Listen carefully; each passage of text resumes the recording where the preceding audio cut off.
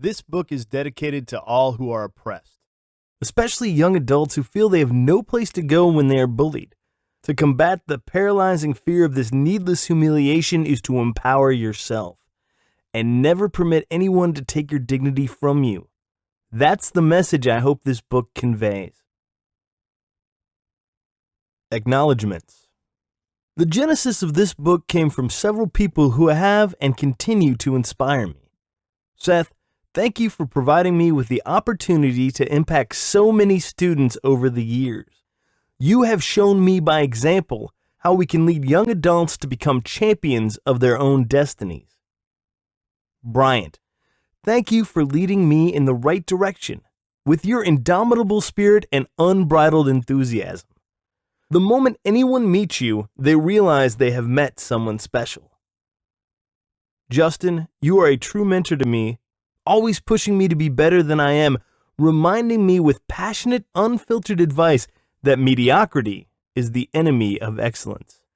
Lastly, in this group of incredible people, I acknowledge you, Tiffany. You embody everything we teach. You managed to overcome your struggles courageously over the years to find your way in the world. You have become a true model success, and I'm anxious to see all you will accomplish in the future. In addition, thank you, Aunt Margie. You always encouraged me to pursue my dreams, even when I felt I wasn't good enough to accomplish them. You never gave up on me. That goes for my family and friends as well. Most notably is my cousin Zach, who is an aspiring singer-songwriter. Zach, you of all people know the obstacles one encounters when pursuing a dream. Despite naysayers who suggested you weren't good enough for the big time, you have forged ahead with fierce determination to succeed. I've watched your journey become a reality. Your unwavering conviction has shown me I can accomplish great things as well if I didn't give up. When I was younger, I was touted as the next great novelist, but I never believed that. Even after several years as an editor of a national publication. Though my family and friends did, I never saw myself as anything special. Karen, my dear wife, thank you. You deserve the most credit for any success I will ever achieve. You are my staunchest supporter. Many times I've asked you to read what I had written, which I thought were literary masterpieces. You have an uncanny ability to see the forest for the trees and make what I've written much better. Thank you so much for keeping my feet on the ground, allowing me to become a better writer, and more importantly, a better husband. Mere words cannot express my love for you.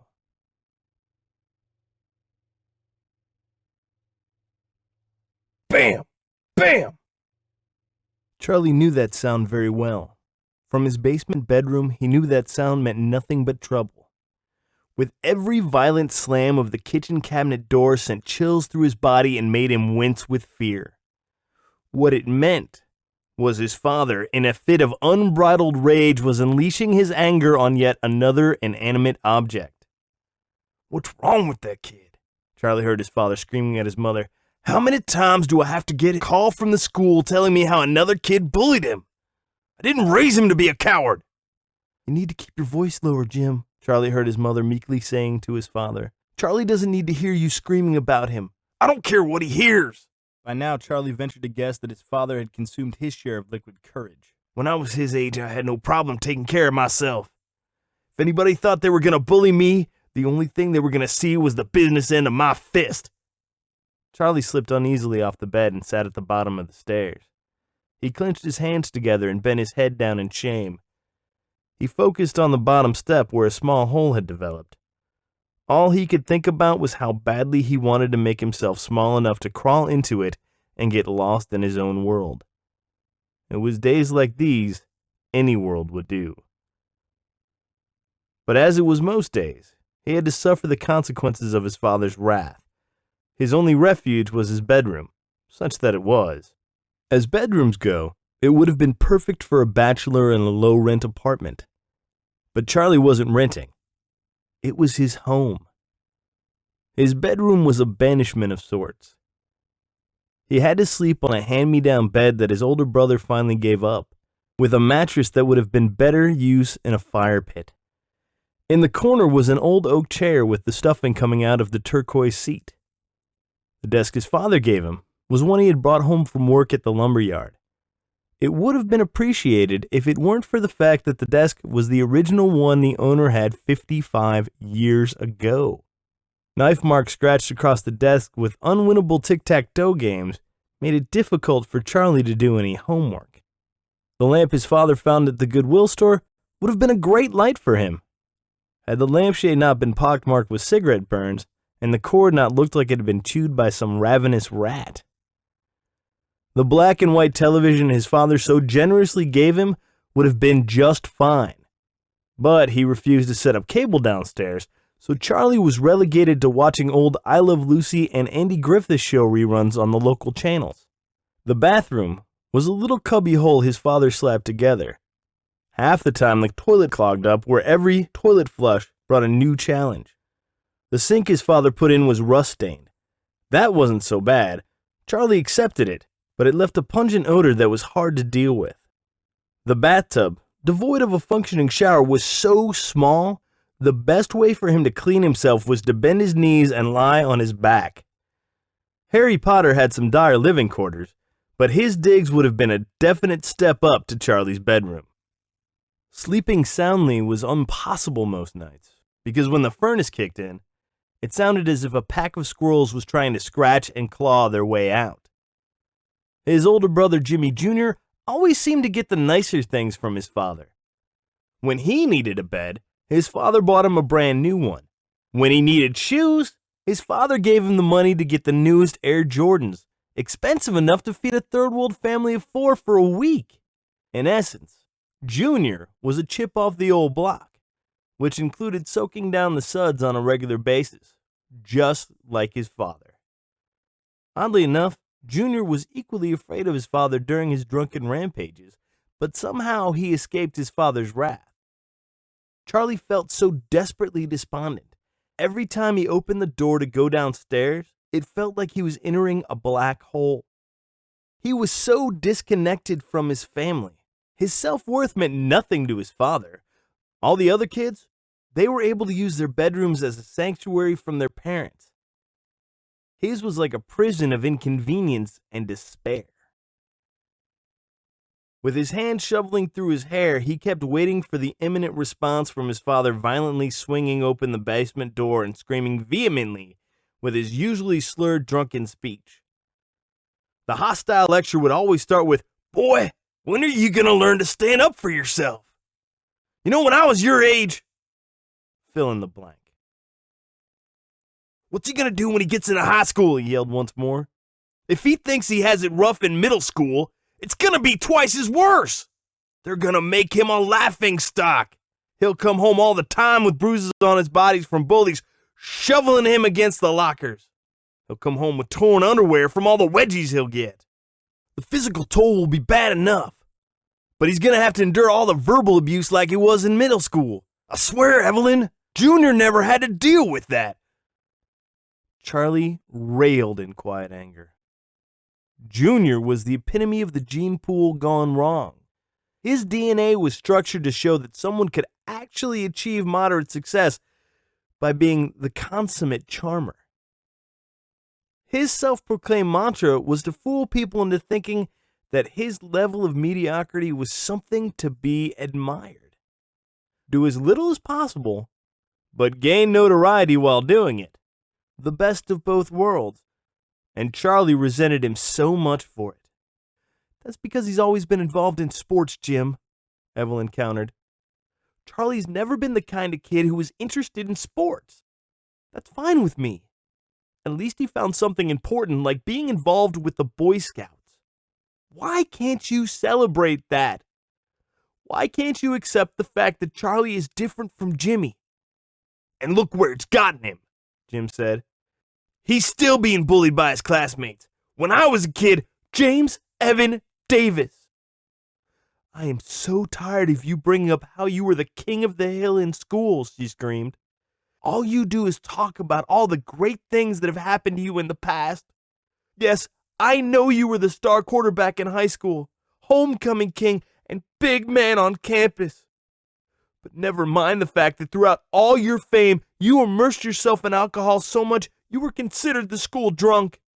You think nobody talked behind your back?" Charlie beamed, feeling vindicated that his mother was on his side.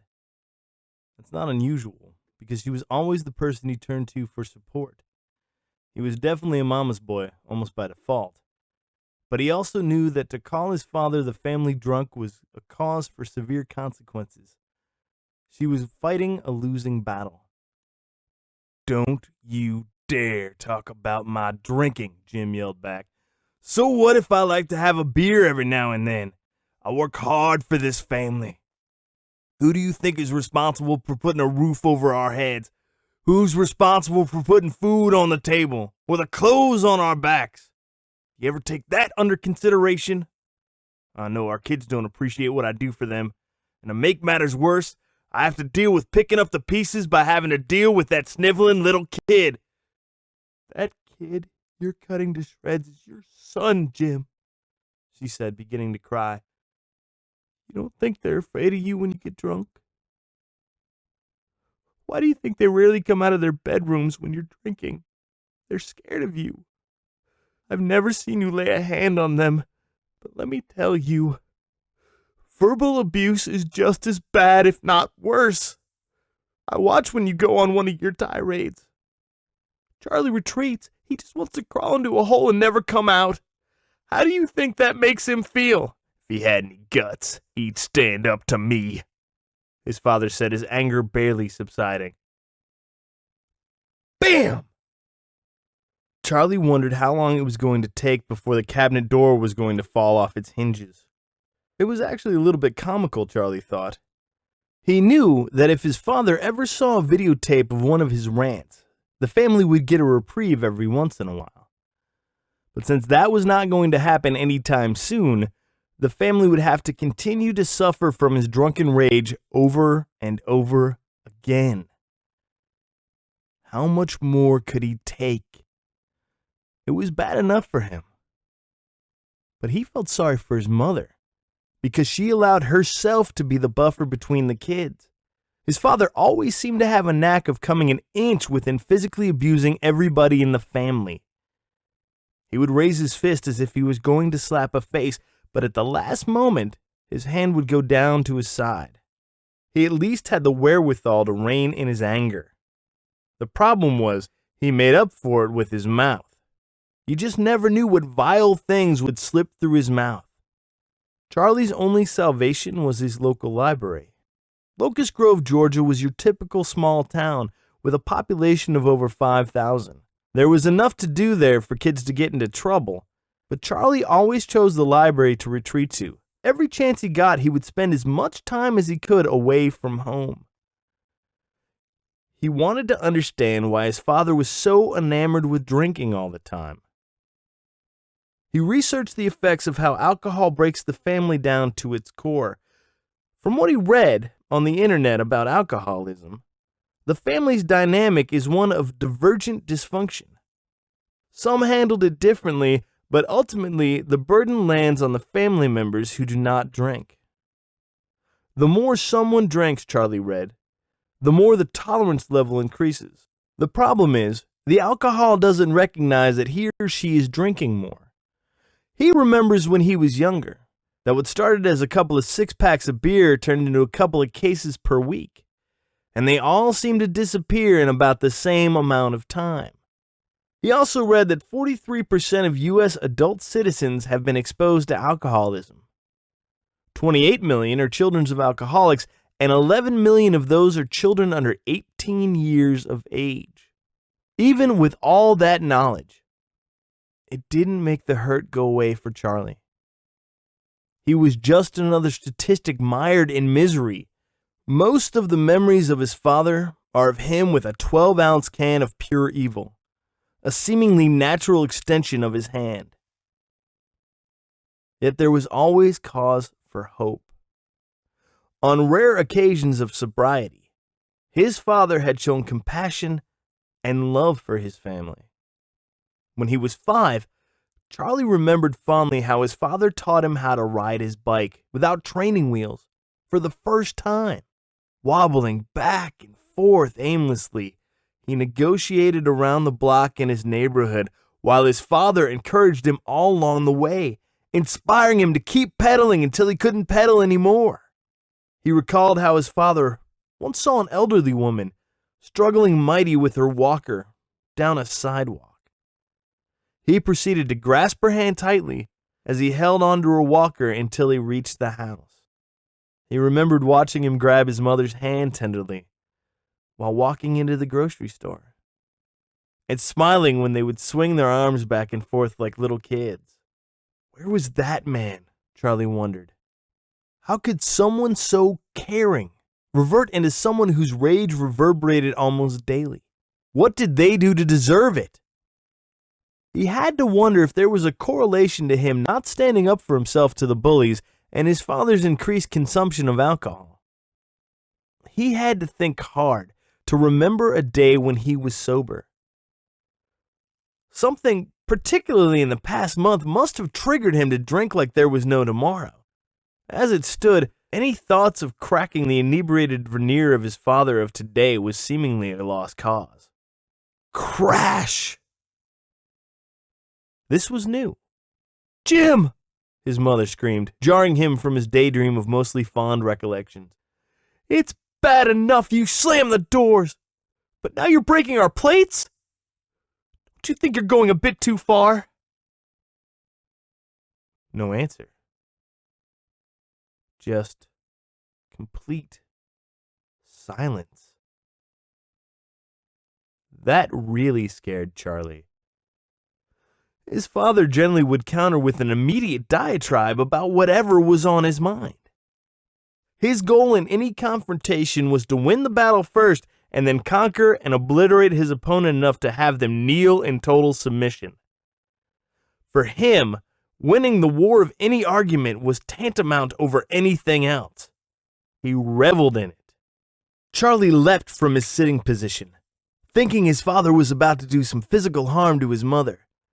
But as he was doing that, his foot slipped precariously inside the hole of the last step. Trying to catch himself by grasping the banister with his right hand, he failed to successfully catch himself before he fell backwards.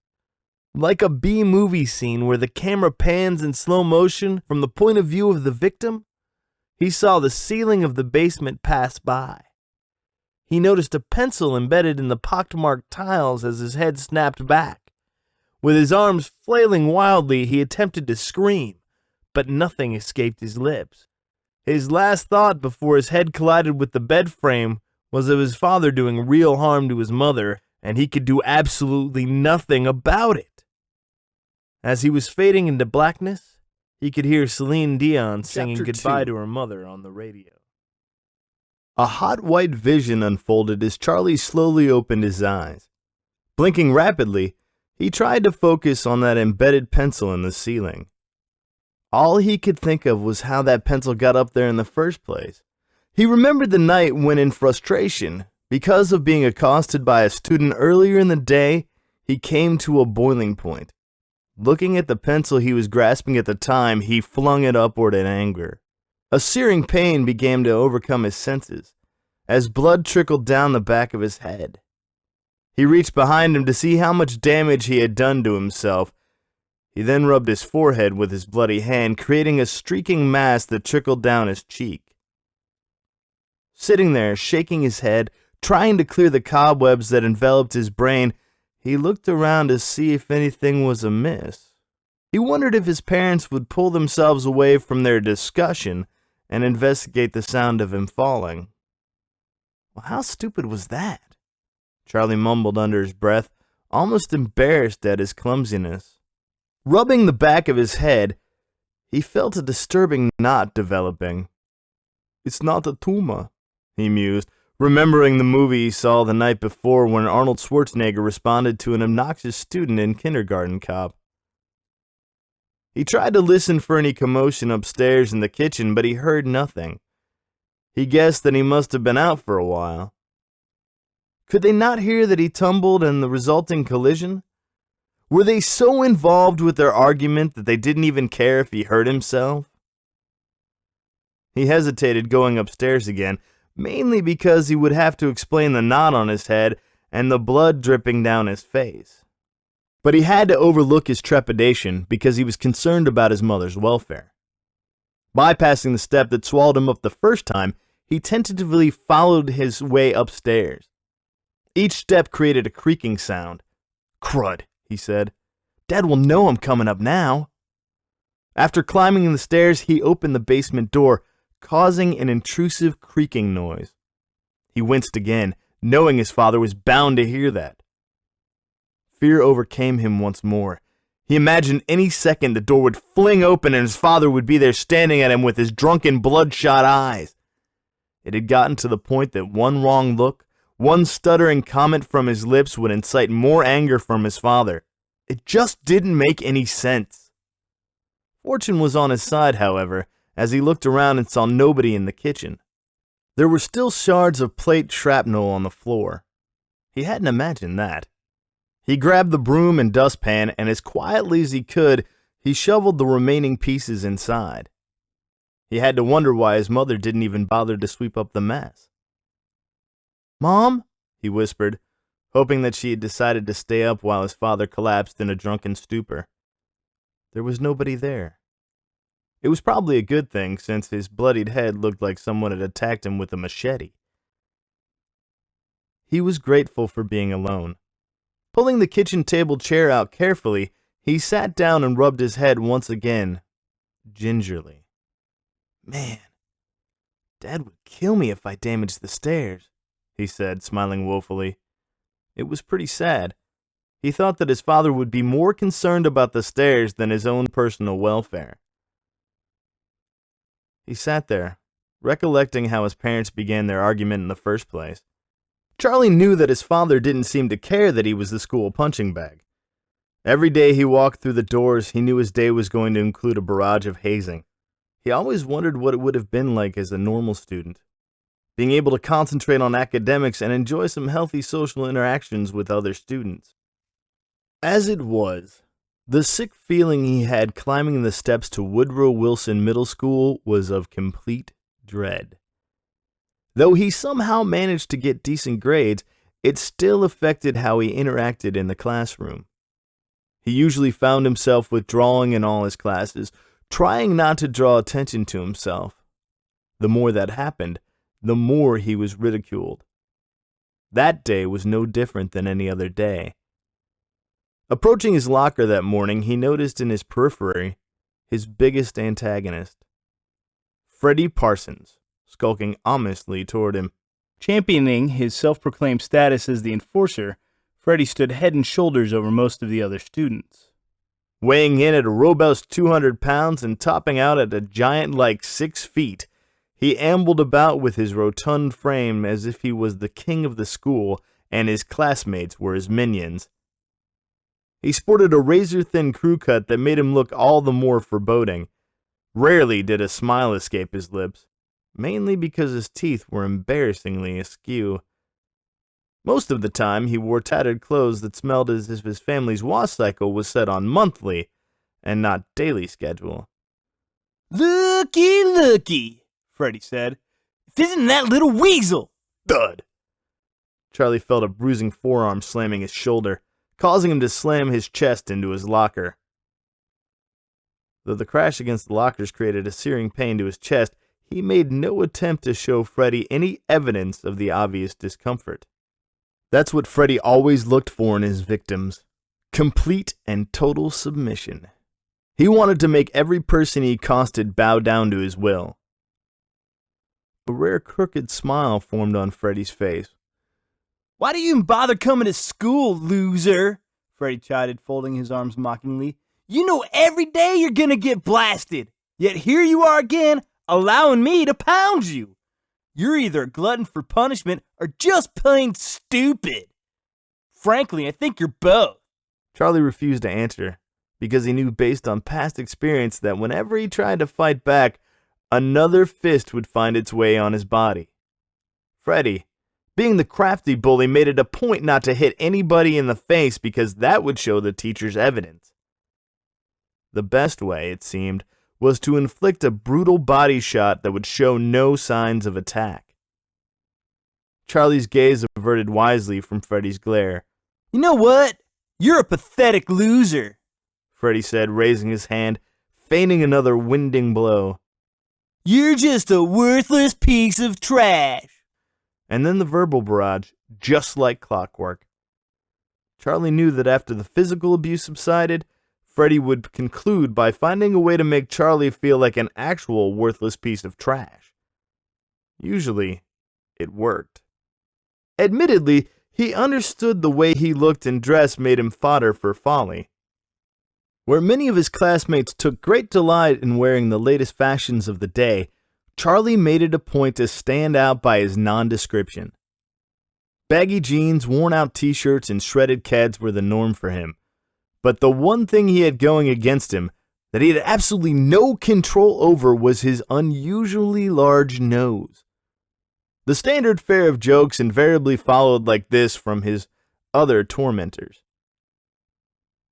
You give Pinocchio competition.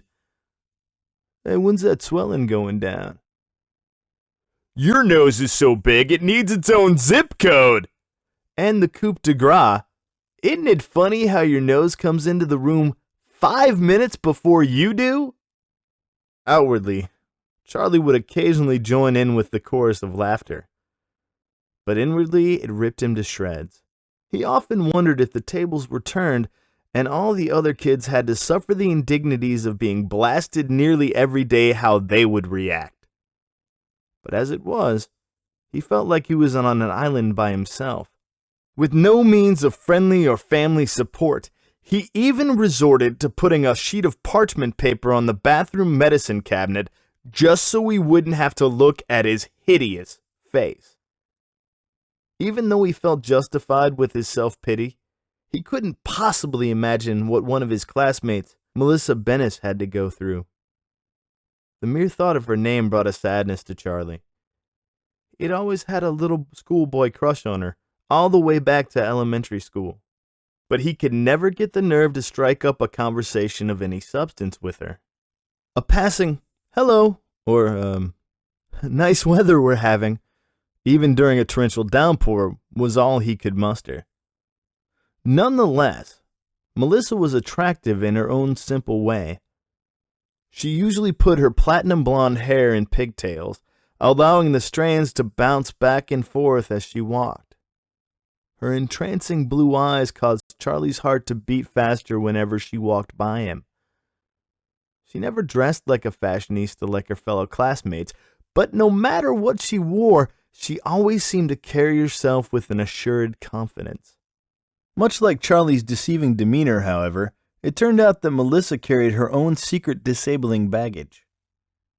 He could never understand why, even during the squelching heat of the late spring, she always wore long-sleeved shirts. That was never lost on her antagonists, as they peppered her with unflattering jibes. Under normal circumstances, it would have been easy for Charlie to befriend Melissa, especially since they were card-carrying members of the bullied brigade. But Charlie was so ensconced in his own personal predicament, he couldn't even muster up the courage to give her any single word of encouragement. It turned out, any amount of conversation with her could have changed the outcome of her destiny. On one particular fateful day several months before, one of her female students whispered to another that she saw Melissa undressing in the locker room before gym class. She said she saw long, red slicing marks on both of her arms. Charlie was well versed enough in childhood problems to know that she was a cutter. Cutters, Charlie once read at the library when he researched the subject, obsessed about slicing up their body to mask the outward pain they feel. Once they mark their body, it temporarily relieves the anxiety they feel. The problem is, the solution doesn't last and they continue to do it over and over.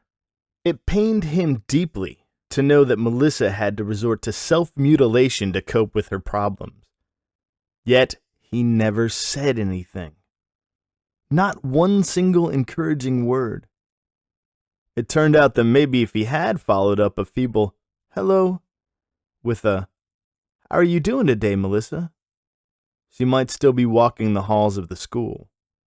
Instead, he had to languish in the news of her untimely death the past winter.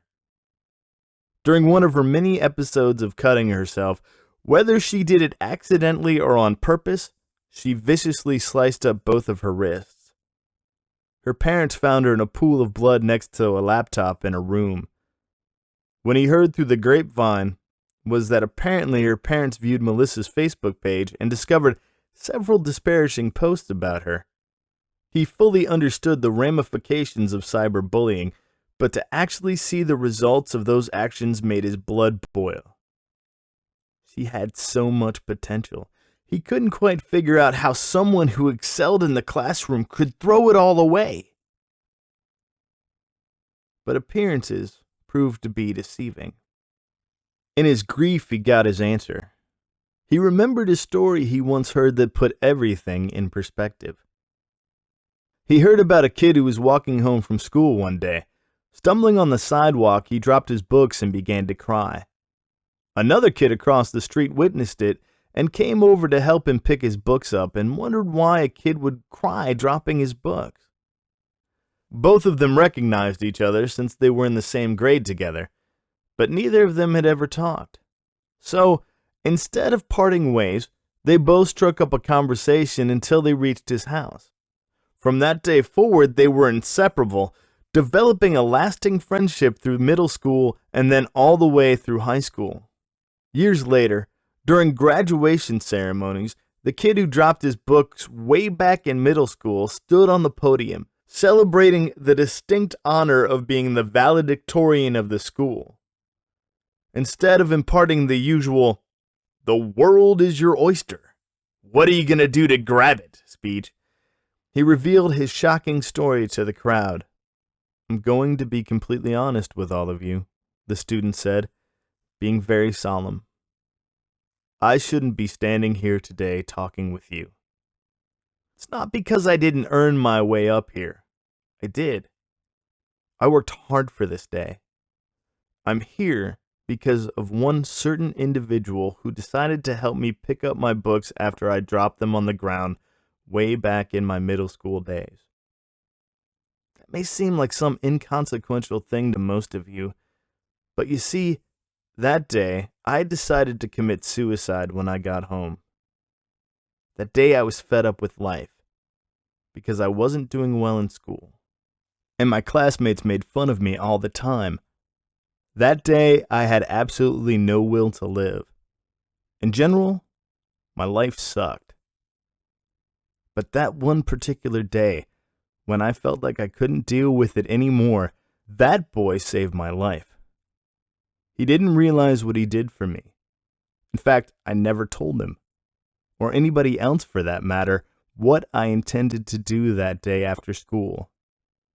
He never questioned why I was crying, because he somehow understood what I was going through without asking me.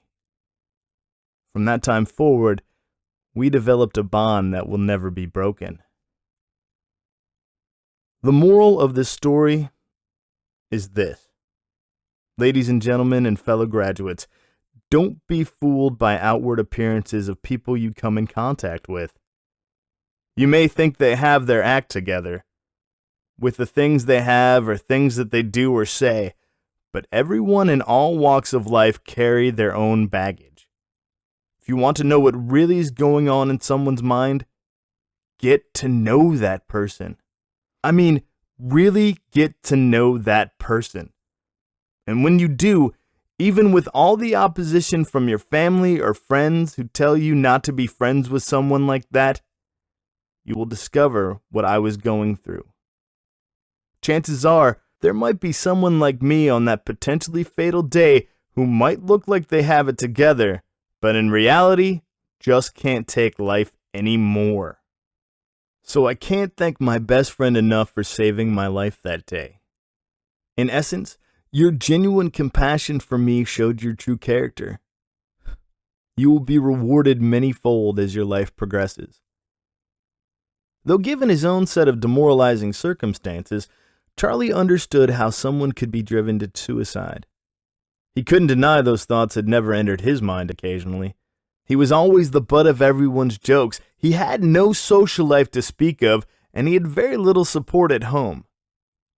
The triumvirate of discouragement alone would have been a legitimate reason to end it all. Many nights he would lie in bed and fantasize about what it would be like to free himself from the bondage he was experiencing. He would envision himself detached from his body, looking down and seeing a shell of a boy laying there in complete disrepair. He had no reason to live, but each time he would break free from the fantasy, it always came down to courage, or lack thereof. He knew if the time came where he couldn't take it anymore, he could never go through with it. Though a bit damaged, he somehow possessed a survival compass that always seemed to point him in the right direction. But the earlier episode was the biggest problem he had to deal with that day. Freddie Parsons, the huge thorn in his side, seemed to tire of his tirade, but not before tossing out one more nose shot for good measure. You're not worth spending any more breath on. Horse nose, Freddie said, laughing and waving his hand just inches from Charlie's face in mock defiance. Come back tomorrow and you're gonna get the same as today. Then he realized that wasn't going to happen. Crap! This is the last day of school. Looks like you get a reprieve for a while, Deal Rod. At least until next year. Freddie then turned away and walked down the hallway. He looked over his shoulder and glared at Charlie comically. With his best Arnold Schwarzenegger Katy Perry impersonation, he declared, I'm the Terminator. Hear me roar. Charlie always wondered how every time Freddie imposed his will on him, that there was never a teacher around to witness the bullying. This time, however, a teacher just happened to come by after Freddie walked away. Kind of a moot point, Charlie reasoned, since it was the last day of school. Even worse, the penalty of expulsion would have been taken off the table, because both of them were going to high school the next semester. He half expected the principal to dismiss it as just another two students having a small disagreement. Though the phone call his father received from the principal was welcomed by Charlie, his father was none too pleased. Hence the argument from his parents earlier. Charlie slowly opened his eyes, trying to shake the memory of the day's events. The pulsating pain in his head was becoming manageable. The pain in his heart was another matter. No matter how he looked at it, nothing was going to change for him. It was bad enough that he had to endure the daily bullying at school, but what troubled him most, that one person who could put an emotional salve on his internal wounds had absolutely no interest in supporting him. He glanced to the stairs leading up to his parents' bedroom and concluded that the man sleeping it off had no desire to treat him as a son. The only conclusion he could come up with was to remove himself from a loveless father. That would teach him, he tried to tell himself, but in the back of his mind, he figured his father would have breathed a sigh of relief to be rid of him. He opened a cabinet door and found a washcloth to wipe the now congealing blood on his face. He then opened the freezer door and reached for an ice pack. Plopping down on the kitchen chair, he placed the ice pack on his head, hoping it would give him a little relief. The cold and the pressure combined to settle him back to reality, which was no hope. "Where am I supposed to go?" he said, applying more pressure to his wound. He couldn't think of anyone who would take him in, and even if he found someone, he wasn't entirely sure he could trust that person.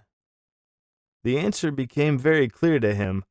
If his intent was to run away, it would have to come with the realization that he could not contact anybody he or his family knew.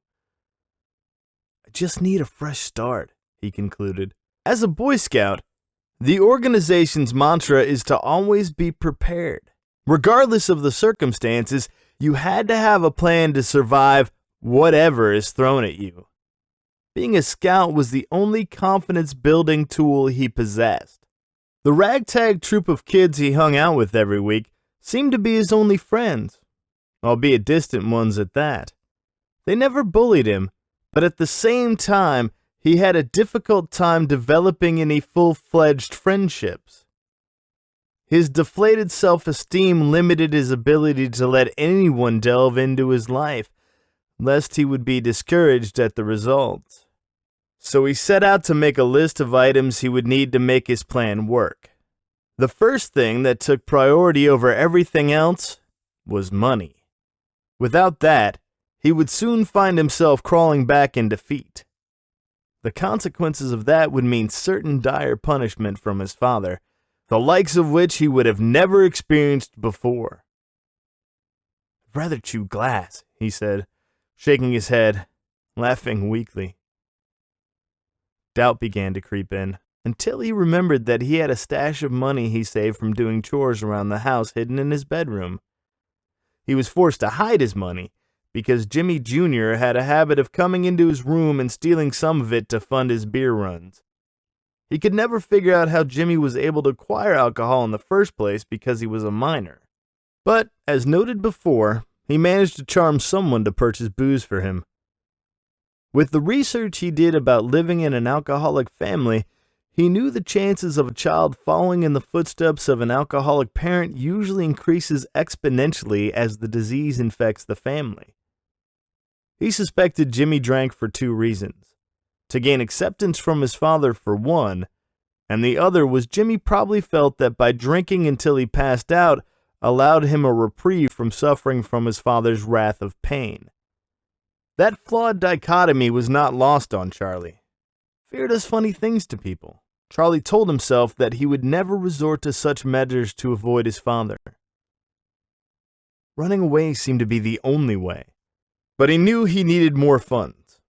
Looking around the kitchen, he remembered how his father would secretly hide his money in an old mason jar underneath a sink in the utility room. He once saw him reach for the jar a few weeks ago. He expected his father socked away the money for more of the joy juice. So he opened the cabinet door and discovered the gold mine he was looking for. "Wow, there must be $500 in here," he said wide-eyed, reaching for the ill-gotten loot. For a 14-year-old, that was a fortune. Under normal circumstances, there would be no way he would have even attempted to abscond with that money.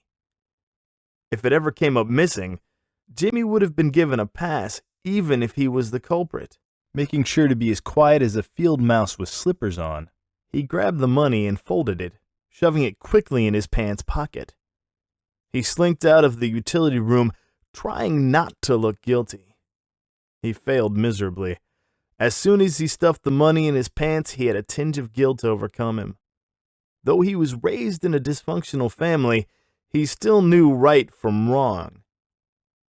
It was this inner dialogue that always put him at odds at times, but in this case, right and wrong settled in that gray area. His resolution was to try and find the best way to survive out in the intrepid world. If it took making an unpopular decision, he was going to have to make it willingly and not look back. Sitting back down on the chair, he settled into the laundry list of items to take with him. Clothes and food were the obvious additions, but he had some difficulty thinking clearly about any more items. When you're in escape mode, your mind tends to think frantically and not logically. Glancing upstairs one last time, he slid the chair carefully away from the table and walked toward his sanctuary, or prison as he saw it. "I'm breaking out," he whispered, smiling warily, being careful not to make much noise going down the stairs. He jumped over the damaged step to avoid another untimely accident. He spied his school backpack next to his dresser. Unloading all the unnecessary items he no longer had any use for, he stuffed what he thought would be the most essential survival gear. Underwear, spotlessly clean, in case he was involved in an accident that was taken to the hospital where his mother's sage warnings rang out. You always have to have clean underwear in case you have to go to the hospital. One pair of jeans he could wear over and over. 4 t-shirts that could be interchanged each day. Sweatshirt for the cold evenings. Small sleeping bag to keep him secure. A 7-tool knife he won from the Scouts, and a roll of toilet paper, which would eventually prove to be handy, since accidentally using poison ivy for those delicate times would create some obvious problems. While jamming a few pair of socks in his backpack, he took a step back and reflected on this snap decision. Doubt started to surface. Can I actually survive out there? He wondered aloud, shaking his head in worry.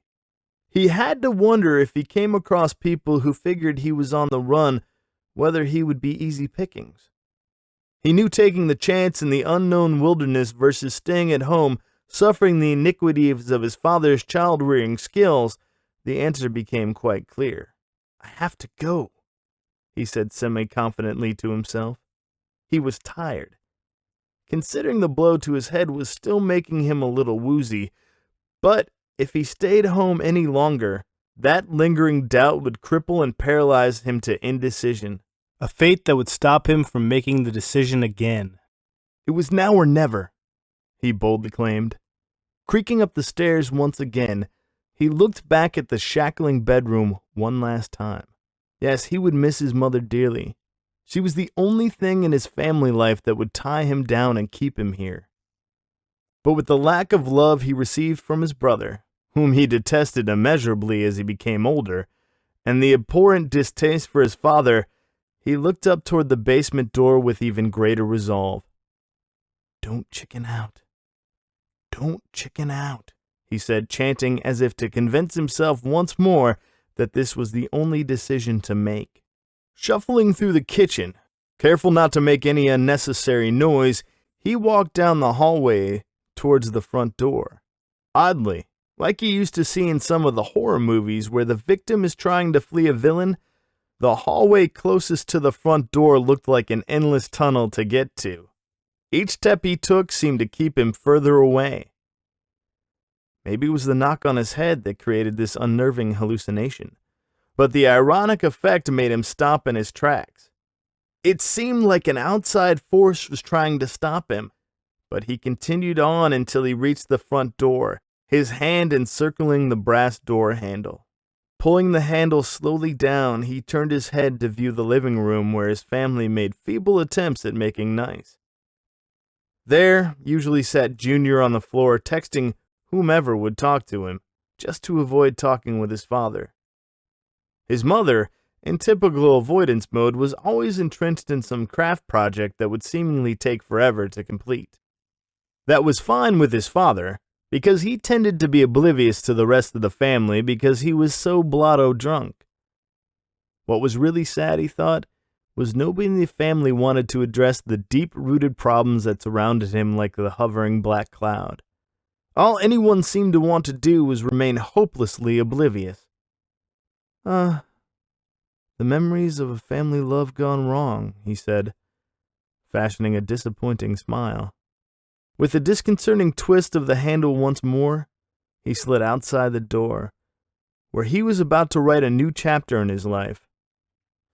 Where it was about to lead him, he didn't know, but he felt confident that the story was about to unfold was going to be a welcome but difficult one.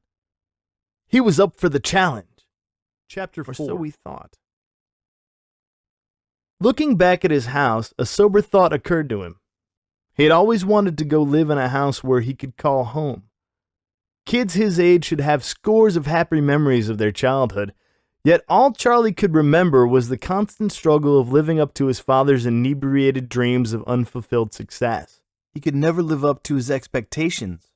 He turned around and whispered confidently to himself as he made a left turn down the cracked sidewalk. Well, Jimbo, I'm going to succeed in this world somehow, contrary to what you may believe. Jimbo?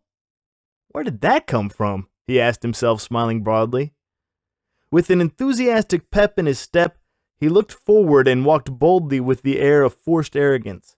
Spreading his arms wide, I'm going to be the king of the world! He trumpeted for anyone who might have been within earshot. Whether he truly believed this was another case, but at least it was a start. He picked up a disfigured crooked stick and waved it like a knockoff Harry Potter wand. Canting a wizardly spell with brave authority, he yelled, Inspirianus! He never knew what the spell actually did, but he really liked the way it flowed off the tongue. Spying his neighbor's white picket fence, he raked the stick across the planks, creating a cacophony of rhythmic sounds that startled the unbearably annoying tied-up boxer. He loved antagonizing the wild beast, especially after the dog drank from his water dish. His slathered jowls would lather his face with dog spittle as he barked defiantly at Charlie. Tonight was no different. In a wild sprint, the boxer approached Charlie as if he wanted to take his head off, barking hoarsely at him. Thankfully, the chain stopped him. The irony of sliding the stick on the white picket fence was not lost on him. The front of his house had the same thing, but his family didn't seem to fit the stereotypical stable family with a white picket fence. He was living proof that that status symbol was so antiquated, replaced with a family unit devoid of any semblance of love. He had to wonder if his neighbors suffered the same fate. But it didn't matter to him, because he was about to turn his back on everything. Dropping the stick, he went merrily on his way, watching the dog lick his jowls with his tongue as he continued to bark incessantly. He figured out that antagonizing the mutt probably wasn't a good idea, since it would have awakened the family, so he scuttled away as quickly as he could. With the moon hiding behind a canvas of clouds, he navigated his way down the road the best he could without succumbing to the countless potholes the city had agreed to fix, but never got around to it. Though he carried a flashlight with him, he decided to only use it when he really needed it.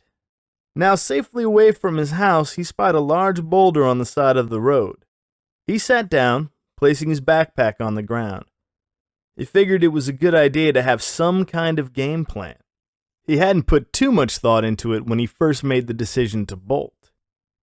He was confident with all the items he had in his backpack, though the sleeping bag he carried on his back would soon become a heavy detriment to him.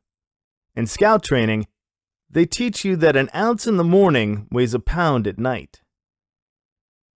He knew there was no way he would be able to walk through his town. Assuredly, some busybody would have seen Charlie in runaway mode and would have notified his parents. Not a chance, Charlie told himself, so he altered his course of escape and turned toward Johnson Street, which led to Highway 108. It was a treacherous stretch of road for a driver, to be sure, with its meandering curves and hilly terrain, but Charlie knew if his parents tried to locate him, their first notion would have been in the city they lived in. He could just hear his father railing in drunken anger. "He'll never last a day out there, you know. I have more courage in my little pinky than he has in his puny body. I'll show you, Jimbo," he said, walking alongside the highway. He was tempted to shove his thumb out to passing vehicles, but given his age and look of assumed desperation, it would have surely meant his imminent demise. But that didn't stop people from pulling off to the side of the road to see if he needed a ride. One particular car caught Charlie's attention as he saw the brake lights come on. Pulling off the side to the road, the driver waited for Charlie to walk to the passenger side. The car window slowly came down until it stopped midway. With the darkness, it made it extremely difficult to distinguish the person in the car. The unnerving male voice that came after made him very wary of talking to him. "Hey, boy," the disembodied voice boomed. "What the heck are you doing out this late at night?" "Just on a hike, mister," Charlie responded astutely. "I'm all good." "Well then, why aren't you in the woods?" the man asked, sounding as if he wasn't entirely convinced Charlie was telling the truth. "And why don't you have anybody else with you on this hike you say you're going on?" I'm meeting up with my troop about a mile down the road," Charlie countered, noting the man's skepticism. "I'm pretty sure you're not meeting up with anybody. In fact, I'd venture a guess that after you reach that mile point, you're going to keep going down this highway. Am I right, or am I right?" Charlie was never one to be quick on his feet. With the constant bullying and his father's outrage, he programmed himself to lay low and maintain silence. This time, however, he had no choice but to react. "Look, mister, I don't want any trouble," he said, meekly backpedaling to a safe distance. Why don't you just go on ahead and leave me alone? Look, kid, let's be real here, he said. You and I both know you're not hiking. You have no little Boy Scout troop you're meeting up with. I'm thinking you're probably running away from home. Am I right? Or am I right? Man, that guy was creepy, Charlie thought, stepping back from the car a few more steps. What I'm doing is really none of your business. I've got my cell phone with me, he answered defiantly, holding up a can of deodorant that the man couldn't possibly see. He never intended to bring his cell phone because his father would have been able to track where he was. All I have to do is call 911, and someone will be here to arrest you for harassment. Whoa, kid, calm down, the man said, his voice rising. I was just trying to see if you needed a ride. If you want to be left alone, I'd be more than happy to do that.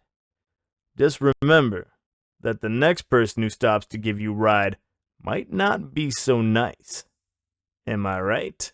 Or am I right? Well, I'll take my chances, Charlie said, breathing a sigh of relief.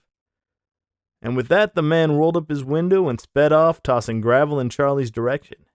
He passed this first test for sure, but he took his advice to heart. He had to be very cautious in his approach to meeting people. He knew after this episode, every stranger would have to be at arm's length with an exit strategy in mind. The self-doubt was there, but strangely, he felt more confident in his ability to think on his feet. Not bad for a mealy-mouthed Pinocchio. Chapter 5. Charlie was getting a little hungry. Scratch that. He was totally famished. The Nutrigrain bars he swiped from his mother's stash would only last so long. He figured out why people fail miserably in their yo-yo diets. One can only subsist on Nutrigrain bars and water for so long. Any success in the short term would prove to be the subject of defeat in the long term when the in-between snacking events would consist of 2 bowls of cereal, leftover pizza from the night before, and that bundt cake that invariably would call someone's name. But he couldn't well carry pizza in his backpack. He could feel his legs getting weak with each labored step. The brisk gait he managed from the beginning was now replaced with an exhausted shuffle. He wasn't sure, but he couldn't recall when the huffing and puffing started. The weight of his backpack began to cause him to lean forward, creating a strain in his neck and an unbearable irritating pain that traveled from his thighs to his middle of his back. Holy cow! They didn't warn us in Boy Scouts to expect this, Charlie whined, exhaling a sigh of exhaustion. He stopped momentarily to survey his surroundings. Unloading the backpack, he looked around to see if he recognized anything familiar. Nada. He wasn't sure how far he had traveled, but he felt confident in the fact that the distance from his house and where he landed was enough to warrant a little rest. The moon that was hiding behind the smattering of clouds earlier now escaped the confines and began to illuminate Charlie's view of the area.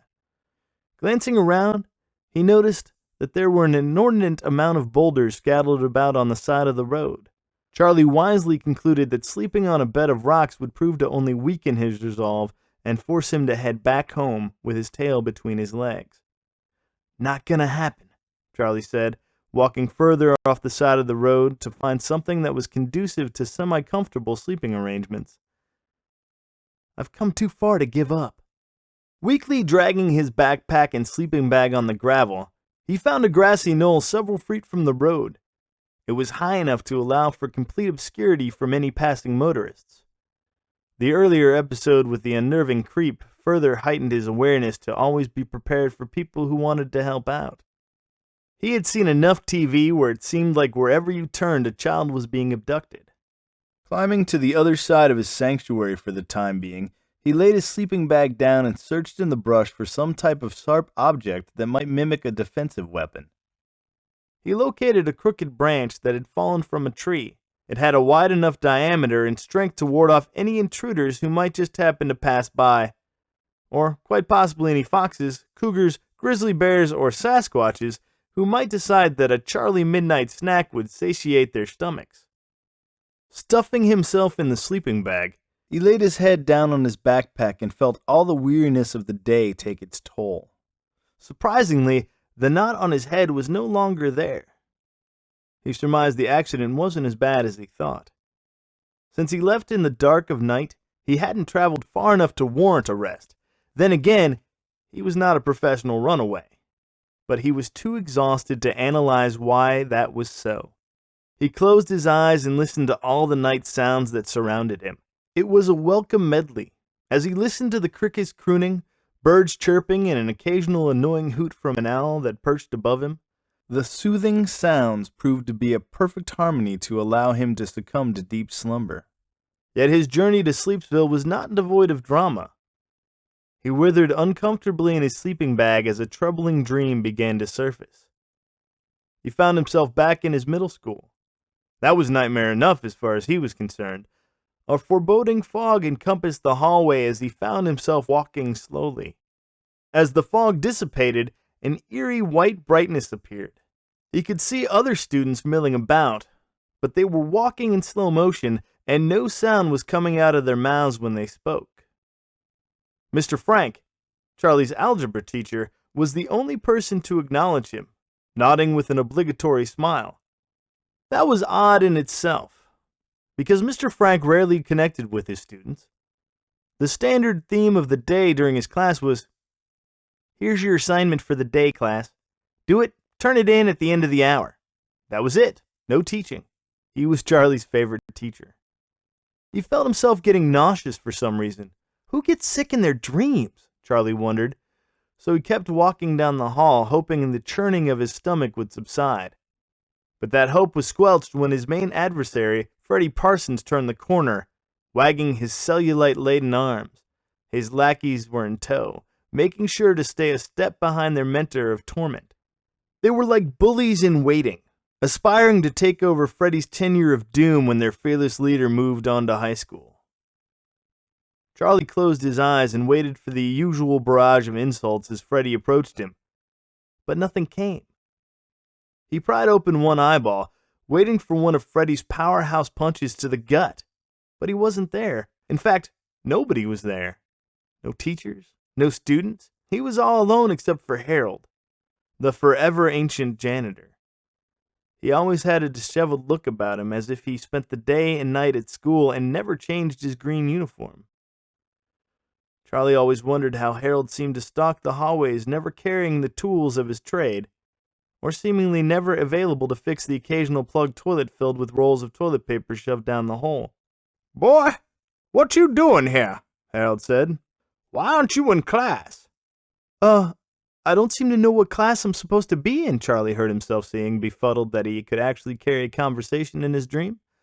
"I'm not really sure if I even belong here." Harold said, blowing spittle out of his mouth. "Of course you belong. You've always belonged. I've watched you these past couple of years and seen these kids beat you up. But you just seem to let them do it over and over. When are you ever going to learn to stand up for yourself?"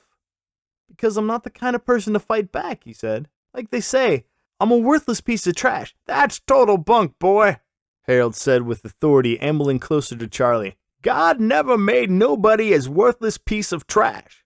Everybody is special in their own way. Look at me. I know how you kids laugh at me behind my back, but that never bothered me one bit. No siree, Billy Joe Bob. You know why, boy? It's because I know that God created me to make a difference in someone's life." You don't know what you're talking about, old man," Charlie countered. "All you do here is walk around and never talk to anybody. How can you make a difference in someone's life?" "Why do you think I'm here right now? It's your dream, right? You think it's a coincidence that I'm standing here, talking to you when you've never said one single word to me? I'm here because you need to show your worth far exceeds the limited boundaries you set upon yourself. You were created to be great. The problem is, you don't have the will or the foresight to look beyond the beatings you get every day. You don't think I know, but I see what's going on." "Then why haven't you said anything to anybody?" Charlie said, tears trickling down his face. "Every day I come to school and every day I get pounded on. You don't do anything to stop it." "You have to find your own way, boy," Harold responded. I'm not telling you that you have to raise your fists and fight back. I'm telling you that you have to convince yourself that no matter what other people say about you, you possess a God-given greatness just bursting to get out. You just have to believe it. It's not that easy, you know. You're not the one who gets hit on. You're not the one who gets told that with a nose like mine that the gravitational force is ripping the earth from its axis. Harold laughed. That's a good one, boy. You have to admit that. But you're missing the point. You think these kids say these things because they think they're superior over you. Not a chance, boy. They say these things because they carry their own insecurities about themselves. And the only way they hide behind that is to make someone else feel worse than they themselves feel. You're just talking out of your butt, Charlie said. They say these things to me because they know I don't like myself. Besides, what makes you an authority on bullying? You're just a janitor. Just a janitor, boy? Harold responded, throwing his hands in the air. Yeah, I'm just a janitor to you and everybody else here. But where you are standing is where I stood a long time ago. I was the one people made fun of. I got the verbal beatings just like you. But I pulled myself up and told myself that ain't anybody gonna make me feel worthless. It took a long while, but eventually I convinced myself that I could make something of myself. I just had to believe. And that's what you need to do. How do you know so much about this stuff? Charlie questioned. Janitors don't talk like this. Being a janitor is what I do. Being a living, breathing person who generally cares about other people is who I am. That's what defines me. It's just you kids can't see past this tired old green janitor shirt I wear every day. Clothes don't make the man, boy. Character makes the man. You'd be wise to heed that advice. Load up on character and there's no telling what you can accomplish. Dropping his hands to his side, Harold turned around, not expecting an answer from Charlie. Instead, he pursed his lips and disappeared down the hallway, whistling In the Heart of Dixie. Charlie simply stood there, wondering what transpired. He listened to what he was saying, but he just couldn't get over the hump. Too much baggage, he told himself. Bam! Charlie recognized the feeling immediately. It was Freddy imposing his formidable will on him once more. As he slammed his forearm to the base of his back, the subsequent crash into the lockers created an echo clang that rang out through the hallway. Thought I didn't see you, Cyrano de Berg? De Burger? De Booger? Ah, forget it. I'll just call you Horse Nose. Freddy deadpanned, showing his crooked smile once more. Isn't it cool even in your dreams I can haunt you? Charlie wanted to correct him by saying it was Cyrano de Bergerac, but thought better of it and let him stumble on his own words as he hunkered down the hallway like a mini Sasquatch. Nothing's changed, he admitted. No matter what Harold said about developing character and all the other self-improvement junk, he was still going to be Charlie Horsenose Evans every day he walked into school. He slid down his locker in defeat and began to sob somberly. He knew nobody was going to hear him since it was his solitary dream, and even if someone did pass by, he had this foreboding feeling that he would spit in his face and pelt his ratty t-shirt. Slapping his hands to his side of his face, he closed his eyes, wishing this oh-so-familiar dream or nightmare would end Chapter mercifully. 6. Charlie stirred uncomfortably in his sleeping bag. The morning sun shone brightly, creating his own visual alarm clock, making him squint. He awoke with sweat dripping from his face, neck, and arms.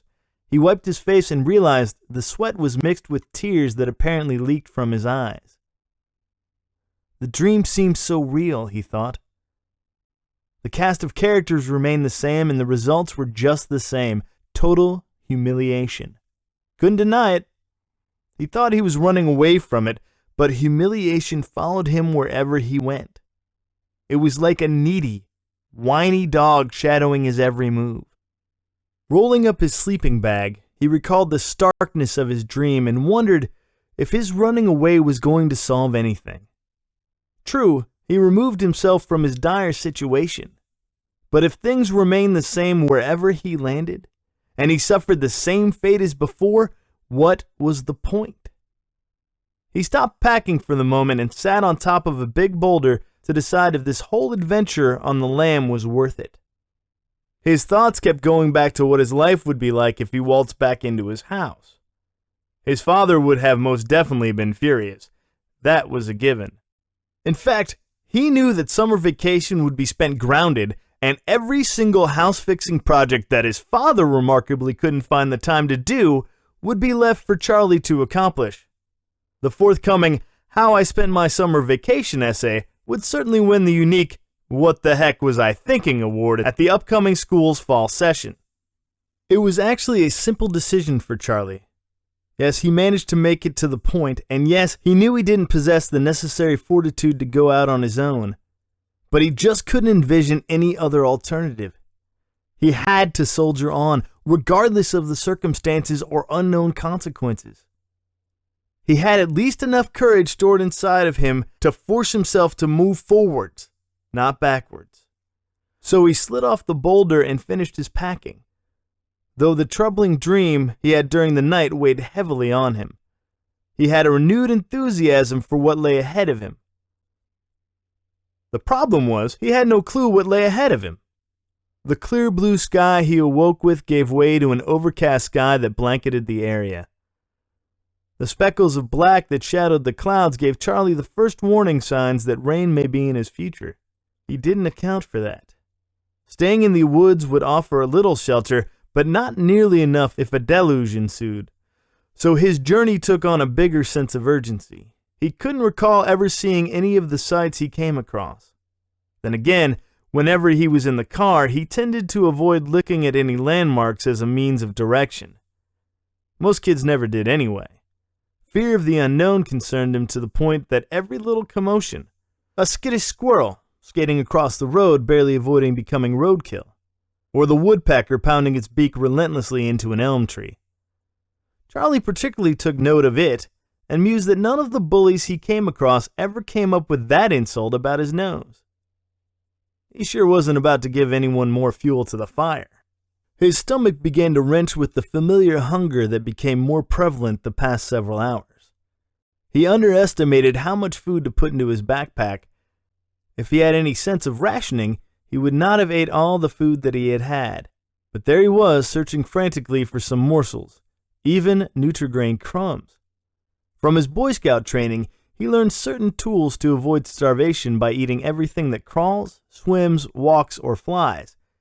He had a distinct aversion to being put in that situation, but if it meant not going hungry, he'd eat that slimy escaping worm. He was hoping for something different once he found the next town, but there was no guarantees. Weary once again, he sat down on a rotting tree stump. Oh look, a katydid. He snatched it from the rock next to him and promptly devoured it, shaking his head in disgust as he felt its tentacles tickling his gullet, fighting for its life. He knew it would take an entire family of katydids to satisfy his hunger, but he wasn't about to scour the plants nearby to round them up, so he forced himself off the stump, hoping to find a town very soon. The foreboding blackness that began to scan the sky made it clear to him that no Boy Scout training would help him. Some of his gear was water resistant, but not water repellent, and what weighed 20 pounds would seem like 100 pounds. Rounding a curve, he saw a 25-mile-per-hour sign. He traveled enough to know that when a sign like that came up, that a little town was sure to surface. He was right. He smiled broadly, lowered his head wearily, and heaved a sigh of relief. The tattered and worn custom-made town sign that came right after made him perk up even more. Welcome to Tanner. Blink once, you see us. Blink twice, you passed us. So don't blink. Population, we stopped counting at 2,956. This town, however, didn't look all that familiar to him. Not that he was a world traveler, but he didn't recognize any of the surrounding landscape. Tentatively inching his way on the cracked, uneven sidewalk, he saw a white two-story building to his left. Its paint was peeling as its skin was falling off. Every window had a hole in it. Charlie figured the building must have been target practice for just about anybody who had the ability to throw a rock. The retail sign, reading Smith's General Hardware Store, swayed in the now increasing gale, signifying an impending storm.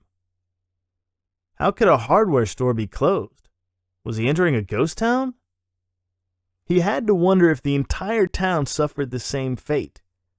He was relieved to find that was far from the truth. Though it wasn't the most populous and attractive places he'd ever seen, it proved to be a welcome respite from the treacherous woods. Walking further, he tripped slightly. He slammed his foot into one of the raised cracks on the sidewalk. Still, he trudged on, hoping to encounter someone who he could actually talk to. That certainly was converse to his natural avoidance for human contact at home or school. He actually was looking forward to meeting somebody. Anybody. He was always taught not to be out in the street late at night. Though darkness would not settle in for several hours, sooner or later he would have to find shelter, particularly with the forthcoming rain that was about to pelt the town. Building after building seemed to be in disrepair, some worse than others. To his right was McKinnon and Lewis Funeral Home.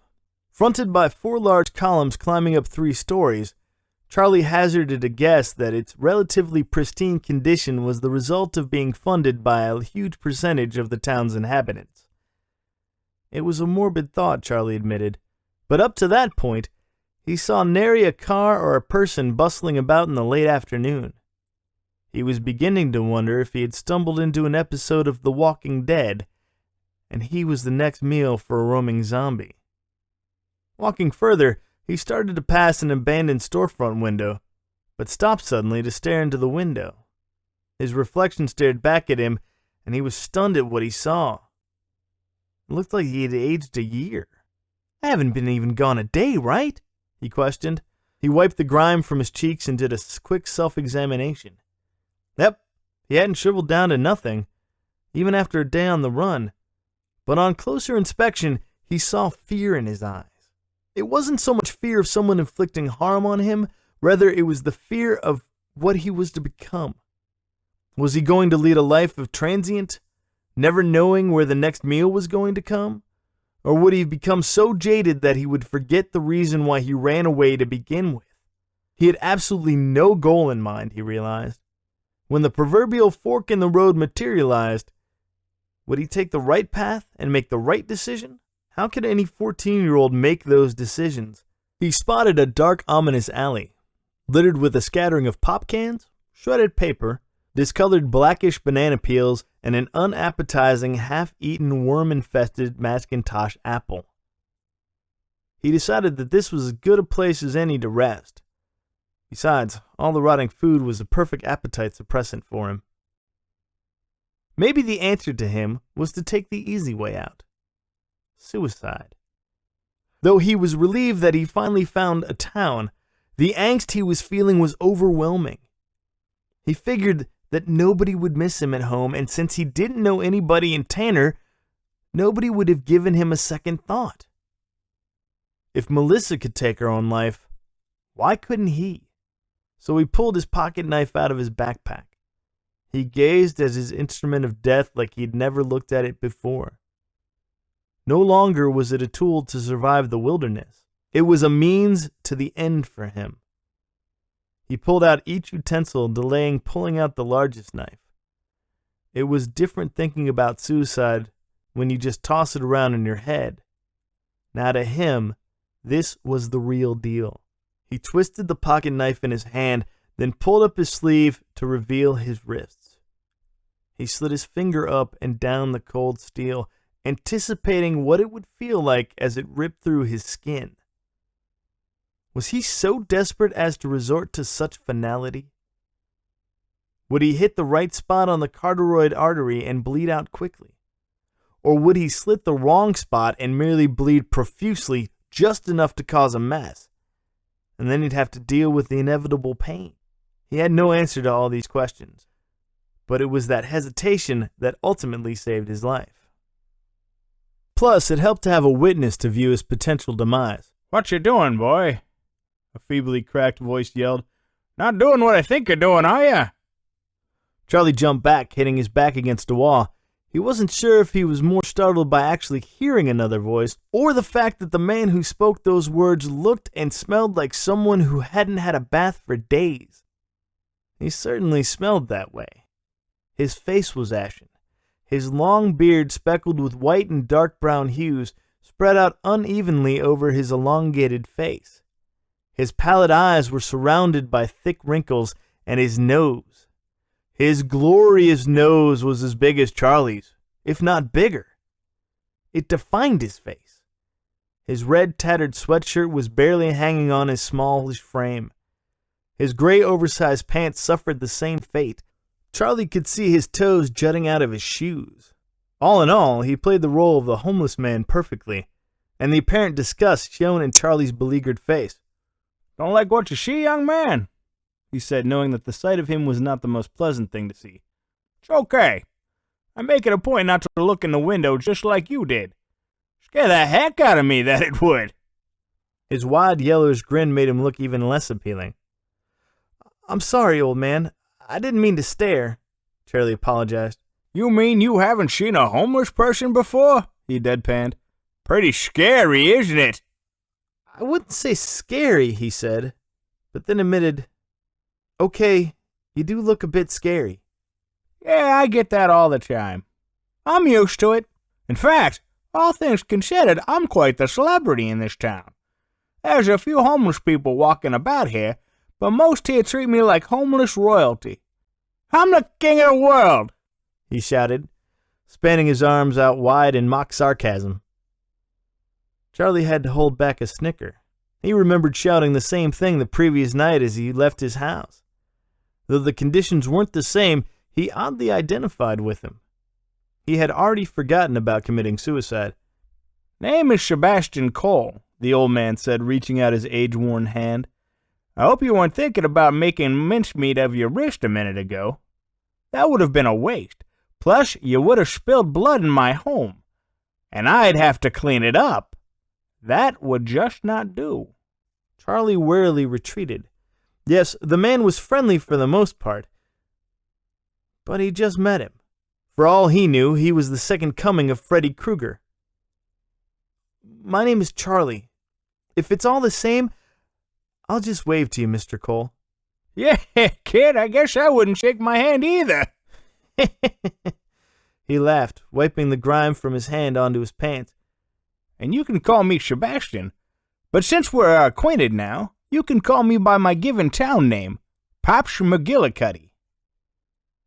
Charlie was visibly amused by that name. "Yeah, I know. Where do you get the name from, Sebastian? Well, one day, this local town punk and his friends came up to me, trying to make fun of me. I could tell he couldn't stand on his own 2 feet without his Legion of Doom, so he tossed out the name because he couldn't think of anything else. The name just stuck." Charlie was still a little bit leery, but he began to let his guard down. "Hey, since you're here, and the fact that I saved your life, you think you could spare a little coin so I could eat at the cafe?" Pops asked, holding his calloused hand out once more. "So that's why you've been so nice to me," Charlie scoffed. "All you want is money." "Well, a man's gotta eat," he countered. "Look at me. Do you think I could ever get a job at McDonald's here? They'd take me out back and hose me down. So I have to resort to looking for help from St. John's Episcopal Church and from young, caring, charitable people like you." "I don't know, Mr. Cole. Pops," he said, sitting down and laying on his backpack in exhaustion. "How about we go to the cafe together? That way, I know you'd be using it for food and not booze." "I may be a lot of things, Charlie, old boy," Pops laughed once more, "but a boozer I am not. I gave up drink a long time ago. That was literally the death of me in my younger years, and I'll tell you all about it once we get some grub in our guts." Great. A homeless man's story. That's the last thing he wanted to hear. But if it meant getting to eat and actually talking with somebody, he would manage to handle it. Plus, with the impending storm looming on the darkened horizon, any shelter other than an open alley would have been prudent. Still uneasy being around him, mostly because of the offending odor that emanated from him, Charlie walked a few feet left of Pops. He stopped momentarily, tossed the backpack off his shoulder, and reached inside for one thing that would allow him to sit in the same booth as Pops: deodorant.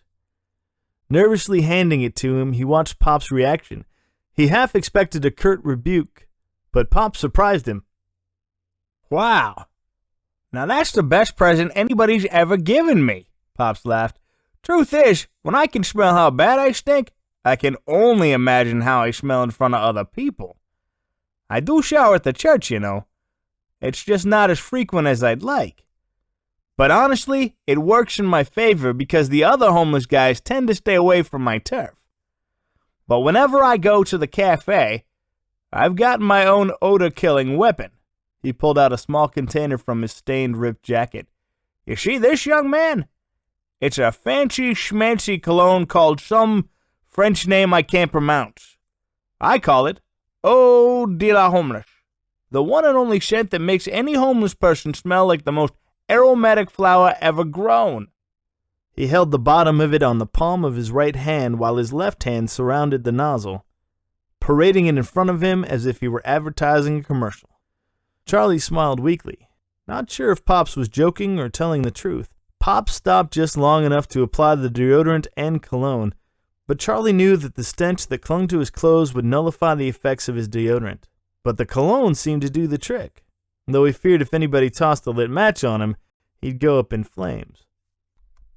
Pops handed the deodorant back to him, but Charlie wisely waved his hands in front of his face and gestured for him to keep it. Suit yourself, Charlie, Pops said, stuffing the can of deodorant and cologne in his side pocket. The town Charlie cruised into, which was desolate in the beginning, was now beginning to show signs of life. Parked cars lined the downtown streets, and people were walking around with intention. One person in particular was apparently so engrossed in a texting conversation that he lost sight of where he was walking, making a beeline towards a mailbox.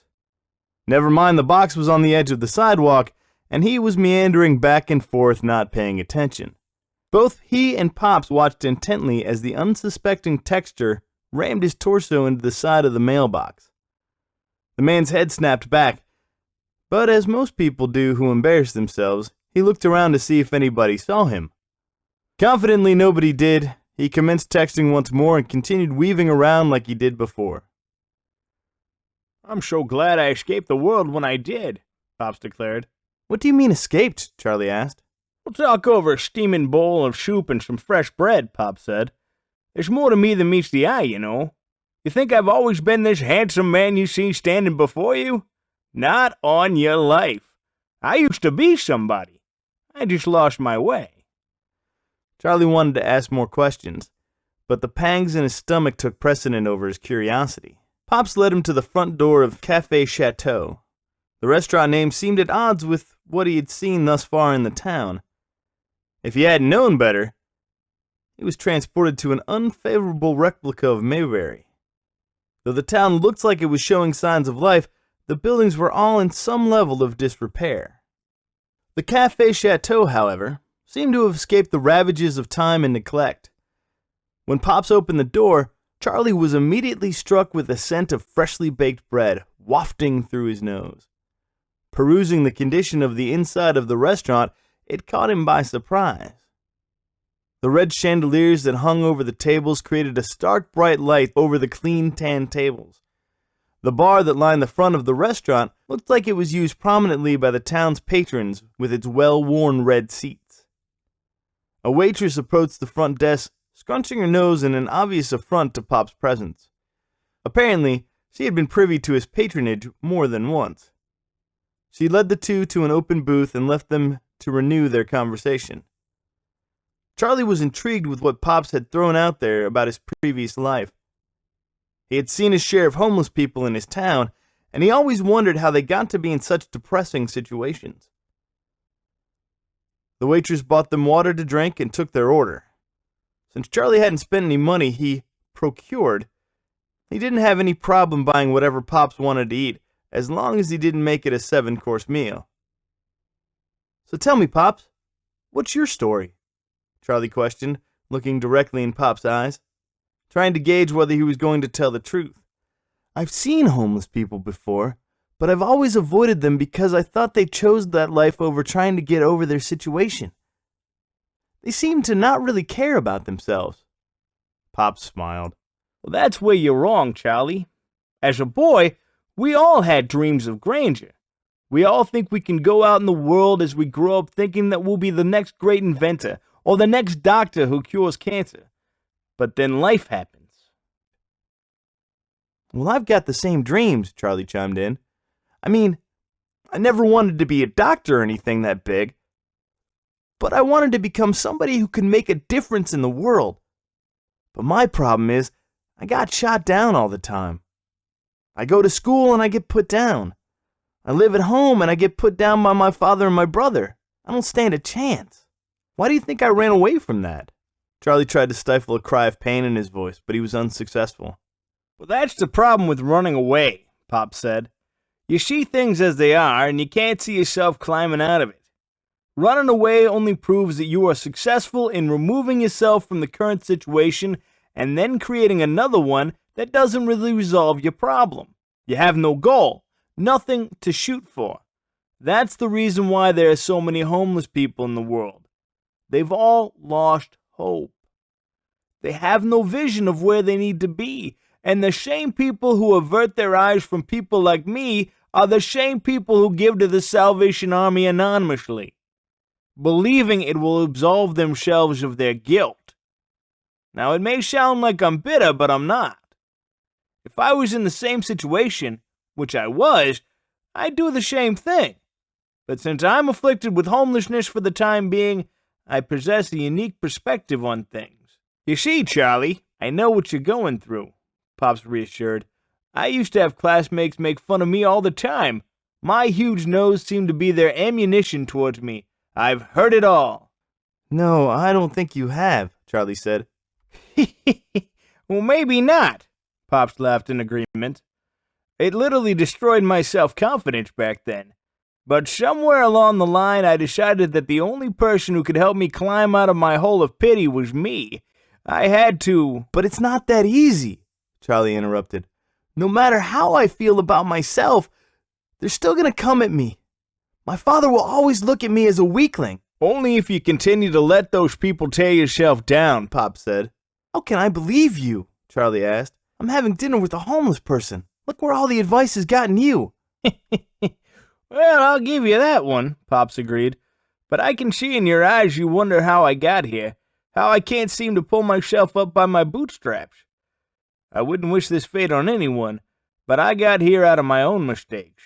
Charlie listened intently as Pops recalled his childhood days, rife with angst and depression. Pops told him how he would wake up every morning wondering what he was going to do to make his father angry.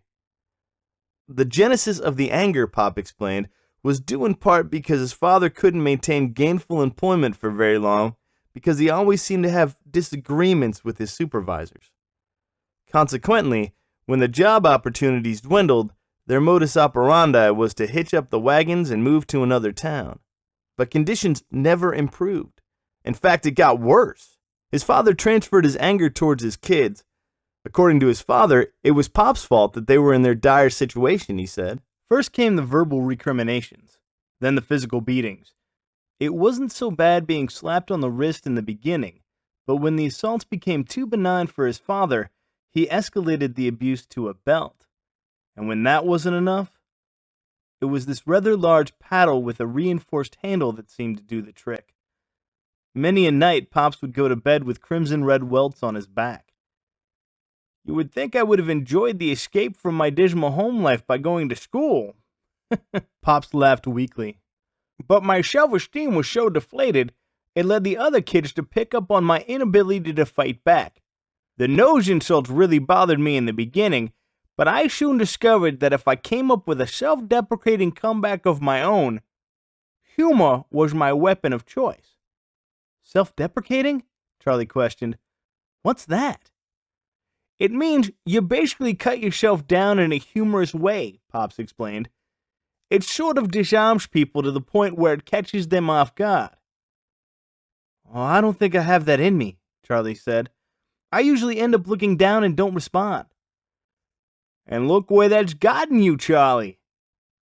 If you give someone an inch, they will take a mile. Making fun of myself worked for me, but I'm not saying it will for you. I might suggest you take this tact the next time. When someone insults you, look them straight in the eye and tell them if the tables were turned, would they appreciate the same kind of treatment? It may or may not work, but at least you'll be laying the groundwork for fighting back in a non-confrontational way." "How do you know so much about this?" Charlie asked. "You seem to be a smart person." Before Pops could explain further, the waitress bought the pair the food they ordered. Charlie ordered the grilled cheese sandwich, fries, and a fruit punch, while Pop ordered the New England clam chowder, tuna sandwich, and sweet tea. Charlie looked at his meal as if it was an enormous 20-ounce sirloin steak with mashed potatoes and gravy. He was that famished. But then a sense of guilt overcame him. He had the money to pay for his and Pop's meal. He had an option of going home to be fed.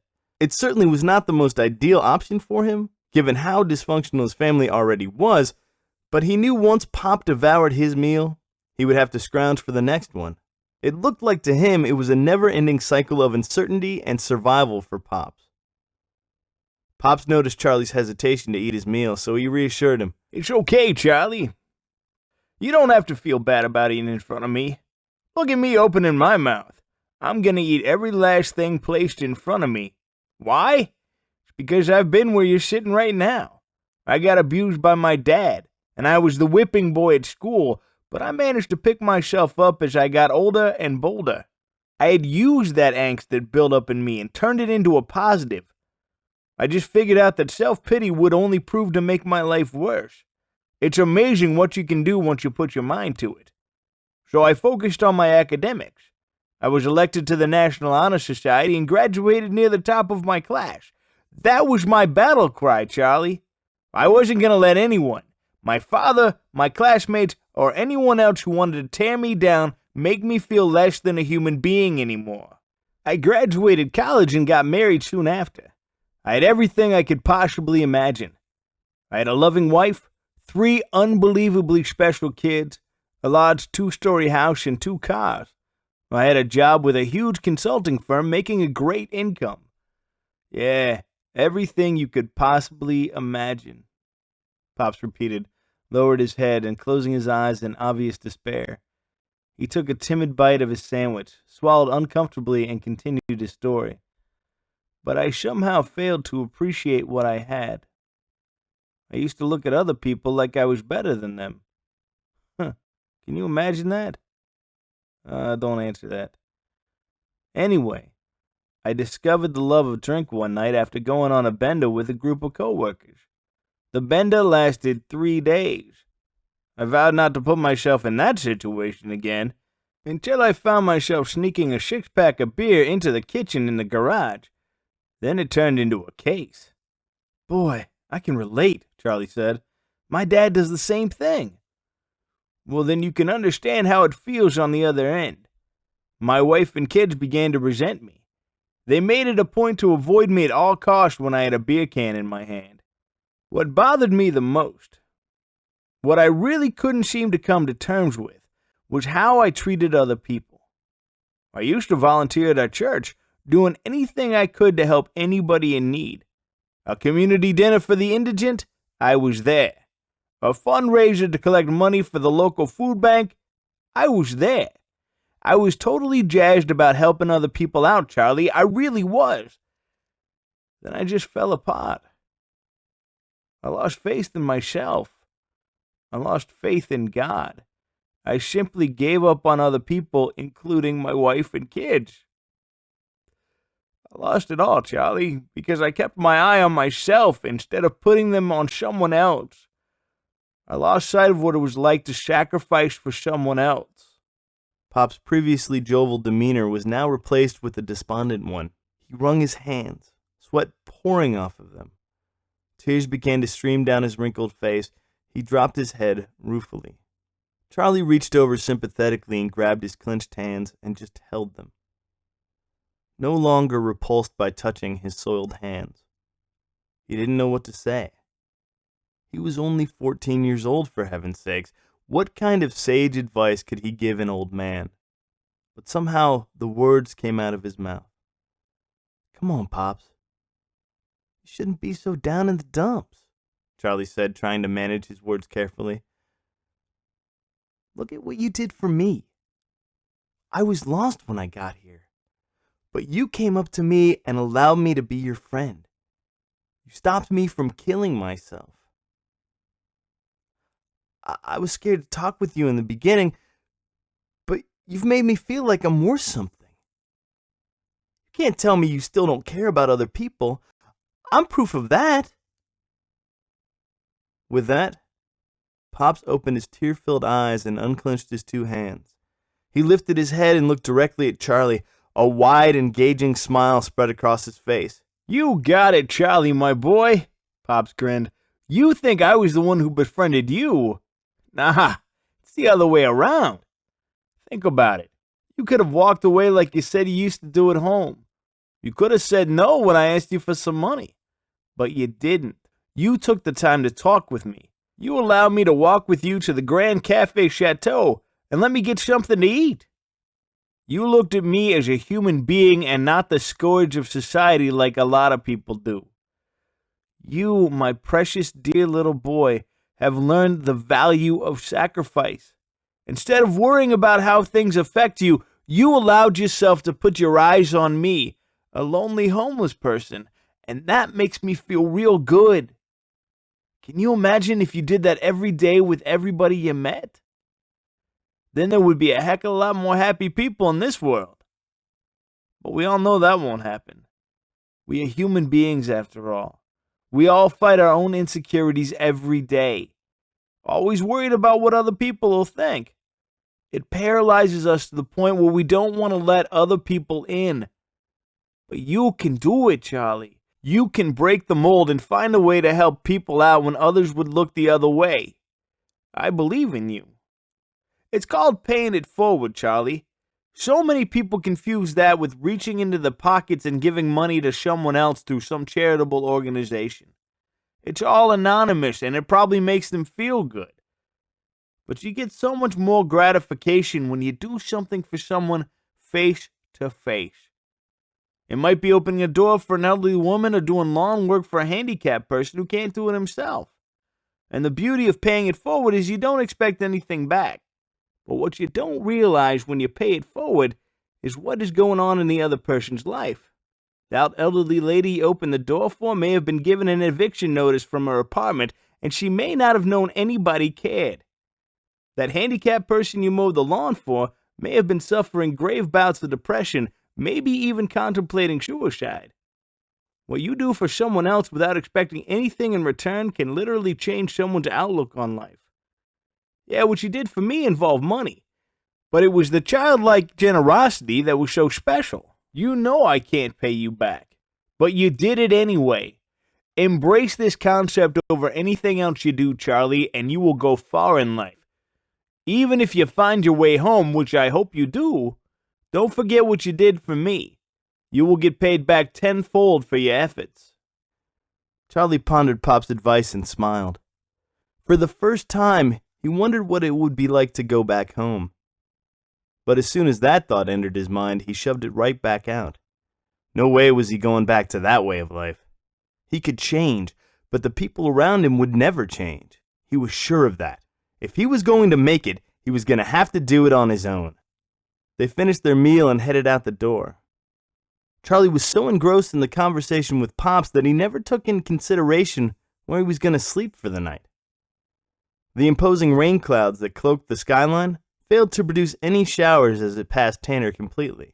Though he was increasingly becoming more comfortable in Pop's presence, he was still skeptical about his intentions. He knew he had to use his keep-you-at-arm's-length radar as much as he could in order to survive, but given his current housing limitations, he reluctantly relented and followed Pops to his home away from home. Walking into Pop's alley, He was amazed at his efficiency and cleanliness. To his left, there was a van seat that was in surprisingly mint condition. On the seat, he noticed 2 blankets neatly folded on the edge. Next to the seat was a piece of luggage that most families would have no problem discarding, but it apparently served Pops well. Once again, Pop's clothes appeared to be neatly folded. Charlie found this kempt behavior in direct contrast to how Pops dressed. "You look surprised," Pop said, noticing Charlie raising his eyebrows in confusion. "I may be a homeless person, but I'm also the same person who I was before I found myself in this situation." Against a wall, there was a makeshift fire pit.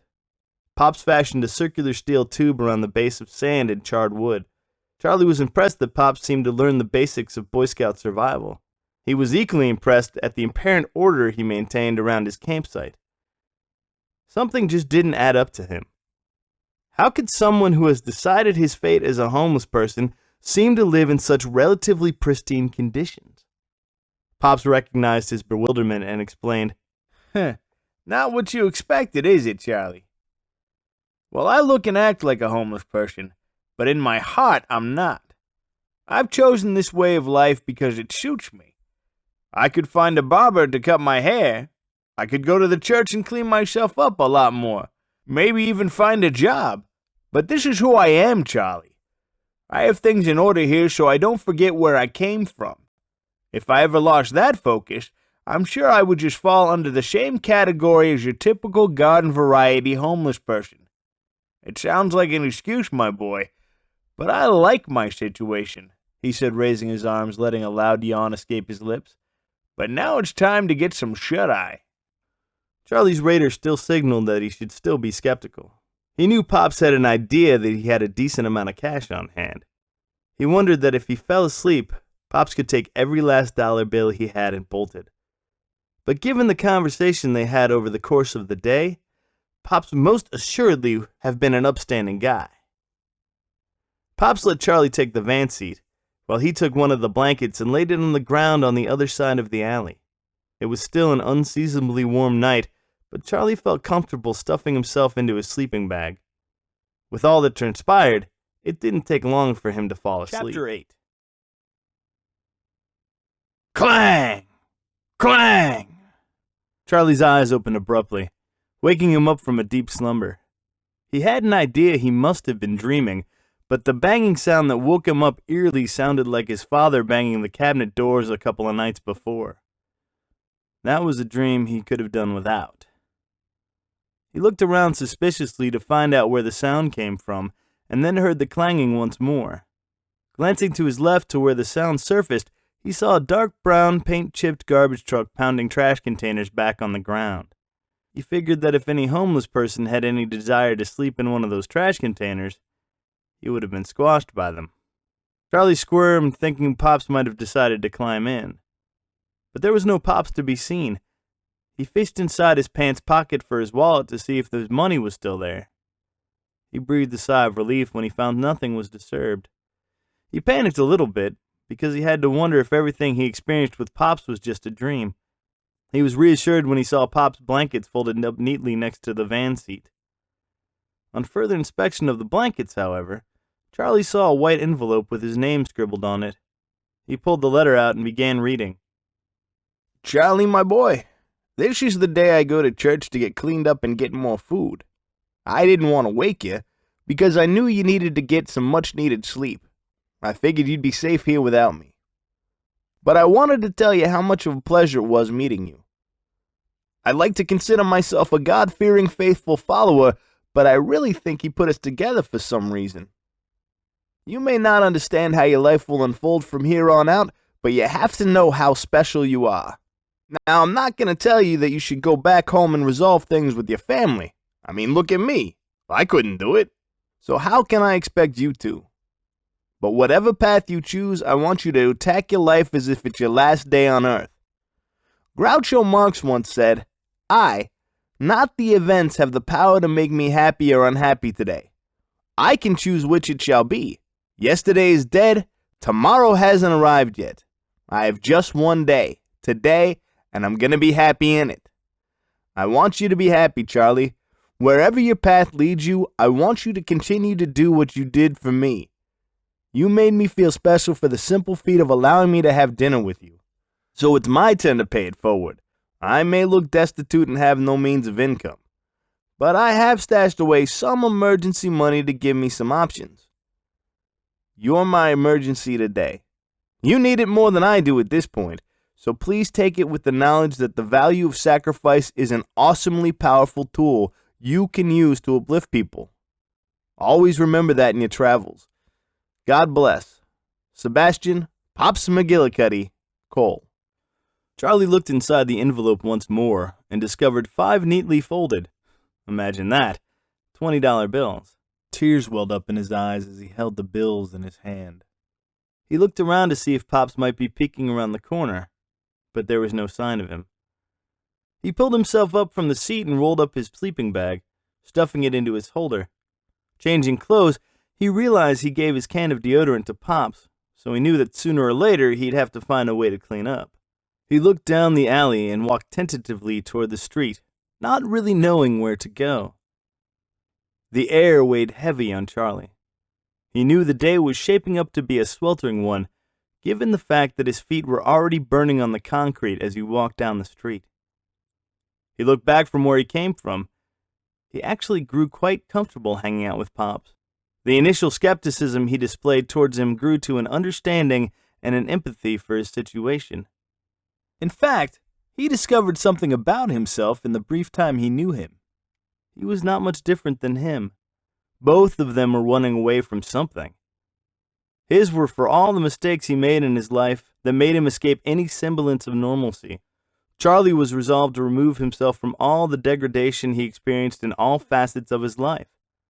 Though he didn't want to admit it, cowardice was his way out without meeting his issues head on. He found it strange, however, that with him being gone all that time that his parents didn't make any effort to find him. Actually, he had no way of knowing if they hadn't contacted the police, but it sure felt like he was in this thing for the long haul all by himself. The familiar hunger pangs came to the surface once more. He could have eaten at the chateau once more, but he wanted to find something else that wouldn't drain his funds, even though Pops increased his stash. Trying to blend in, he kept his head low, only looking up when a passing motorist drove by slowly. He couldn't tell if the passengers in the car were looking at him because he looked guilty or because they had to wonder why a local kid would be carrying a backpack and a sleeping bag. Either way, he was not about to engage in another conversation with someone in a car. He escaped what he considered a certain death wish from the perceived lunatic his first night away. He had no intention of tempting fate again. To his right, he noticed a closed grocery store, a nondescript building that seemed to hold no charm. The windows were glossed over, with what looked like someone threw dust on them to mask what was inside. The chipped reddish-brown bricks that surrounded the building looked as if someone took a sledgehammer to see if it would collapse from its foundation. The sign, much like the ones he had come across from every other business in town, was faded and was missing letters. He gathered the name was Walt's Country Store, but it didn't really matter to him. Nobody seemed to care anyway. Before he could reach the store, he spied 5 kids who looked to be around the same age as him walking on the opposite side of the street. That was never good.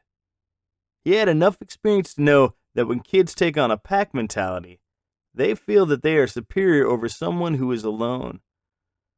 So he kept his head down, hoping they wouldn't notice. No such luck. "Hey, kid!" Charlie heard someone scream. "What you doing here in Tanner?" Charlie kept walking, hoping that his lack of acknowledgement would dissuade any confrontation. "I said, what you doing in Tanner?" the kid asked again, now just half a block away from Charlie. This time he couldn't avoid it. Though fear was his fallback emotion, he relied on it to avoid any disturbing confrontation. He forced himself to look up and make eye contact. He didn't like what he saw. The leader of the pack, a beefy kid, sporting a very unbecoming bowl haircut and sprouting facial hair that didn't seem possible for a kid his age, walked briskly across the street towards Charlie. "Just passing through is all," Charlie answered back. Passing through? Couldn't he come up with something more original than that? Christian Bale and Batman could get away with that, but little spindly Charlie would never be able to pass the mustard as a menacing transient. Passing through? You don't get to do that without paying a toll, the boy said, looking around at his team to garner a reaction. They all commenced laughing nervously in concert, as if they had always been programmed to do so.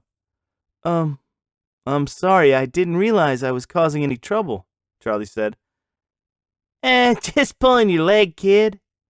The leader laughed, holding out his hand, gesturing Charlie to shake it. Do I look like I run a toll booth? Charlie reluctantly extended his hand to shake his pretender friend. Ever since he left, he innately knew to keep his guard up, because he never knew what people's intentions were. The seemingly generous greeting he was receiving just didn't seem to ring true to him. My name is Benny, he said, shaking Charlie's hand vigorously.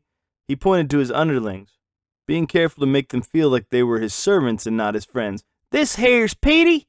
He suffers from diarrhea all the time. We just call him Pepto Petey. This is Freddy. He has a sinus problem, snorts all the time. Man, that's annoying. And here's Donnie. Don't try to get into a conversation with him because he's got a bad case of the stutters. They all laughed uncomfortably and nodded in unison.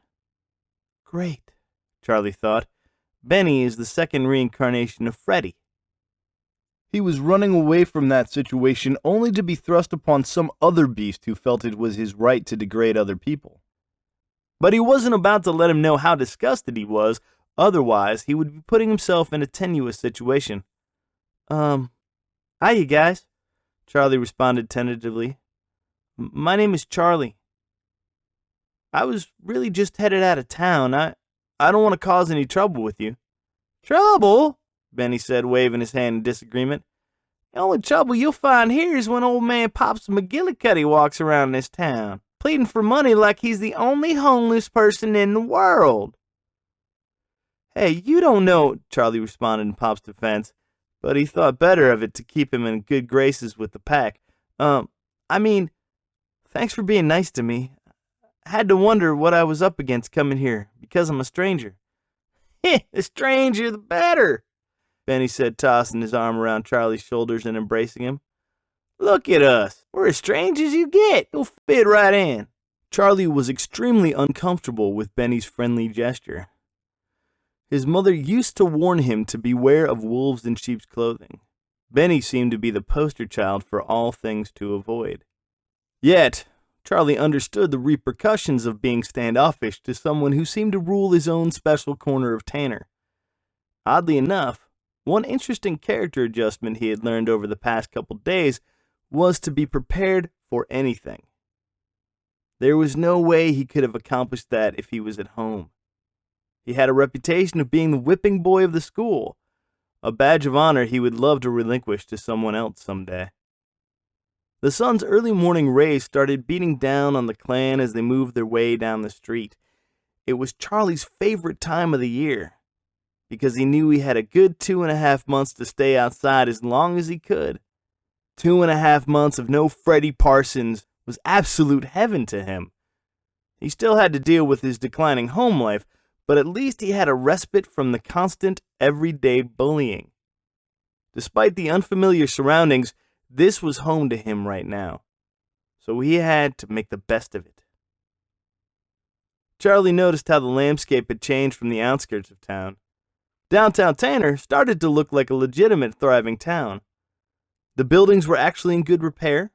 The old hardware store he saw in the beginning of his journey was now replaced by a new and improved one, Harold's Hardware Store. Charlie identified that seemingly every retail establishment lacked any originality by putting the owner's name in front of the store. It was either ego or a pure lack of inventiveness. His attention to the buildings was distracted by Benny's inquisitiveness to his situation, a subject he hoped wouldn't be broached, but it was inevitable.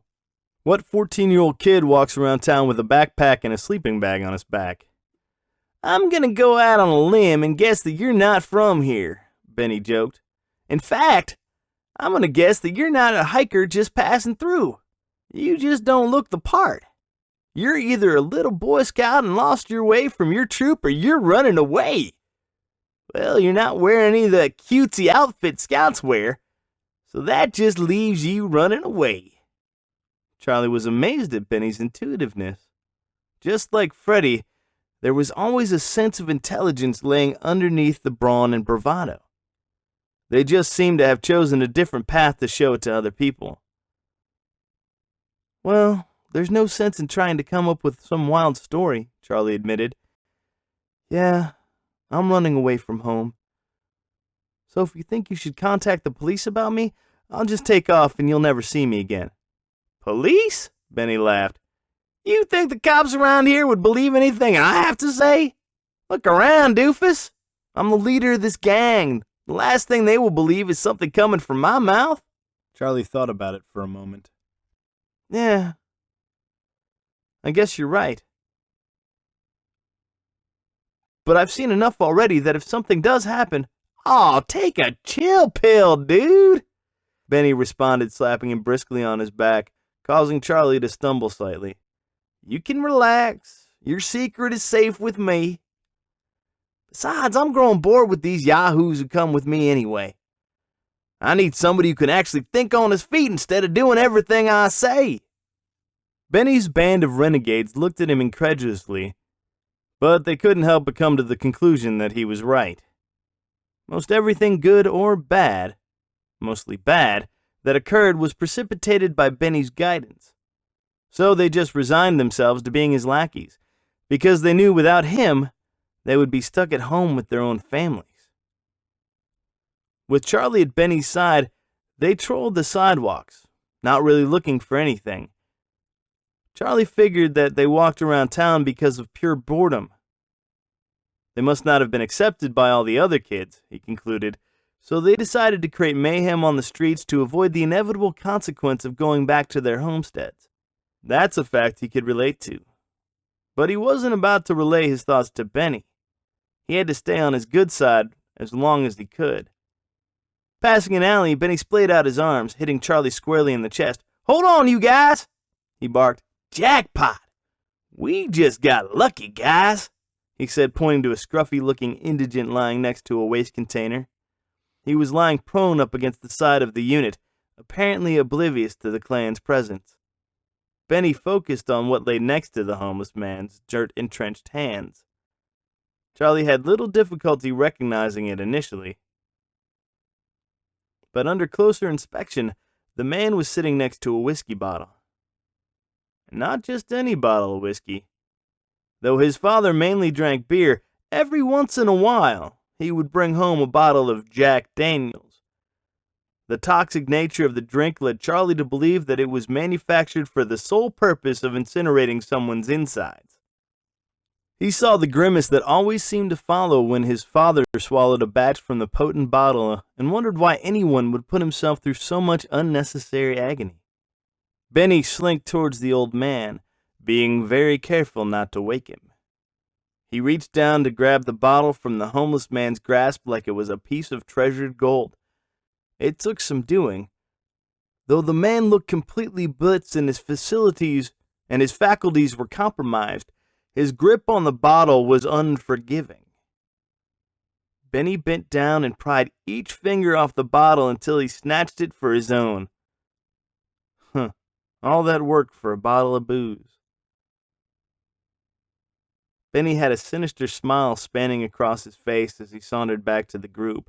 Charlie suddenly felt uncomfortable being around Benny and his goon squad.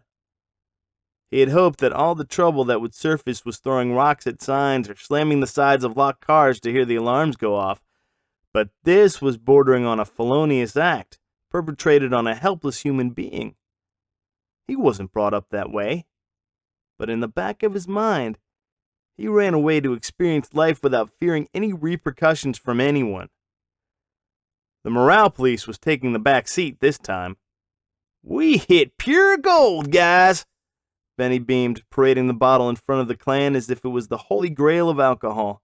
Look at that pathetic dude over there, pointing to the homeless man. I figured we saved a few brain cells for him today. Let's go to the park and have a mini party. This was where Charlie felt conflicted. He watched his father over the years following the path of self-destruction. Because of what he saw, he vowed never to let a drop of alcohol touch his lips. Yet there he was, watching a kid waving a bottle of whiskey in front of his face. It was obvious Benny had no qualms about imbibing. How was he going to get out of this moral dilemma?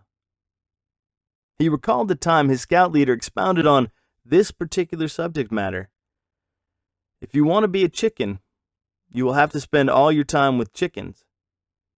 But if you want to fly with eagles, you have to spend time with eagles. Today he had to make a choice. Try as he might, he was too scared to tell Benny he didn't really want to take one sip of the whiskey. He was in a foreign town with foreign people. But he grew tired of looking from the outside in. He wanted to live life on his own terms, make his own decisions.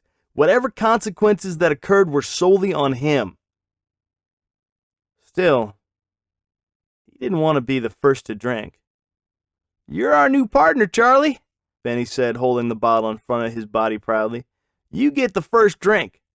Or are you chicken?"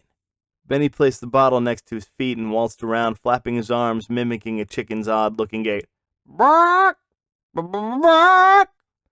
Benny chided Charlie, hoping to get a rise out of him. "I'm not a chicken!" Charlie screamed, throwing his hands in the air in rebuke, but disbelieving what would come out of his mouth next. "I'll show you. Give me the bottle. I'll take the first swig." "Now you're talking. You ever had whiskey before?" Charlie had to think fast. Otherwise, he would have lost his nerve. No, but my father used to bring home this stuff on occasion." "You're kidding, right?" Benny asked incredulously. "Let me guess. You never drank any alcohol at all, have you?" "Well," Charlie stammered. "I can't say that I have, but I'm willing to try anything once." Charlie couldn't believe he just said that. All the times he saw his father weave around the house in a drunken stupor, he figured he could use that image to warn him off from the temptation of following in his footsteps. The internal dialogue he was having made it painfully clear he was going to run counter to everything he believed in. Peer pressure really sucked. "Well, that's the spirit," Benny said, picking up a bottle and handing it to Charlie. The mischievous grin Benny bore was all the more troubling to him. "Be careful of that first sip. You don't want to guzzle it down or it'll burn your throat." Charlie twisted the bottle of the cap. Taking his shirt, he wiped off the lip of the bottle. No telling what was on the homeless man's lip, Charlie thought. He bent down tenuously and put his nose to the opening. There was a familiar stench of alcohol attacking his nose. His father smelled exactly like that. He closed his eyes and put his mouth on the bottle. The liquid parted his lips and he felt an immediate burning sensation to his lips and tongue. The feeling of alcohol invading his mouth was extremely uncomfortable to him. He likened it to drinking turpentine. Not that he ever had an occasion to drink turpentine, but that was the only thing he could equate it to. He winced as the whiskey burned its way down his throat, a sensation he had never experienced before. As the whiskey finally found its resting place in his stomach, an expanding warmth overcame him. Was he going to get drunk off one sip of whiskey? He certainly didn't feel drunk, but he knew if he took another swallow, the chances of him getting blitzed rose incrementally. "What's the matter, Charlie?" Benny laughed. "Can't handle your booze?" Charlie choked uncontrollably as he handed the bottle back to Benny. "Nah, it was just went down my windpipe a little is all." He figured a little white lie would get him through his inaugural experience of decadence. The next gulp, however, would have to be met with a renewed display of confidence. There was no way he was going to show Benny any signs of weakness. He had done that all his life. It didn't cross his mind that he would go any further. One sip of whiskey he figured would be the last. He fully intended to let Benny and his friends drink the rest of the bottle. But he noticed the goon squad's tentativeness to drink the swill did not bode too well for him. Benny twisted off the cap of the bottle and winked at Charlie. "Watch this, guys," he boasted. He proceeded to tilt the bottle upward and swallow the whiskey with no fear of the imminent burn that came next. He closed his eyes, but he couldn't hide the grimace that came soon after. Despite his bravado, Charlie knew that nobody could drink that much in one swallow and not feel like someone had tossed a firebomb down their throat. Ah! Now that is smooth! Benny announced triumphantly, shaking his head a little more exaggeratingly than should have been expected. Hey, guys! Can't let Charlie and I drink all this. There's plenty to go around. That's okay, Petey said timidly, waving his hand. I just took my Pepto-Bismol a little while ago. I'm afraid if I drink that, I'll just run to the bathroom again. So what's new, Petey? Benny chided. You could never hold your liquor anyway. Rest of you drebs want to try? The other two shook their heads in unison, causing Benny to respond angrily, showing Charlie his true colors. The lead chicken began to lay an egg. He knew by the quick dismissal that his leadership was going to be brought into question. He would have none of that. You mean I went to the trouble to steal this? Benny yelled, holding up the bottle as if it were a trophy. He then focused his gaze on Charlie. Fine. That just means more for me and Charlie. Ain't that right, Charlie? He looked warily at Benny. Then he glanced over to the goon squad to see if they were trying to monitor his reaction. They all had shameful smiles washing across their faces, knowing Charlie was the chump who had to experience group initiation this time. Yeah, I don't know, Benny, Charlie answered, trying to fend Benny off. I think once was enough for me. You can keep it for yourself. Once he said that, he had a vision of Benny taking the bottle with him and finishing it off in record time. He had to wonder if his father traveled the same path of alcoholism at the same age as Benny. Forget that, dude, Benny said, handling the bottle once again to Charlie, shoving it into his chest. I'm not going to be the only one drinking today. You want to be a part of this group? You have to drink a little more. Those are my rules. Charlie pondered his plight and had this vision of two opposing angels giving him their own piece of advice. Evil Charlie, perched on his right shoulder, chided him. Well, go ahead, kid. One more swig won't hurt you. You need to show this bully he can't control you. You need to take control of your own destiny. Otherwise, you're going to go through life covering in front of all the Bennies and Freddies of all the world.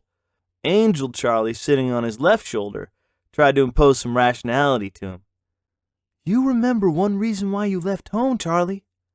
It was because of your father's road to alcoholism. You vowed you would never fall into the same trap as him. Yet here you are, contemplating taking another sip of whiskey. What do you have to gain by doing that? To prove that you are a man in a boy's body? To prove that a bully like Benny can impose his will on you? Despite all your efforts to stay away from alcohol, you have nothing to gain by taking the next drink, and you have everything to lose if you do. If Charlie had his moral compass functioning, it would have been a no-brainer. But peer pressure was too strong for him, so he took the bottle, twisting the cap off once more, and took an even bigger swallow. He imagined the results would have been different. Unfortunately, the burning sensation resurfaced tenfold because he let the liquid settle in his mouth a little longer. As it settled in the pit of his stomach, he began to feel an unfamiliar tingle in his head. Is this what getting drunk is like? Charlie wondered. If it was, it wasn't as bad as he thought. So Benny and Charlie traded the bottle back and forth once more. Sitting down on a park bench, Benny eyed Charlie as he let the whiskey settle in his mouth, swishing it around like mouthwash. One huge gulp and it was Charlie's turn. His head was beginning to swim now. One more drink, he told himself. That should appease Benny for a while. His eyes drooped unconsciously.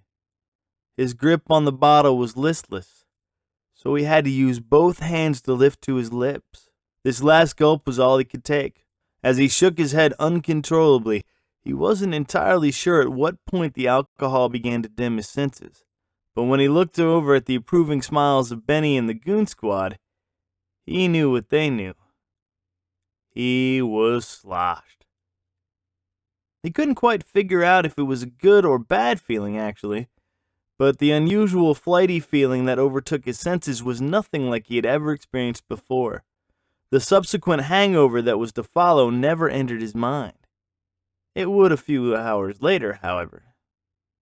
The two stalwarts decided not to take another drink of the whiskey. It was probably a wise decision, since nobody had eaten or drank anything other than drinking whiskey for quite some time. It was a recipe for disaster for the neophyte drinker.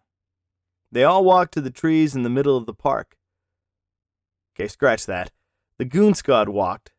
Benny and Charlie's path looked more like a meandering stumble, culminating with the two of them collapsing at the base of a tree, sitting opposite of each other. Chapter 9. Sleep was now their best.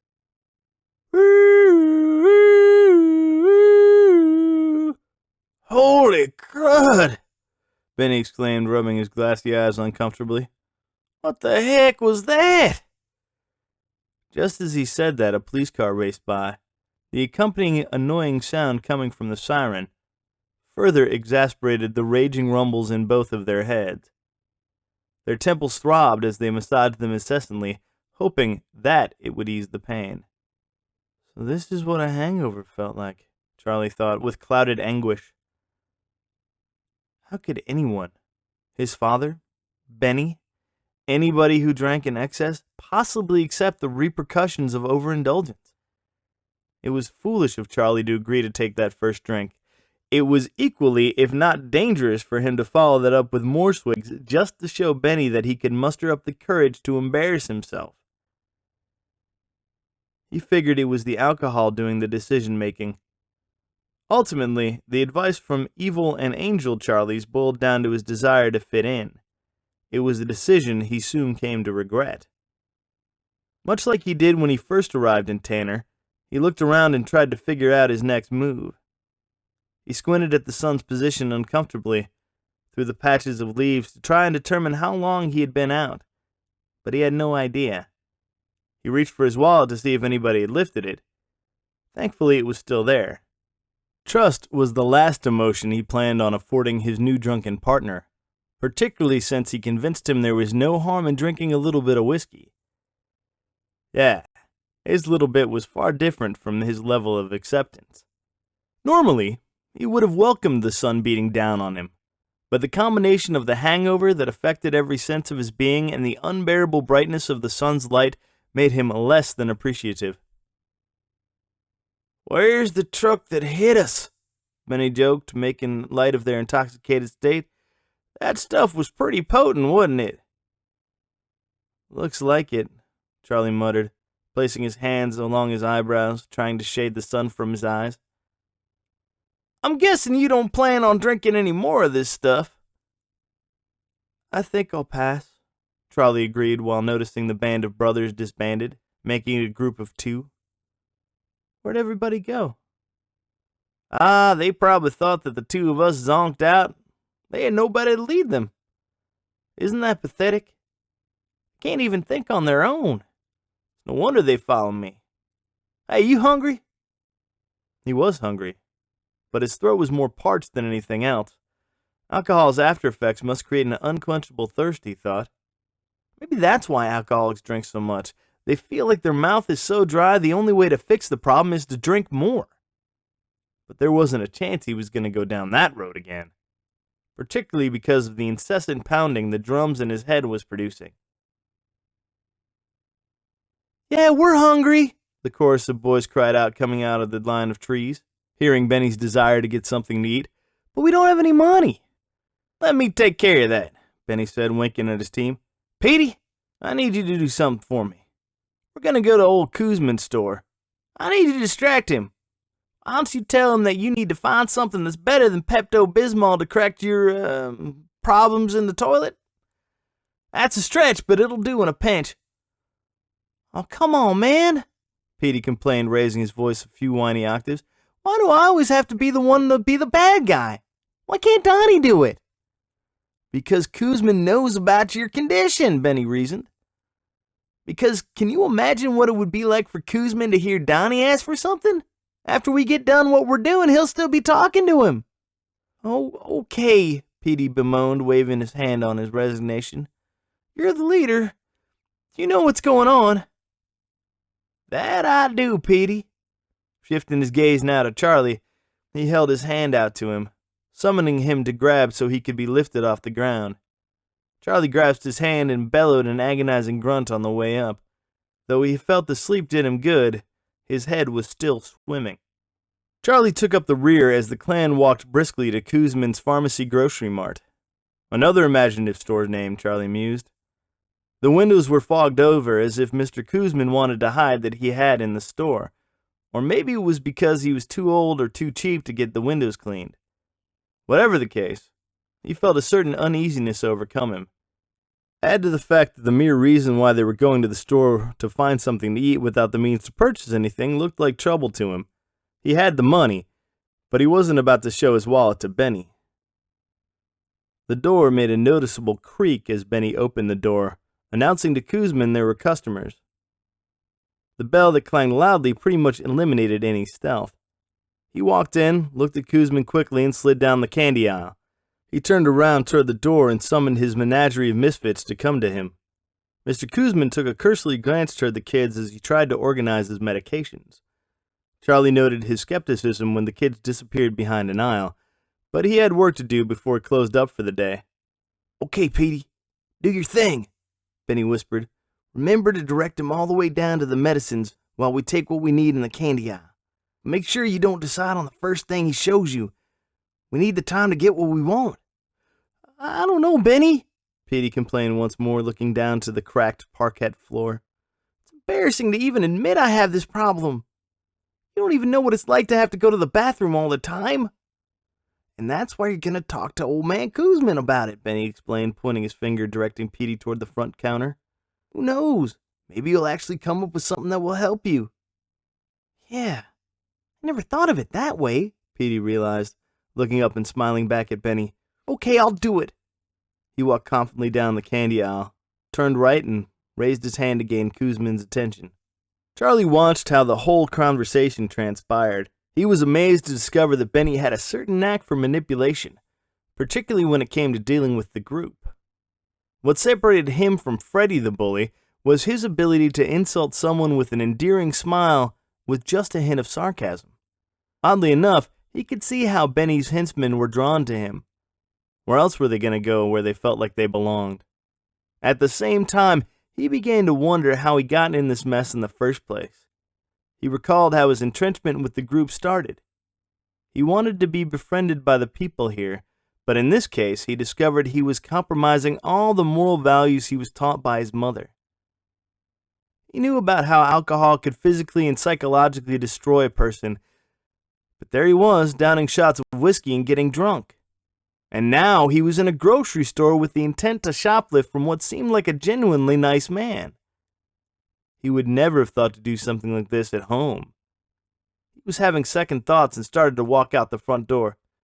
"Hey, newbie," Benny whispered, pulling on Charlie's backpack. "Where do you think you're going?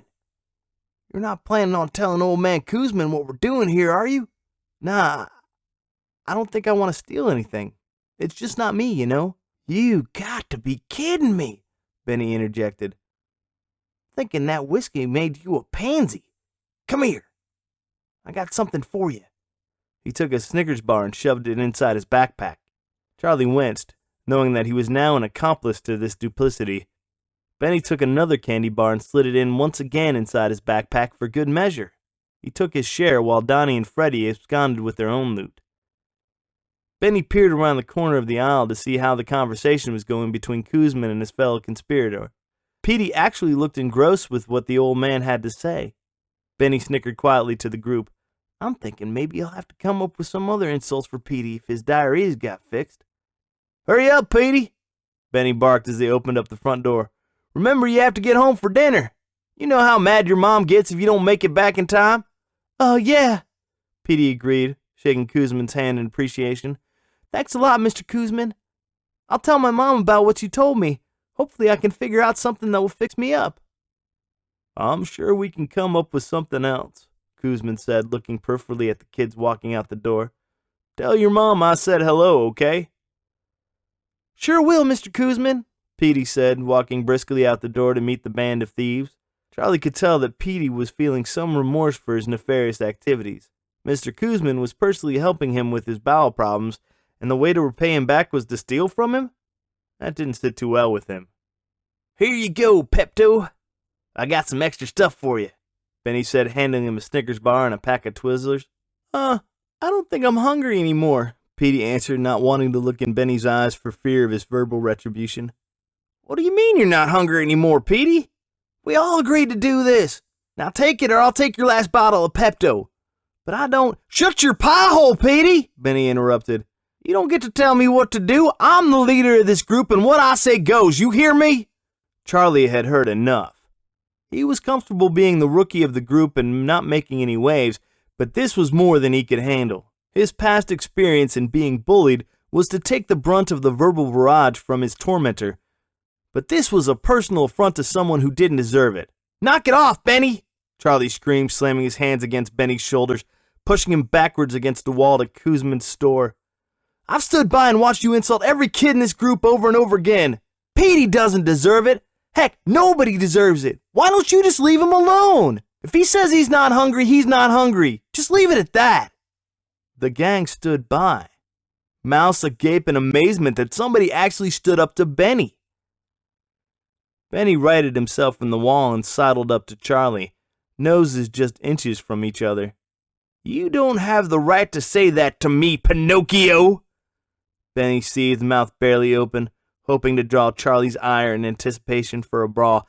I'm the leader of this group, and whatever I tell them to do, they do it! Right, guys? They all averted their eyes from Benny, looking at the ground. They said nothing. Right, guys? There's your answer, Benny, Charlie responded, backing away from Benny. They're tired of your insults. They're tired of being told what to do. Look at them. You rule them because you make them feel like dirt. I've been there. I know what it's like to be bullied every single day. It saps every last inch of self-esteem from you. So I don't fight back. I don't have the will to fight back. That's how they feel. And the sad thing is, you know that. So you will hit their hot buttons to the point that they don't have the will either. He stepped back a few feet from Benny and waved his right hand. I'm done hanging out with you guys. This is the reason why I ran away from home in the first place. I don't intend to watch you pull me into the group and do things I never would have done before, he said, and then looking at the young co-conspirators, I'm hoping you guys listen to me. You don't need to hang around Benny anymore. He's bad news. He's making you do things you normally wouldn't do. Where did that come from? In the past, he would have said absolutely nothing and let Benny his thing. He would leave the bully scene feeling lower and lower to the point where he had no reason to live, but something inside him withdrew any thoughts of ending it all. Somewhere inside him, he knew he had something of value to lend to the world. He just could never get any positive affirmation that he was special. His mother tried, but she was always tethered down by his father, who made her feel like she couldn't support Charlie. Now it was his turn to fight back, except Benny surprisingly avoided showing anger anymore. In fact, he grabbed Charlie's hand in a conciliatory fashion and shook it. Bravo, Charlie, Benny said, shaking his hands vigorously. You managed to do something that none of these twerps have been able to do. Stand up to me. But the problem is, there's only room for one leader, and that's me. Whether these guys come with me or not, I can't let somebody else think he's my equal. In fact, Charlie, I think it's time for you to move on. You're no longer accepted on our team. He waved his arms up, stretching them out in mock sarcasm. Man, this kid was nuts, Charlie thought to himself. He wasn't about to tell Benny, for fear his sociopathic behavior would come out in full force. That's fine with me. I've been thinking it was time for me to move on anyway. Well, that's cool, Charlie, Benny said. Let's go, guys. The other kids looked at Charlie sadly. He could just about read their minds, thinking they would rather go with him than Benny. But realistically, he was on the run and Benny wasn't going anywhere. Let's go, guys, Benny repeated, throwing his arm around in a follow me or suffer my wrath way. Like sheep following a sheep herder, they relented, looking back at Charlie as they marched away. Charlie was relieved as he watched the goon squad turn the corner of Kuzman's store. He had an overwhelming feeling of guilt now. In his backpack lay 2 simple candy bars, but it seemed more like $1,000 to him. He pulled his backpack off his shoulder and plopped it on the concrete. He reached inside and found the 2 items Benny shoved in. Evil Charlie prodded him once more to let it go and enjoy his bounty. "Come on, Charlie. Old man Kuzman is never going to know you guys took anything. Just open your candy and scarf it down. You haven't eaten much of anything since you've been here. You need to save yourself money anyway." "Really, dude?" Angel Charlie chided. "Since when have you thought stealing was right? You were never like this before you left. You need to go back in and talk to old man Kuzman and fess up. Who knows? You might not get into any trouble. Whatever happens, happens." The question on Charlie's mind wasn't whether he should go back inside and confess to Mr. Kuzman. Rather, it was how did these make-believe angels suddenly appear on his shoulders and try to help him guide his decisions. But an epiphany occurred to him that the angels were merely a part of his subconscious mind.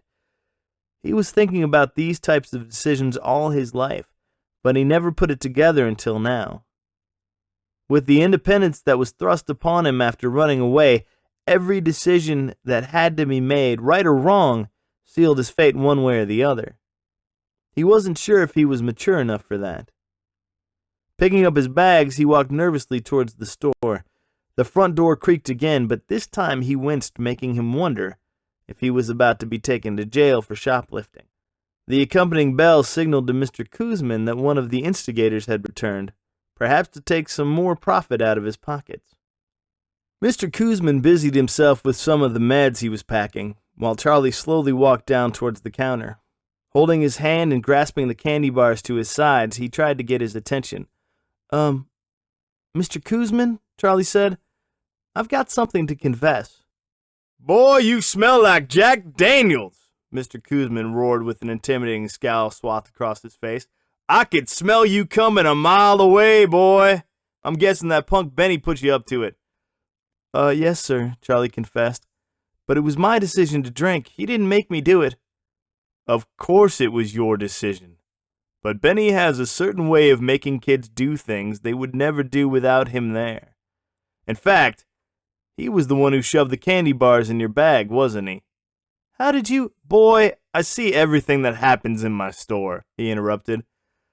"I like to make it seem like I'm oblivious to what goes on here, but I haven't been in business for 35 years without gaining some knowledge about how thieves work around here. Benny is notorious in this town for tomfoolery. You think I don't know that Petey was just a decoy to keep me distracted? Poor Petey. He definitely has a bowel problem that needs to get fixed, but his mom can't afford anything to take care of it. They just put a Band-Aid on the problem and feed him Pepto-Bismol all the time." Charlie was amazed at Mr. Kuzman's compassion in the midst of scolding him about shoplifting. Beneath his gruff exterior, there might actually be somebody who had a heart. But something told him that he wasn't going to see the soft side anytime soon. There was a price to pay for his crime. "What do you want, boy?" he grunted, shoveling pills in several different prescription bottles. "I've got a lot of things to do here." "Well, sir," Charlie started, holding up the 2 candy bars and putting them on the counter, "I've come to pay you for the candy and that I stole from you. I know it may seem kind of late, but I just didn't think it was right to take something that wasn't mine. Besides, I have the money to pay for it if you want me to do that." "Did someone put you up to this, boy?" Mr. Kuzman asked skeptically, raising his bushy grayish eyebrow. "Or did you suddenly gain a conscience and couldn't live with yourself?" "Something like that," Charlie answered, not wanting to stir a huge rant from him.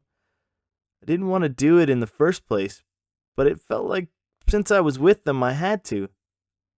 "Peer pressure sucks, doesn't it?" Mr. Kuzman laughed. "Sometimes you catch yourself making decisions when you're with a group that run contrary to what you would normally do if you were alone. Trust me, I stood in your shoes when I was a teenager. Not much younger than you," he explained. "I was in a grocery store with my mom one day. I saw a gumball where the package was open. I just figured that since the seal was broken, there was no way the store was going to be able to sell it. I had a friend with me too, and he told me the same thing, so I took it. When we walked out of the store, my mom saw me chewing some gum. She asked me how I got it, so I told her. You should have seen the look on her face. I'll never forget it. She was absolutely livid that I stole something that wasn't paid for, but she was even more ashamed than anything else. How could her little boy do something like that? Well, she made me walk right back in the store and pay for it with my own chore money. I had to apologize to the clerk and tell her I would never do it again. I paid the price when I got home, mind you. That was the worst punishment. It's not like it is nowadays where parents are accused of abusing their children to correct them. Back then, my mom and dad had their favorite old oak tree in the back where they had a healthy supply of switches to choose from. Charlie had all but forgotten about his situation and was so engrossed in what Mr. Koosman had to say. In fact, there wasn't much difference between Pops McGillicuddy and Mr. Koosman. It seemed to him that the older someone got, the more knowledge they can impart on someone else. Whether he wanted to hear it or not, it was about to happen. "Boy, do you know what integrity means?" Mr. Koosman asked, knowing Charlie wouldn't know the answer. "It means who you are when nobody's looking. You see, you could fool people into thinking you're really somebody who could be an upstanding citizen, but in reality, you could be quite the opposite. What it means is you have to live your life every day with the knowledge that if you're facing an issue between right and wrong, regardless whether you are with someone or not, your intuition should be to make the right decision. Unfortunately, we are inherently prone to making wrong decisions from time to time. The key to it is not to let outside forces direct your decision. You came back because what you did was wrong. Even before you made the decision to come back here, you knew the path you chose was wrong. What you are doing now is showing integrity. Nobody told you to come back here. You're doing it on your own, and I commend you for doing this. But boy, when you are faced with similar situations later on in your life, are you going to do the same thing? I can't tell you that. Only you can. But let me make something perfectly clear so you understand the consequences of your actions. Integrity isn't some lofty concept you can use when it suits your needs. People will see right through you if you say one thing and do another entirely different. Simply, you have to walk the walk and not just talk the talk. Charlie stood there listening intently to what Mr. Koosman had to say. He was soaking it in the best he could, but in the back of his mind, he was still wondering if he was going to get in trouble for stealing the candy. He still had that nagging feeling that he was a failure. Mr. Koosman read his body language and spilled out a hearty laugh. "Boy, you've got to be kidding me. After all I've told you, all you're thinking about is whether I'm going to have you tossed in jail for stealing a couple pieces of candy? It's much bigger than that. But to put your mind at ease, I'm not going to do anything. Just the mere fact you came back, to me, showed great integrity. In fact, I'm going to let you keep the candy. Chapter Looks like 10. You're going to need it on your travels anyway." Charlie walked out the door, puzzled that Mr. Koosman didn't even ask about why he was wearing a backpack. What kid walks around Tanner with a backpack? Anyone who did would have certainly been called into question and given the third degree in his hometown. In Tanner, he got the impression that people kept to themselves, but at the same time, they all seemed to know about each other's lives. Mayberry had nothing on Tanner, Charlie laughed to himself. He knew that attempting to pay for the candy was the right thing to do, and he knew what he did for Pops McGillicuddy was generous. But he found himself surrounded by a burdening malaise. He wallowed in the same self-pity he was so accustomed to at home. He was alone again, with absolutely no focus. Where to next, he questioned. This running away thing wasn't all it was cracked up to be. The warm, inviting sunshine that Charlie had the fortune of basking in most of the day gave way to a brisk westerly breeze that signaled spring had not given up its hold on the ever-changing weather patterns. The setting sun looked brilliant on the horizon, creating a view that Charlie seemed to have taken for granted all of his life. He focused more on the things that generated negative thoughts and didn't appreciate the majesty of what God had given each and every human being. That was not lost on Charlie. But there was still the matter of where he was going to find something to eat and where he was planning on sleeping that night. The first couple days of running away brought a sense of excitement and wonder. But now, as the enthusiasm wore off, He was forced to think of the necessary survival skills on a daily basis if this adventure was to continue. He couldn't fall back on his parents to take care of him. He wasn't even sure he wanted that anyway. If he was to succeed in this bold scheme, he would have to come up with a plan to sustain himself for as long as possible. That frightened him. He wasn't sure if he had the moxie for it. His waning confidence siphoned any amount of courage he had, allowing himself to second-guess himself again. Nonetheless, he managed to trudge his way past Tanner's post office, with rusty steel bars encasing the front windows.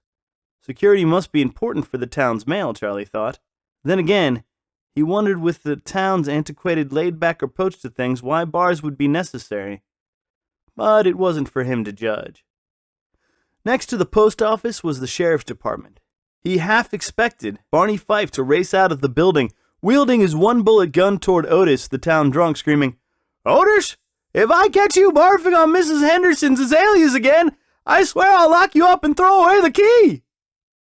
To which Otis would reply, "Well, heck, Barney, that would be the first since you never locked my jail cell anyway." Charlie definitely watched too much of the Andy Griffith Show. That provided some much-needed humor to Charlie, but reality sunk in real quick, because he didn't want anybody in the sheriff's office to see him walking around with a backpack. It might stir some avoidable questions, ones he didn't have answers for, so he skirted down the alley before passing the office. The shadows of the alleyway loomed over Charlie. It was probably not a good route to take, he figured, but it was better than taking the alternative route and risk getting caught by the police.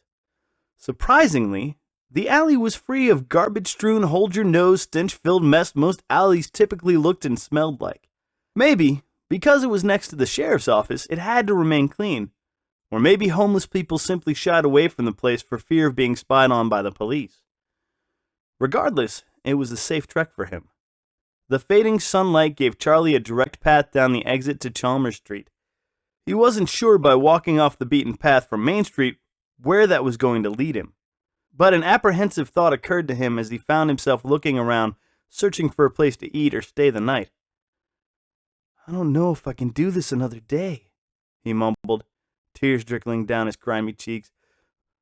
"All this wouldn't have happened if I didn't get beat up all the time. If my dad wasn't an alcoholic, I wouldn't be here. Why did this have to happen?" "To you?" a booming voice interrupted. Charlie whirled around to see where the voice came from, and in the process he tripped over his feet, making him stumble to the concrete. It startled him to know someone was listening to him, feeling sorry for himself.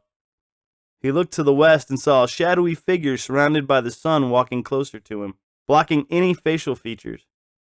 Charlie instinctively retreated back towards the alley, thinking of an escape route back to the sheriff's office.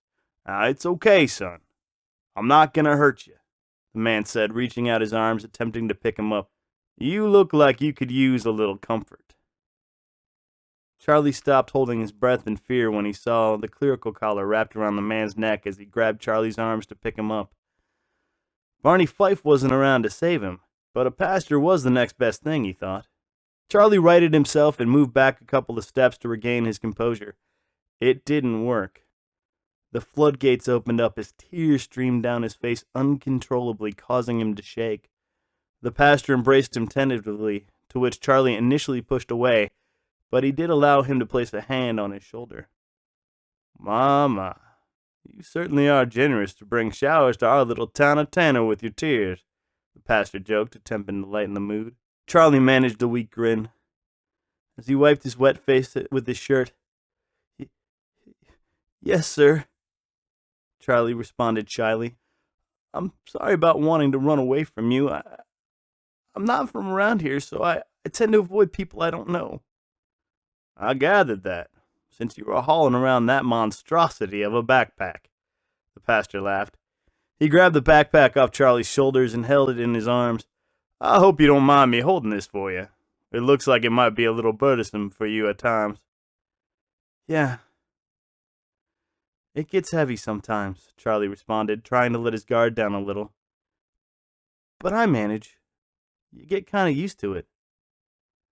"Why don't we go to my church and rest a little?" the pastor said, pointing to an enormous church across the street. All the other buildings he encountered since arriving in Tanner were dwarfed by its majesty. "And maybe we can get something to eat. I'm famished. How about you?" Charlie didn't want to let on that food had been scarce for him since he left. He had the money to eat, but he didn't want to blow it all every time hunger pangs overcame him. A free meal in a church was inviting to him. In addition, the possibility of sleeping inside somewhere instead of an alley allayed some of the fear he was experiencing. "My name is Pastor John," he said, snaking his arm around the backpack that shakes Charlie's hand. Charlie reached out his hand, feeling a sense of warmth in his touch. It wasn't a firm handshake, but it was one that showed great sympathy for Charlie's situation. Trying to maneuver the backpack on his shoulders, Pastor John stumbled backwards comically because of the added weight. Charlie allowed himself to laugh loudly, something he hadn't done in a long time. My name is Charlie." "Well, I'm glad I could be fodder for your amusement," Pastor John responded, smiling broadly, righting himself. "I honestly don't know how you managed to walk around with this thing strapped to your back." "I'm a Boy Scout," Charlie said proudly as they negotiated the several steps to the entrance of the church. "We learn how to carry the backpack and not stuff it with non-essential things in order to keep a lighter load." "Ah, so you are a Boy Scout, eh?" Pastor John said, rubbing his chin skeptically. "So that means you must be scouting the terrain ahead of the troop to see if it's respectable for everyone." Charlie's smile changed to a disappointing frown. He knew there was no way Pastor John was going to accept that scenario. He knew any transparent ruse would be viewed as a lie, and you don't lie to a pastor in a church. But he still wasn't prepared to answer him directly. Not just yet. "Well, that's okay, Charlie. We can talk about it later," Pastor John said, sensing Charlie's aversion to revealing too much information. "Besides, it's time for some chow. I'm starving." Pastor John opened the church door. Cool air wafted around the two of them as they entered. It was a grand church, Charlie thought. Stained glass windows surrounded the building, depicting various religious figures. The cavernous sanctuary was silent, but he could hear echoes of the old building settling with creaking sounds. He stopped suddenly. Rooting his feet uncomfortably, he realized this was the first time he had entered a church in about 5 years. His family had stopped going because his father believed that going to church was hypocritical. His father's belief was that people wanted to go to church under the auspices of showing other people how churchy they were, when all of them had skeletons in their closet. He would have no part of that insane hypocrisy, so they just stopped going. Because of his forced seclusion from the church, his floundering faith kept him from even pursuing the thought of entering through church doors again. That made him sad. That also made him apprehensive with his current situation. It's not that he didn't believe in God or that Jesus died for his sins, but when you don't get the chance to embrace your faith by going to church, it became quite easy to put God on the back burner. Pastor John sensed his hesitance and led him to the side entrance leading to the kitchen. "Well, I know this church is way too big. Sometimes I find myself overwhelmed with its immensity and scream at the top of my lungs, 'The Chicago Cubs will win the World Series before I leave this earthly boundary!' Obviously, I get no answer. God certainly has a sense of humor, doesn't he?" Charlie walked through the kitchen doors and was immediately struck by the scores of people eating dinner. It suddenly occurred to him that this was the church that Pops McGillicuddy came to get his dinner all the time. Pastor John told Charlie he had to attend some church matters, but not before he let him know where to get some food. Before Charlie filled his plate, though, he scoured the room to see if he could find Pops. He wanted to thank him for all he had taught him, because after spending time with Benny and the Goon Squad, he needed some positive affirmation to clear his mind. Unfortunately, Pops was nowhere to be found. Maybe he came there earlier or was coming around later. So now he had to fend for himself. The smell of fried chicken was absolutely heavenly to Charlie, allowing the hunger pangs to kick in. Along with the chicken was a mound of mashed potatoes and gravy, creamed corn, cornbread, and apple cobbler for dessert. When he was home, he couldn't appreciate the idea of having dinner. It was more of a burden to him because it would have forced him to spend time in front of his father. But now, It was like a meal fit for important dignitaries. In a sense, he was, because after looking at all the volunteers smiling and laughing while helping to feed the indigent people, he felt more comfortable. He tried to be dignified while eating, but he was unsuccessful. As he scarfed down his food like it was his own last supper, Pastor John got up in mid-shovel and gave a blessing for the meal and thanked the volunteers for all their help. Though Charlie initially felt uneasy being in church, he eventually overcame any trepidations he had and tried to blend in. He ate so much, he could feel his stomach bowing out.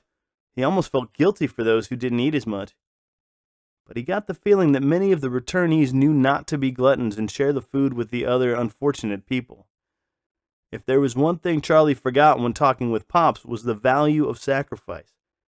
Those who are less fortunate than you should always reap the rewards before you, he could just hear him say. He watched as Pastor John made his way around the crowd, shaking people's hands. That had to be an unenviable task because he had to have known that those hands he was shaking had seen some ungainly things on the streets. His infectious smile and pastoral demeanor made Charlie think that maybe God had a hand in putting the two of them together in the street. That's as far as he would go with this fate thing that preachers talk about all the time. 5 years of not going to church wasn't going to change his way of thinking overnight. But it also didn't mean that he wasn't going to be open to exposing his heart. He just didn't want it shoved down his throat because he was being fed. He lost track of Pastor John when he heaved another helping of apple cobbler down for good measure.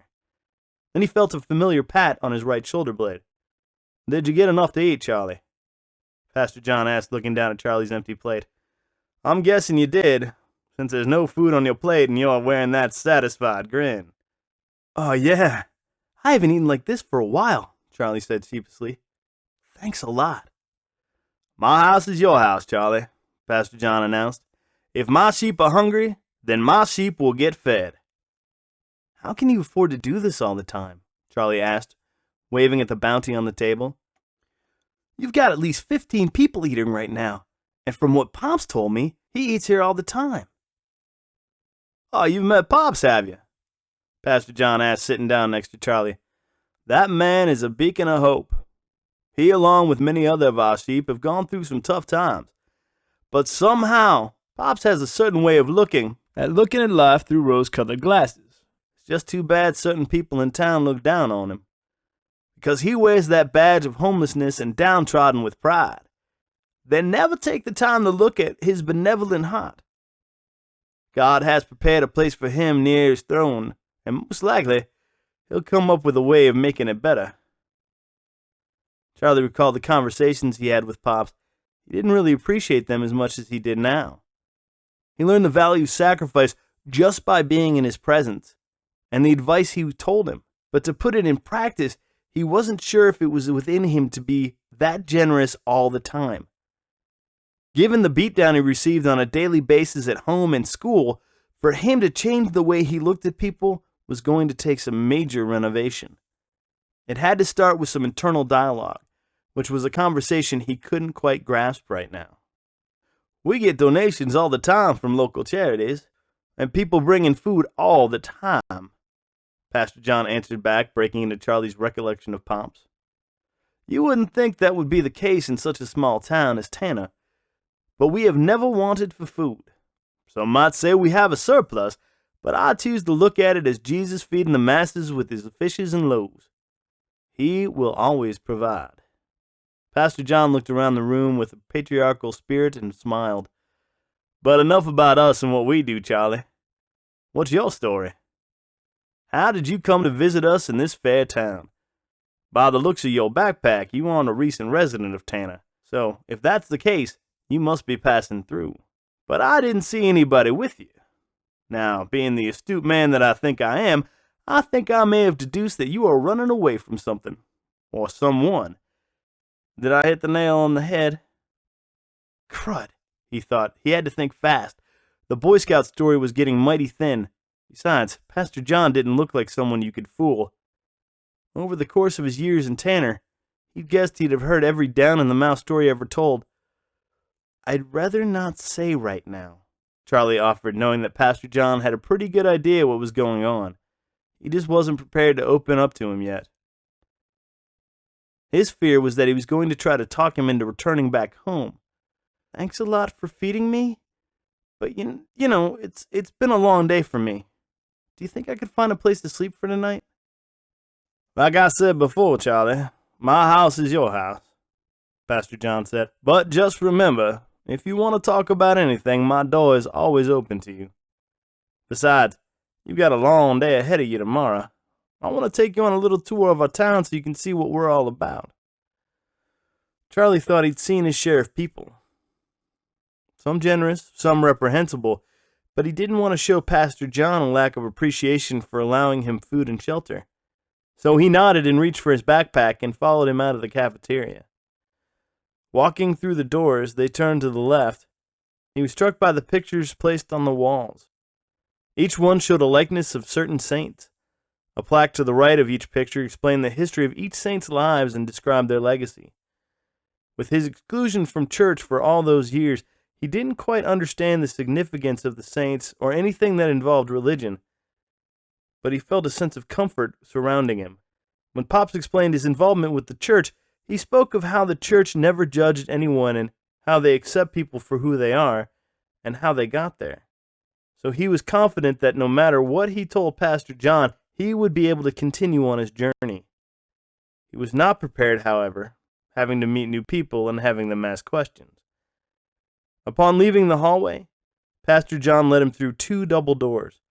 Charlie expected to be in a single room, but it became apparent that this room accommodated the multitude of homeless people. Several rows of cots lined the room. Some habitants had already made themselves comfortable, lying prone on their beds, sleeping soundly. Others sat on the edge of their beds, talking to their fellow housemates, laughing intermittently. Charlie got the feeling that this was a second home for most of them. Oddly, he felt a tinge of envy, because even though they had been displaced from wherever it was that got them to the church, they had the opportunity to be embraced by love and understanding. With a roof over his head, food on the table, clothes to wear, in a single room with his own bed, his home was more like a prison to him, not like a sanctuary like it was at the church. Maybe it was being fed or all the events that transpired during the day, but he was exhausted. Dropping his backpack on the side of the bed, he sunk his head down, wiping his tired eyes. He felt his body leaning backwards as his head hit the goose-feathered pillow. While sleep would be a welcome respite, his dreams, particularly the ones he'd been having lately, were not. "He was such a good kid," a voice in the background was heard. "It just goes to show you, when you think you know what goes on in someone's mind, they fool you." "Well, why do you think he did it?" another voice asked. "Well, I heard from Justin, who heard from Julie, who heard from Nikki, who heard from Jenny, who heard from Bart, that Charlie just got fed up with being bullied all the time." "Yeah, I heard the same thing, but from different people." What I don't understand is why he never told anybody what was bothering him. "I have to admit, I used to join in on making fun of him. Heck, everybody made fun of Charlie. I would have never guessed he would have committed suicide over all this." Suicide? Charlie couldn't believe what he was hearing. It had to be a dream. The last thing he remembered was collapsing in bed and falling asleep. But like all the dreams he had recently, this one seemed so real. He tried waking up, but all he could do was look at the prone body lying in the casket. Even with the ashen face, perfectly combed hair, while adorning a Boy Scout uniform, he came to the morbid conclusion that the body he was looking at was his. He was in the casket. "I heard he slit his wrist," another voice laughed. "That doesn't surprise me. I know because I saw his arms in gym class. They look like jigsaw puzzles." "You think it's funny, do you?" Harold the janitor scolded. "What do you think it would be like to walk in Charlie's shoes for just one day? The constant insult, the pushing. I'm not saying what Charlie did was right, but in some strange way, I think I understand why he did it." "But I'm not dead," Charlie screamed, waving his arms frantically toward the voices. "I'm standing right here. See, look at my arms. Look at my wrist. There's not a mark." Charlie's eyes flew open. As he looked down at his arms, he saw multiple cut schemes emblazoned all across both forearms. 2 scourging marks on his wrist gave verified evidence of his demise. How could I have done that? Why would I have done that?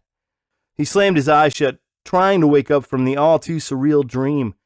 He could hear voices muttering in the background, all saying what a waste it was to kill himself, how his mother and father must be devastated. He just wanted to wake up. It was no longer a dream, it was more like a nightmare. "Charlie! Charlie!" a familiar voice yelled. "You're having a bad dream."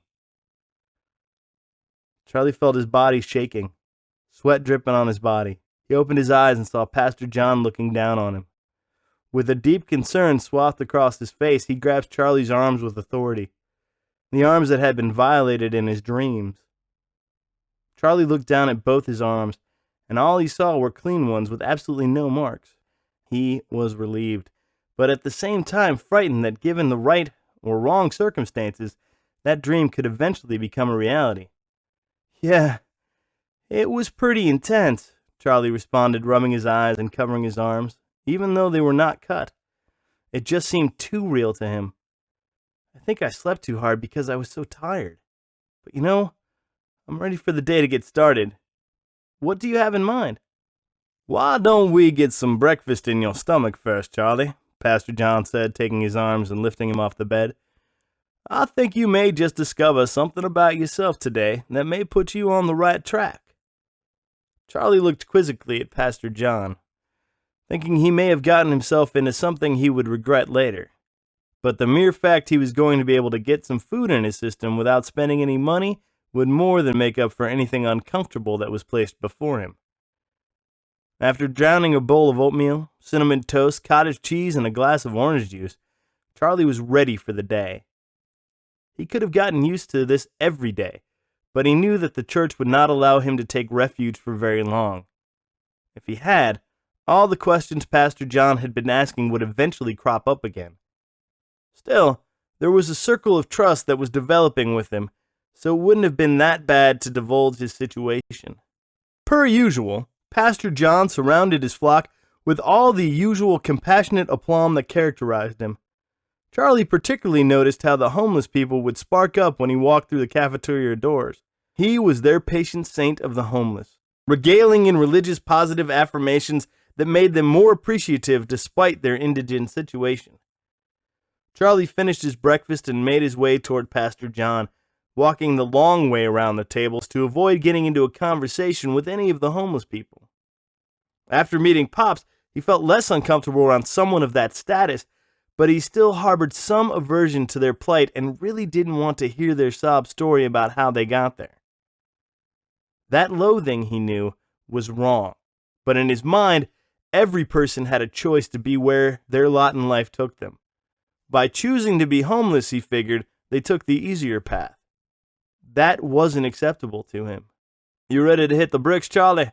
Pastor John said, smiling broadly, putting an arm around Charlie's shoulders. "We got some sightseeing to do today." "Hit the bricks?" Charlie laughed, allowing him to pat his shoulder. "Are we going to do some concrete work outside?" "Figure of speech, my boy. Figure of speech," Pastor John said, laughing. "Not really. I want you to meet some of the people here in town who've made an impact on other people's lives. I want to show you that wherever your situation is right now, your life could be so enriched by how you affect other people's lives. From what I have gathered, something bad happened to you at home that caused you to flee." There it was. The jig was up. Pastor John was going to call his parents to pick him up. He stopped him in his tracks and gazed indignantly at him, thinking that any trust that he put forth towards him was suddenly removed. "You can relax now, Charlie," he reassured him, holding his hands in front of him. "I'm not going to call your parents unless you tell me it's okay. It goes against all my teachings to not do the right thing, but I honestly believe that eventually you will come to terms with your current situation and make the right decision and head back home. But until that happens, your secret is safe with me. The last thing I want to do is betray your trust, but at the same time, I want to make sure that you don't hurt yourself. That okay with you, son?" "Thanks," Charlie replied, putting down his guard again. "I was going to tell you eventually, Pastor. I just didn't want you to think less of me." "You're kidding, right?" he said, laughing hard. "Have you seen all the homeless people in my church? They are in more dire straits than you are, and I never turn them away. I would not be the pastor that I am if I failed to think outside the box and open myself to the downtrodden, no matter what their circumstances are. You are a part of my sheep now, son. So now I get to surround you with all the compassion I can muster. Hope you don't mind. Actually, kind of like it, Charlie said, a smile escaping his lips. I just wish you were in our town. I would go to your church at a drop of a hat, even if my parents never went. Well, I appreciate that, son. It would be a definite honor to have you in my flock. But now we must head out and do a little visiting. If we don't do it now, I feel you'll want to go back for lunch and then a little nap. It gets kind of addicting, I'm sure. You got that right.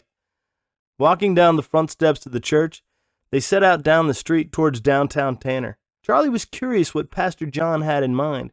Simply visiting certain people and talking with them couldn't possibly be his agenda. Knowing how Pastor John was, with his let me teach you a lesson while talking to you approach, he was about to be schooled. First on the itinerary was the town barber. That in itself was odd to Charlie. What town ever has barbers anymore? They're called hairstylists back home, much like garbage men are sanitation engineers and mothers are domestic goddesses. He half expected to see a red, white, and blue barber pole placed in front of the establishment like Floyd the Barber had on the Andy Griffith Show. Instead, the welcoming sign on the front door said, "Show me a problem, and I'll show you an opportunity." That was interesting to Charlie. The bell above the door sounded much like the one in Mr. Kuzman's door when they entered. The aroma that smothered the room was a variety of hairspray and gels, a smell that wasn't all too unfamiliar to Charlie in his own hometown barbershop. Mr. Carl Bentley was his name. Making masterpieces of someone's hair was his game. At least that's what the sign next to the antiquated register on the counter said. He looked like an atypical barber, sporting a white smock with the tools of his trade, black comb and shiny scissors, neatly stuffed into his left breast pocket. He had a weathered face, looking as if the lines of his face tell myriad stories of all his life challenges. His disheveled gray hair was in direct contrast to what he did as a profession. But it didn't seem to bother him that he didn't look the part. Yet the engaging smile on his face belied any feelings Charlie had about meeting a man who, on the surface, could stare at a person and see right through his soul. He was just finishing up charging a patron when they walked in. The register made a loud clang as the door opened. Another angel just got his wings, Charlie thought, snickering to himself. I'm surprised that a kid your age would remember It's a Wonderful Life, Mr. Bentley said, noting Charlie's amusement. Most kids nowadays only remember movies like Transformers or The Devil's Takes No Prisoners. No offense, Pastor John. None taken, Pastor John said, laughing heartily. This young man's name is Charlie. He's visiting our fair town for a bit, and I thought I'd let him meet some of our town folk to get an idea what they're all about. Charlie had no clue where this was going, but he was certain that much like with all the other people he had met over the past couple of days, he was about to be offered another brand of sage advice. That really didn't bother him, only because whatever he heard, it resonated with him. He had been beaten down so much at home, it was nice to hear something positive for a change. Sit down on my special throne, Charlie, my boy, Mr. Bentley said, patting the back of his biggest leather chair. Because you're a guest of Pastor John's, I think I could afford to give you a free haircut. That was fine with Charlie. His bangs were already hanging down his face anyway. Actually, I've seen you around when you were hanging around that group of heathens yesterday, Mr. Bentley scolded. I'm not sure what you were thinking, but those kids have absolutely no focus in life. That really concerns me, because those kids are supposed to be the beacons for the next generation. Instead, they seem to be more interested in daily shenanigans. When I was a kid that age, I showed my elders the utmost respect. That figured, Charlie thought. It never seemed to fail that every parent or older person had that phrase in their back pocket whenever they talked about their generation being the better one. He seemed to recall his grandfather saying the exact same thing during a family reunion where the booze flowed freely and his father made sure he partook his share. Really, Carl? Pastor John questioned, pointing an accusing finger at him. I seem to recall the time when the sheriff had your home address memorized for some of the things you did at that age. I'm as old as you are, and I never did the things you did." "Yeah, but it was all harmless," he corrected, snipping strands of hair off of Charlie like a man who had done it for years. "Besides, I had to learn to grow up and become a man after all I went through later in life. Here it comes. You see, Charlie, I had some terrible things happen to me, about a couple of years older than you are right now. I was 16 when my mom and dad were killed in a horrific car crash. Killed by a drunken driver to boot. You think I wasn't bitter for a while? Then that very same year, my brother Evan died in a sectional football game. Broke his neck.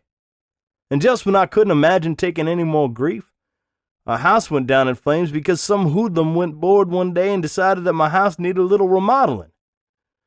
I had every right to think that God had punished me like he did Job in the Bible. I used to hear people say, 'What doesn't kill you makes you stronger.' Well, you can sure bet when I heard that, the first thing I wanted to do was wring that person's neck." "Carl," Pastor John interrupted, nodding his disapproval with Carl's anger. "Whoops, sorry, Pastor," he said, returning clipping Charlie's hair. "Sometimes the memory is still so vivid. But I digress, Charlie. I want to tell you how I released all that anger and bitterness inside of me. I was at a boiling point one day when all I wanted to do was just end it. I simply couldn't take it anymore. Then I remembered what someone told me that I still hold in my barber's smock every day. It's not what happens to you that really matters. It's how you react to it what's important." He waited for Charlie to respond, but he received nothing in return. "You see," he said, whirling Charlie around so he could see his wrinkled face, "I didn't think anybody would have faulted me for feeling that way I did.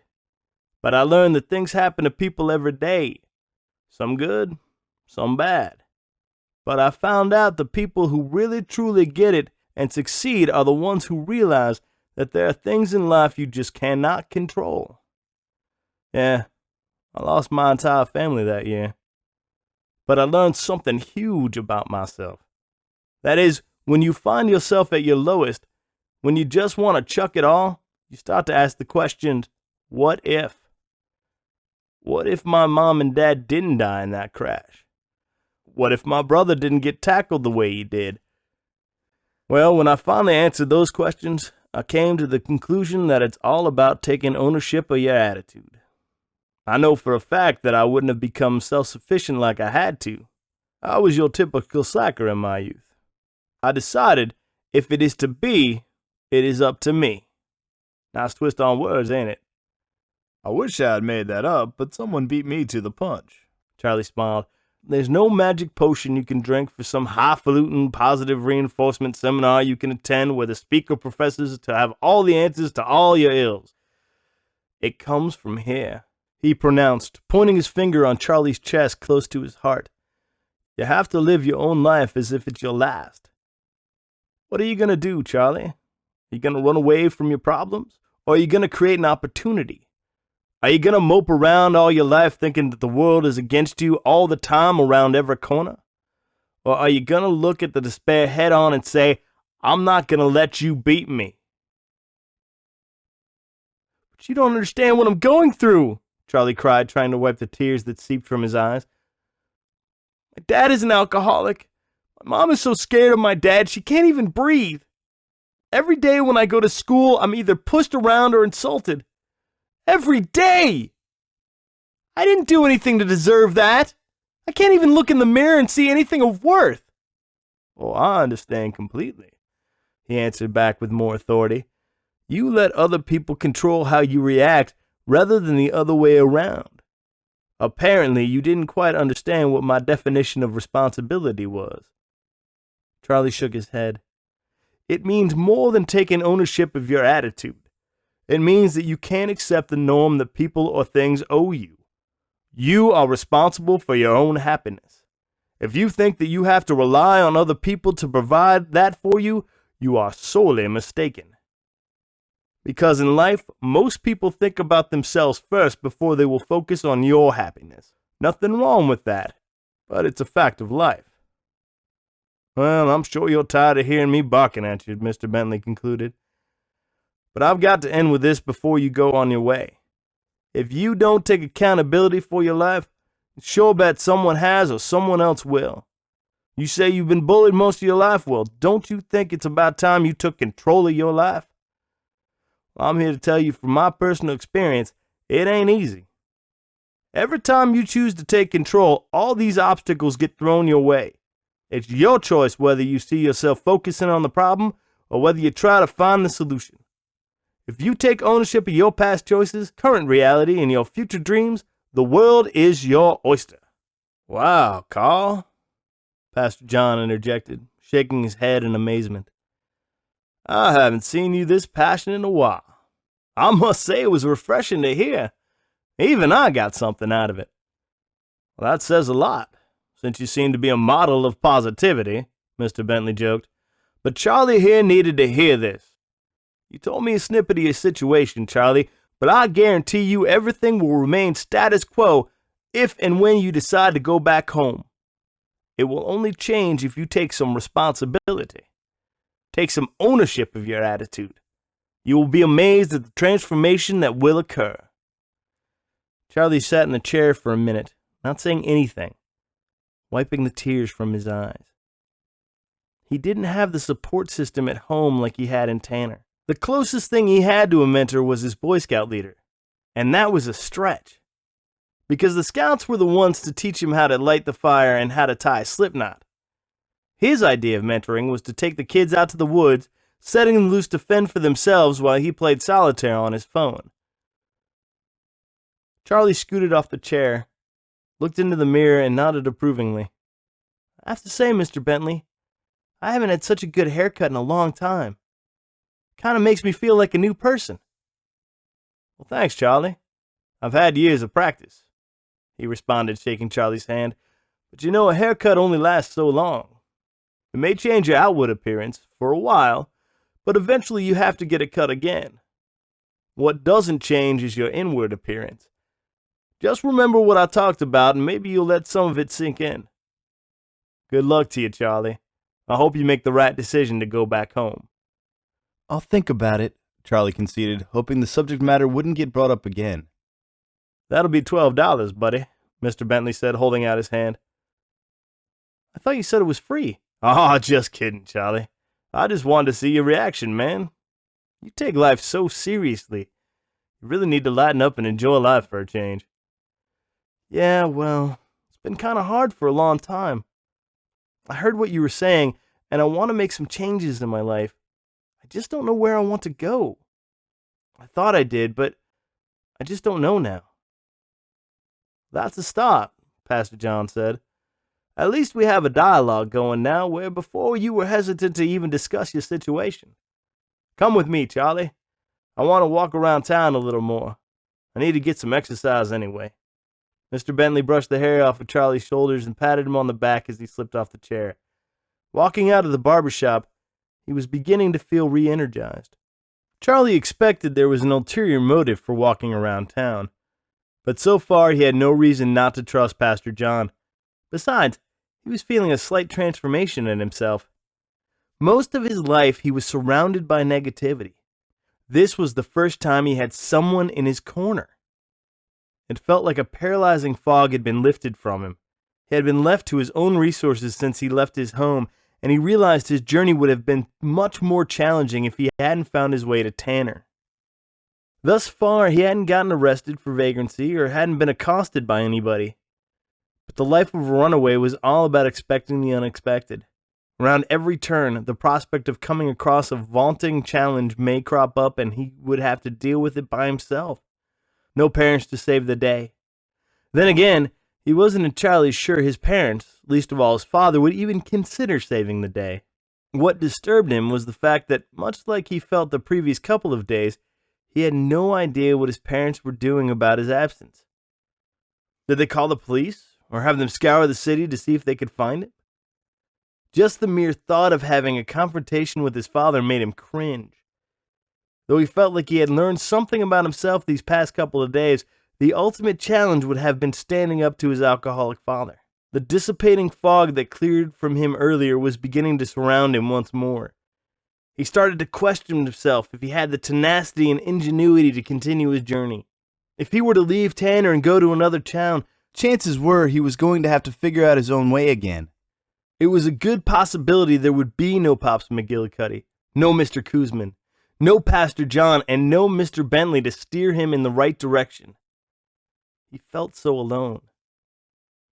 "You look like you're in a different world right now, Charlie," Pastor John said, noticing his evident disconsolation. "You know you can tell me anything, don't you?" "Yeah, I know," Charlie answered, shuffling his feet on the sidewalk. He lowered his head, looking at the cracks on the concrete as they walked. "I was just thinking that there's no way I can go back home. Nothing's ever going to change. My dad is still going to drink and yell at me. When I go back to school next year, I'm still going to get bullied. I mean, I hear what all you have been saying, that I could change the way I think, but the people I have to deal with, they're not going to change. I don't think I have it in me to battle back." "Nobody told you that it was going to be easy, son," Pastor John responded, stopping in the middle of the sidewalk and lifting Charlie's chin up with his hand. "Look at me, Charlie. I can tell you that you can change the way you react to any given situation. But life doesn't work that way. You just have to expose yourself to positive influence as much as you can. Surround yourself with positive-minded people as much as you can, and you will find it rubbing off of you eventually. Let me show you what I'm talking about." He grabbed Charlie's shoulders and turned him toward the end of the street, where Susan's Flower of Power florist was. Charlie was impressed that someone actually was a little bit inventive with the store name for a change. On the front window were pictures of different flowers. That was not so unusual, but beneath each flower was a message stenciled with some positive message. "If you plant a seed and do nothing to help the flower grow," the message intoned, "your flower will meet its demise. "if you nurture it with the proper fertilizer, water, and bathing sunshine, you will enjoy a blossoming, wondrous miracle. The same goes for you. If you don't nurture your life with positive influences, you will be less likely to blossom and achieve great things." Charlie looked at another positive passage. "Words can either uplift someone or tear someone down. If you have to apologize for saying negative things to people, it's time to practice the age-old axiom, a closed mouth gathers no feet." And yet another one. "You are responsible for your own happiness. Don't let yourself rely on other people or other things to give you happiness. If it doesn't come from within first, you may discover your happiness will be short-lived and shallow." "Interesting marketing technique, don't you think, Charlie?" Pastor John said, winking. "Susan doesn't just sell flowers. She matches each flower with a certain positive phrase. So when people look at their flowers, they are influenced not just by beauty, but also the awesome meaning behind it. I'm thinking I should prepare my sermons like the way she approaches selling flowers." But Charlie knew there was a but coming. Susan wasn't always that way. When she was younger, in her late teens or early 20s, I think, she was a person who surrounded herself with negativity. You could tell her the sky was blue and the grass was green, and she'd come back saying God wasn't creative enough to make a sky purple and the grass pink. She never smiled. When she did, it was generally a feeble one, usually followed with some sarcastic remark. Nobody, including me, wanted to be around her. "So how did she end up doing what she does now?" Charlie asked, interested how someone could go through a total transformation. "Well, I'd like to think it was the hand of God that gently nudged her in the right direction," he answered, rubbing his chin. "But I think Pops McGillicuddy was the conduit to her changing her outlook on life." "Pops?" Charlie asked, wondering how a homeless man could possibly influence someone to change so drastically. "The one and the same, my son. I talked with Pops one day at church several years ago, and he told me he ran into her one day in an alley. He said she started a usual sarcastic rant, and he stopped her in mid-sentence and took a mirror that he had and made her look at herself. He asked her what she saw in her reflection. She didn't say anything, he said, but she looked down at the ground and just started babbling uncontrollably. What he could muster from her babbling was that she had a miserable family life. She was the youngest sibling of 3. They were brutally abusive to her, both physically and mentally. Nothing she did was right. Her parents were supposed to stand up for her, did the exact opposite, always asking her why she couldn't be more like her older brother or sister, who excelled in school. She told him she couldn't live up to their expectations, so she retreated into a world of negativity. That was something she could do right, she told him. Charlie stared at Pastor John. Susan's story was almost exactly like his. He realized that other people suffered with miserable childhoods. The difference was he was running away from it, and Susan seemed to have altered her entire existence. He looked away from Pastor John and directed his gaze inside the store. He saw Susan smiling and talking animatedly at a customer. He wanted what she had, a new lease on life. But how? Where did he have to begin? You're wondering how she got to this point, aren't you, Charlie? He said, once again gaining Charlie's attention. Well, yeah, Charlie said. I haven't really told you about my life at home. But what she went through, I'm experiencing the same thing. I hate my home life. Every time I wake up, I just dread having to climb those basement stairs and have to talk with Dad. Actually, it's more of a one-sided conversation with him. He just stands there with a beer in his hand, and I sit there just listening and not saying anything back. I'm afraid to. So was she, Charlie, Pastor John said. But Pop said he told her one thing to keep in mind every day of her life. No matter what anybody says about you, you have to look at yourself in the mirror and convince yourself you are the best thing God ever put on this earth. You have to have that self-talk every single minute of every single day, he told her, no matter what anybody else tells you. It sounds easy to Pops and you, but it's not that easy, you know? Charlie countered, slamming his hand against the concrete wall. Well, of course it's not easy, my boy, Pastor John said, laughing. If it would be that easy, everybody would be singing Kumbaya, my Lord. And passing out flowers to passers-by, telling them that they are perfect. But we both know that doesn't happen. We both know that we are humans and we suffer the fate of everybody else. Things in life don't always go your way, so when bad things happen, how are you going to handle it? Are you going to wallow in self-pity and moan, oh, woe is me? Or are you going to react positively and figure out a solution to your problem? You see, it's a fine line drawn between two polar opposites. It's a daily decision, Charlie, just like that message says on the window. You are responsible for your own happiness. You're not going to get it from somebody else. Charlie understood that what he was saying made sense, but he couldn't seem to shake the desperation he felt when thinking of what it would be like back at home. He could display happiness all the time, but if nobody else was on board, what was the point? He looked one more time inside Susan's store and spotted something that intrigued him. Is that? Yes, it is, Charlie, he interrupted, confirming what Charlie was looking at. That's the mirror that Pops had Susan look at. I asked her one day about it. It looks tattered and foggy and doesn't seem like it fits a store. But she told me she looks at it every day and tells herself over and over again that God put her on this earth to make a difference in someone's life. That she matters. She admitted to me some days are tougher than others. That she sometimes falls into the trap of negative thinking. But she battles that, much like everybody else on this world, and she conquers it. Charlie sat on a bench in front of Susan's store, pensively thinking about what he had seen and heard. He was smart enough to know, though, that everybody couldn't possibly have a positive attitude. It just wasn't natural. But looking back at all the people he had met over the past few days, he was hard-pressed to find a negative soul. Well, there was Benny, so that was something to fall back on. He was fairly certain that another positive person was bound to enter the picture. That person ended up being the mayor of the town, as Pastor John pointed out when he directed Charlie to look down the town hall. Charlie, you want me to tell you the story of the mayor and how responsibility played a part in his life?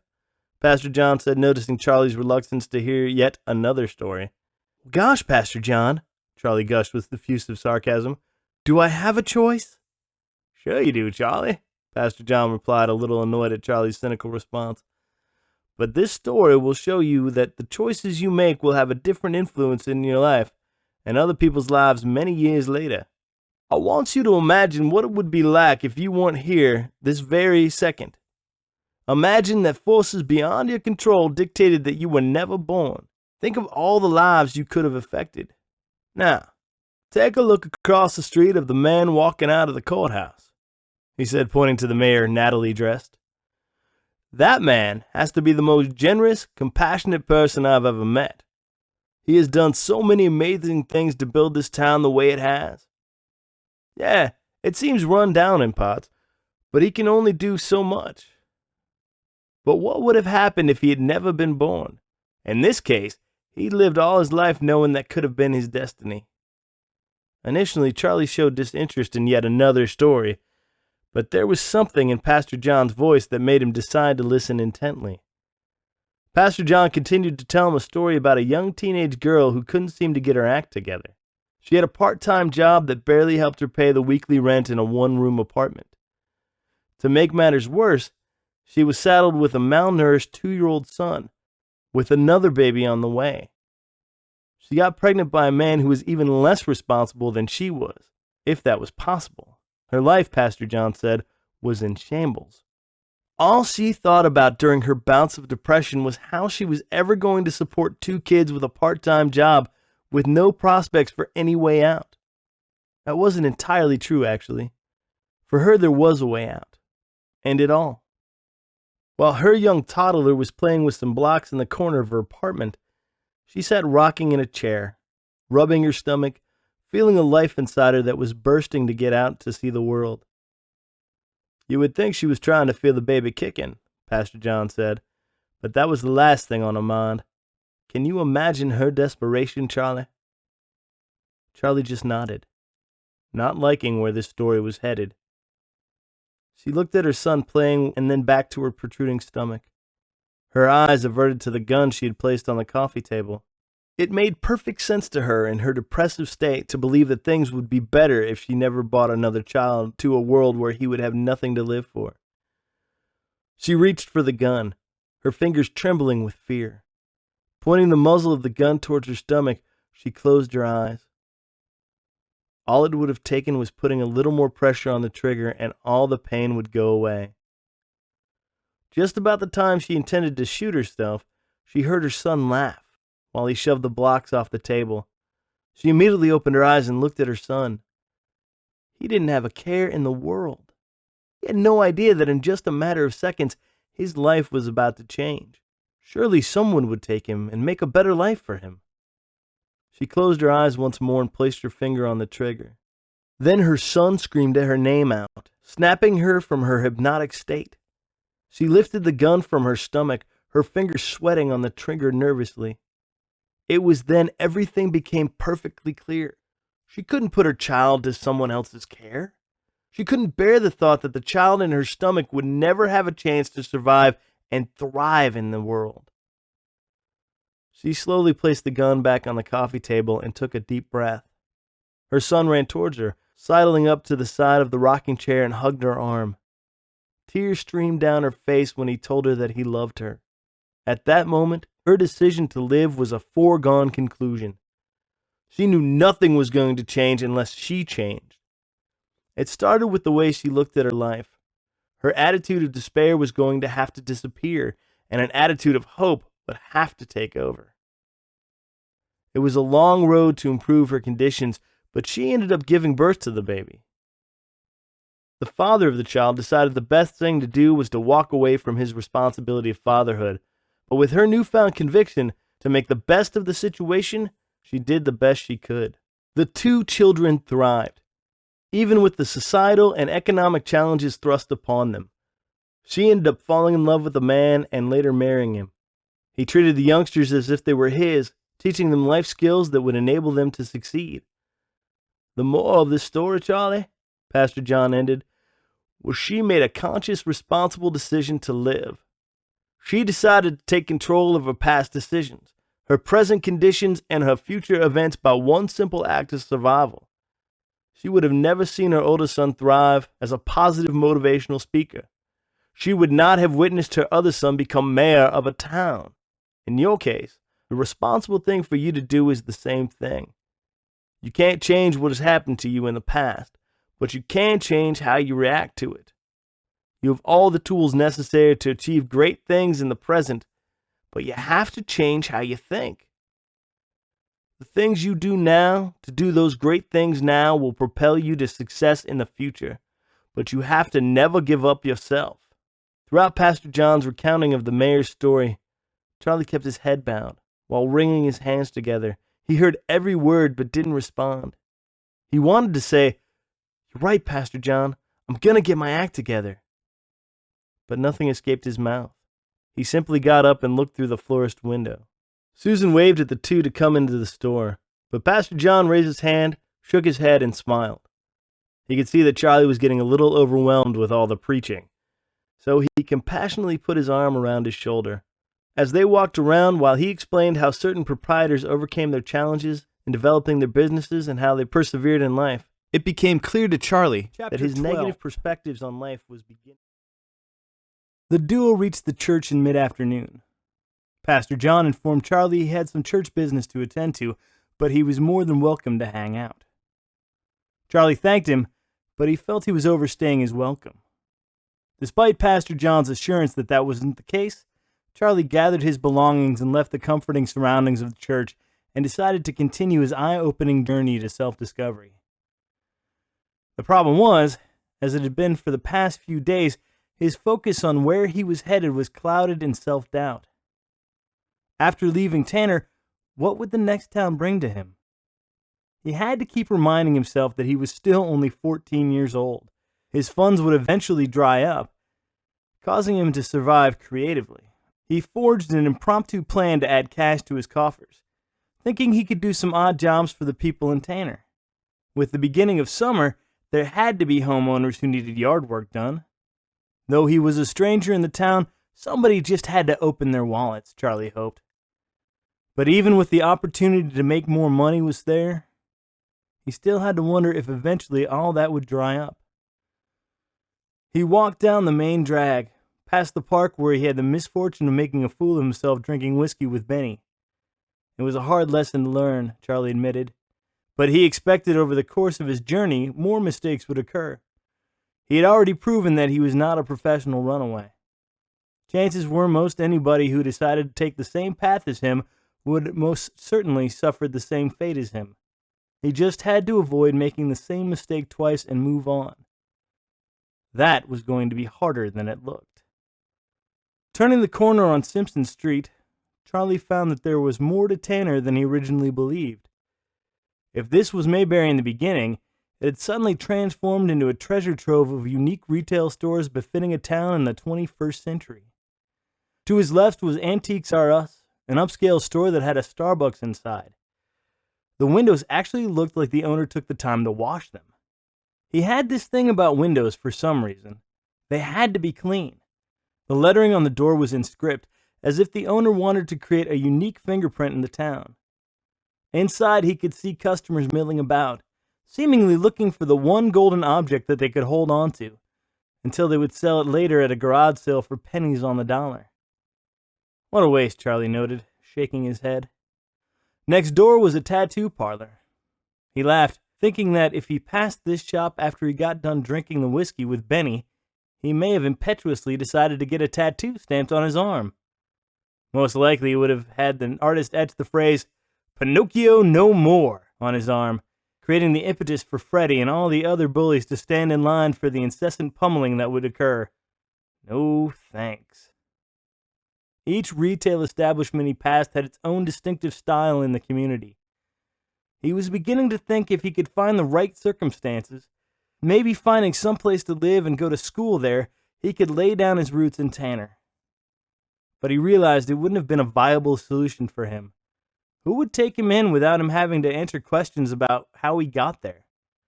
Where are your parents? Where are your school transcripts? How will he be able to answer those questions without throwing himself under the bus? He was beginning to get weary of him second-guessing himself. There was no solution, but at the same time, he wasn't about to give up just yet. Crossing the street, he spied a familiar figure walking down the sidewalk. Good old Pops McGillicuddy. Charlie figured he had seen the last of him, but there he was, ambling around, talking to the townsfolk. It looked like he was playing the role of local legend to the hilt, befriending whoever he came in contact with. It was no wonder he was Tanner's self-proclaimed MVHP, most valuable homeless person.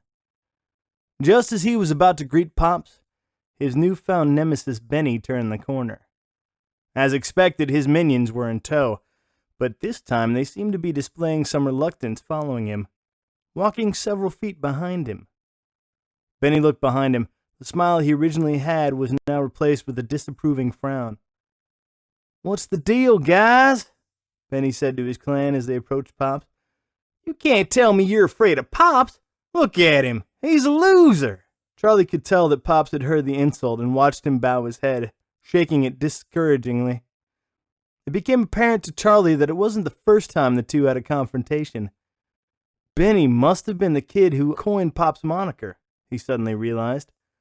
Pops made a belated, feeble attempt to avoid Benny, stepping off the curb to walk across the street, but Benny bolted towards him and cut him off. "Where do you think you're going, Pops?" Benny said, holding his hands up defensively. "You realize you're treading in my territory now, don't you?" Pops twisted his head from side to side, looking for an escape route. But there was none. He was forced to stand there and deal with Benny. When Charlie first met Pops, he had an air of confidence despite his dire situation. The man who stood before Benny now seemed to have been stripped of all dignity. His broad shoulders drooped. While he laid his arms by his side, his fingers twitched nervously. Benny seemed to notice his apprehension, bouncing his body lithely around Pops, mocking him, taunting him into submission. "Look, Benny, I don't want any trouble," Pops said, twirling around trying to keep up with him. "I was just visiting some friends in town. Why don't you just let me go on my way and I'll be out of your territory before you even knew I was here?" Benny stopped bouncing. "The problem is, old man, you're here now. How many times do I have to tell you that your worthless butt don't belong in this part of town? Yet here you are defying me. Right, guys?" Benny looked to his left, waving his hand dramatically for effect, trying to goad his goons to join in the fray. Charlie saw the three boys nodding, but he got the impression that they didn't share Benny's enthusiasm for verbally battering Pops. In a sense, he could somewhat relate to the three boys. Though they were hanging out with Benny, Charlie gathered that they were growing tired of Benny's brutish behavior to them and anybody else who might have crossed his path. Benny seemed to recognize this with their tepid response, but he continued to berate Pops repeatedly. "Isn't it embarrassing walking through Tanner knowing that everybody looks at you and their first thought is to run the other way in disgust?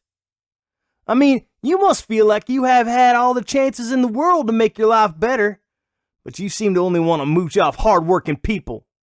Maybe you can tell me, Pops," he continued, "when you go to sleep at night, do you ever think that this world would be better off without you here?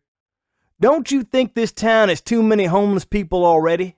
Why don't you do everyone a favor and just walk back to your alley and just slice your wrists and make the world a better place in this town?" Charlie heard the entire conversation. Most of it one-sided, of course, and began to fume. Pops didn't deserve it. The Three Stooges didn't deserve it. More to the point, he didn't deserve to hear bullying any more. He walked briskly across the street towards Benny. Pops didn't see him coming at first, but the three boys did and smiled acceptingly. Benny had his back turned and didn't see or hear Charlie until he felt a hand grab his shirt and yanked him around. "I've heard enough!" Charlie screamed, letting go of Benny's shirt. Charlie spread his legs, placing his hands on his hips, as if to tell Benny to give him his best shot. He'd been in this precarious predicament before with Freddie Parsons, but every single time he was accosted, he simply stood there and took the beating without saying much of anything. This time, it was different. He didn't know where it was coming from, but with all the advice that was thrown at him these past few days, he understood he couldn't sit back and see injustice being meted out by the town bully. Benny took a defensive mode, lifting his hands, clenching his fists, and expecting Charlie to counter with a healthy round of fisticuffs. "You think you're man enough to take me, Pinocchio? I'll drop you so fast you won't know what hit you." Charlie raised his arms as if to defend himself, but Pop strategically placed his body between the two combatants. "Do you actually think you two can solve all this by bashing each other's heads in?" Pops asked, putting his right and left hands on their fists and pushing them down to their hips. Charlie, I appreciate you standing up for me, but this is my battle for once. Pops turned to face Benny while Charlie slipped to the side. Benny, I need to ask you some questions. If you answer them to my satisfaction, then I think everyone here can go on their merry way as if nothing happened. Way I look at it, Benny said, you are in no position to be asking me any questions. If you recall, I'm the one who's master of this territory, not you. Well, that may be true, at least in your mind. But do me a favor and hear me out. If you don't like what I have to say, then I'll give you carte blanche to blast away at me. If, however, you agree with what I have to say, even in the slightest, then my fate will be spared for another day. Deal?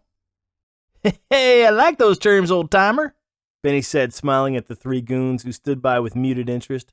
He noted their indifference as his sarcastic grin faded once again to a disapproving frown. Charlie was amazed at the turnaround of Pop's demeanor.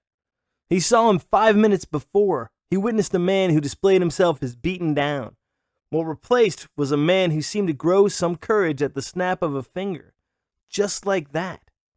He was beginning to wonder if his chameleon-like behavior was his modus operandi. Pops motioned for Benny to take a seat on the edge of the curb. Benny initially balked, waving his hands at Pops, but Pops slapped the sidewalk and stared forward. Benny finally relented. Charlie couldn't have been more surprised, but given the fact that it was Pops, it shouldn't have been unexpected, because he seemed to have a knack for reaching into someone's psyche and grabbing information the person had no intention of divulging. Tell me something, Benny, Pops began. You have always stricken me as a very intelligent boy. That's why it's so disturbing that someone with your intellect has chosen a life of disrepute. The world has so much to offer you, and you have so much to offer the world. Yet time and time again you snub your nose and choose another path. Why is that, Benny? Benny sat there pensively, but still remained on the defensive, rubbing his hands together with his fingers intertwining. Charlie could see the questions Pops posed was uncomfortable for Benny to answer. What's it to you, Pops? Benny answered, trying to gain the upper hand. You don't have a clue what my life is about. You sit in that alley every day and night begging for food or money, while I... Benny couldn't finish the sentence. Perhaps Pop was really getting to him. His minion stood on the sidewalk, stunned that for once, good old Molder-mouthed Benny didn't have a quick, sarcastic comeback. They turned their heads and smiled broadly, hoping that Benny didn't notice. He did, and he was none too pleased. Pops could tell he hit a hot button. I see. Let me throw out a scenario that you may recognize as your own life, Benny. I'm guessing that someone somewhere along the line has repeatedly tore you down. It's gotten so bad that you've begun to hate your life. So instead of externalizing your pain and expressing it to someone, you've internalized it, bottled it up. Then when you have the opportunity to release the energy, you lash out at the first thing or the first person you see. Am I getting it right? Charlie saw the veins bulging in Benny's neck, his face turning a beet red. Pops wasn't going to like what spewed from his mouth now, he expected. Benny bolted up suddenly and shoved his fingers 6 inches from Pop's face. Pops didn't budge. You think you got me all figured out? Well, let me tell you, you homeless geek. I'm smarter than you think I am. With me being so smart, it gives me a good reason to look at other people as being inferior to me. It's not because I have some inferiority complex, or that my dad makes me feel like a piece of crap all the time. I happen to like who I am. Pop shook his head discouragingly. Charlie did as well. Even the Three Stooges managed to do the same. Charlie had the idea that Pops may be losing the battle with Benny, but Pops wasn't finished yet. Okay, you say you like the way you are, he said, trying a different path. But let me paint a picture for you. As you get older and you're on your own, if you continue thinking the way you do, through middle school and then through high school, what you will experience is a life of isolation. Your friends, or who you think are your friends, will always be beneath you, as you would like them to be. When you turn your back, they will stab you every chance they get. Then when you get out of school and you begin to look for a job, you will fully understand what it's like to work for a superior, where he has to tell you what to do. I can guarantee you that if you continue to think the way you do, and you will feel like there's nobody better than you, you will fall through the rest of your life. Nobody will want to hire you, and if they do, they will eternally regret it. Charlie watched Benny's reaction, expecting him to go off on another rant, but Pop's words seemed to have resonated enough truth to Benny that he shut him up, momentarily. Benny shuffled his feet, bowing his head down and focusing his eyes on the sidewalk. He decided to sit down once more. If you know so much about my life, Pops, Benny responded, his voice shaking, how come you live on the streets? If you know so much about my life, you should be able to find any job you want. Pop stood up, allowing him to tower over Benny. You would think that, given my circumstances. So I'll give you that. But it's not about me, Benny. It's about you. What seems to be lacking in your total makeup is your willingness to show respect for someone else. Forget that you don't have any respect for yourself. At this point, you wouldn't even admit it if you did.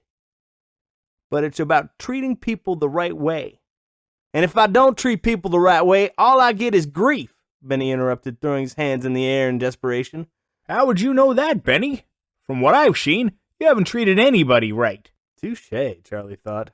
He and the trio tried to snicker quietly, but they were unsuccessful. By this time, Benny felt like he was being ganged up on, a circumstance he was quite unfamiliar with.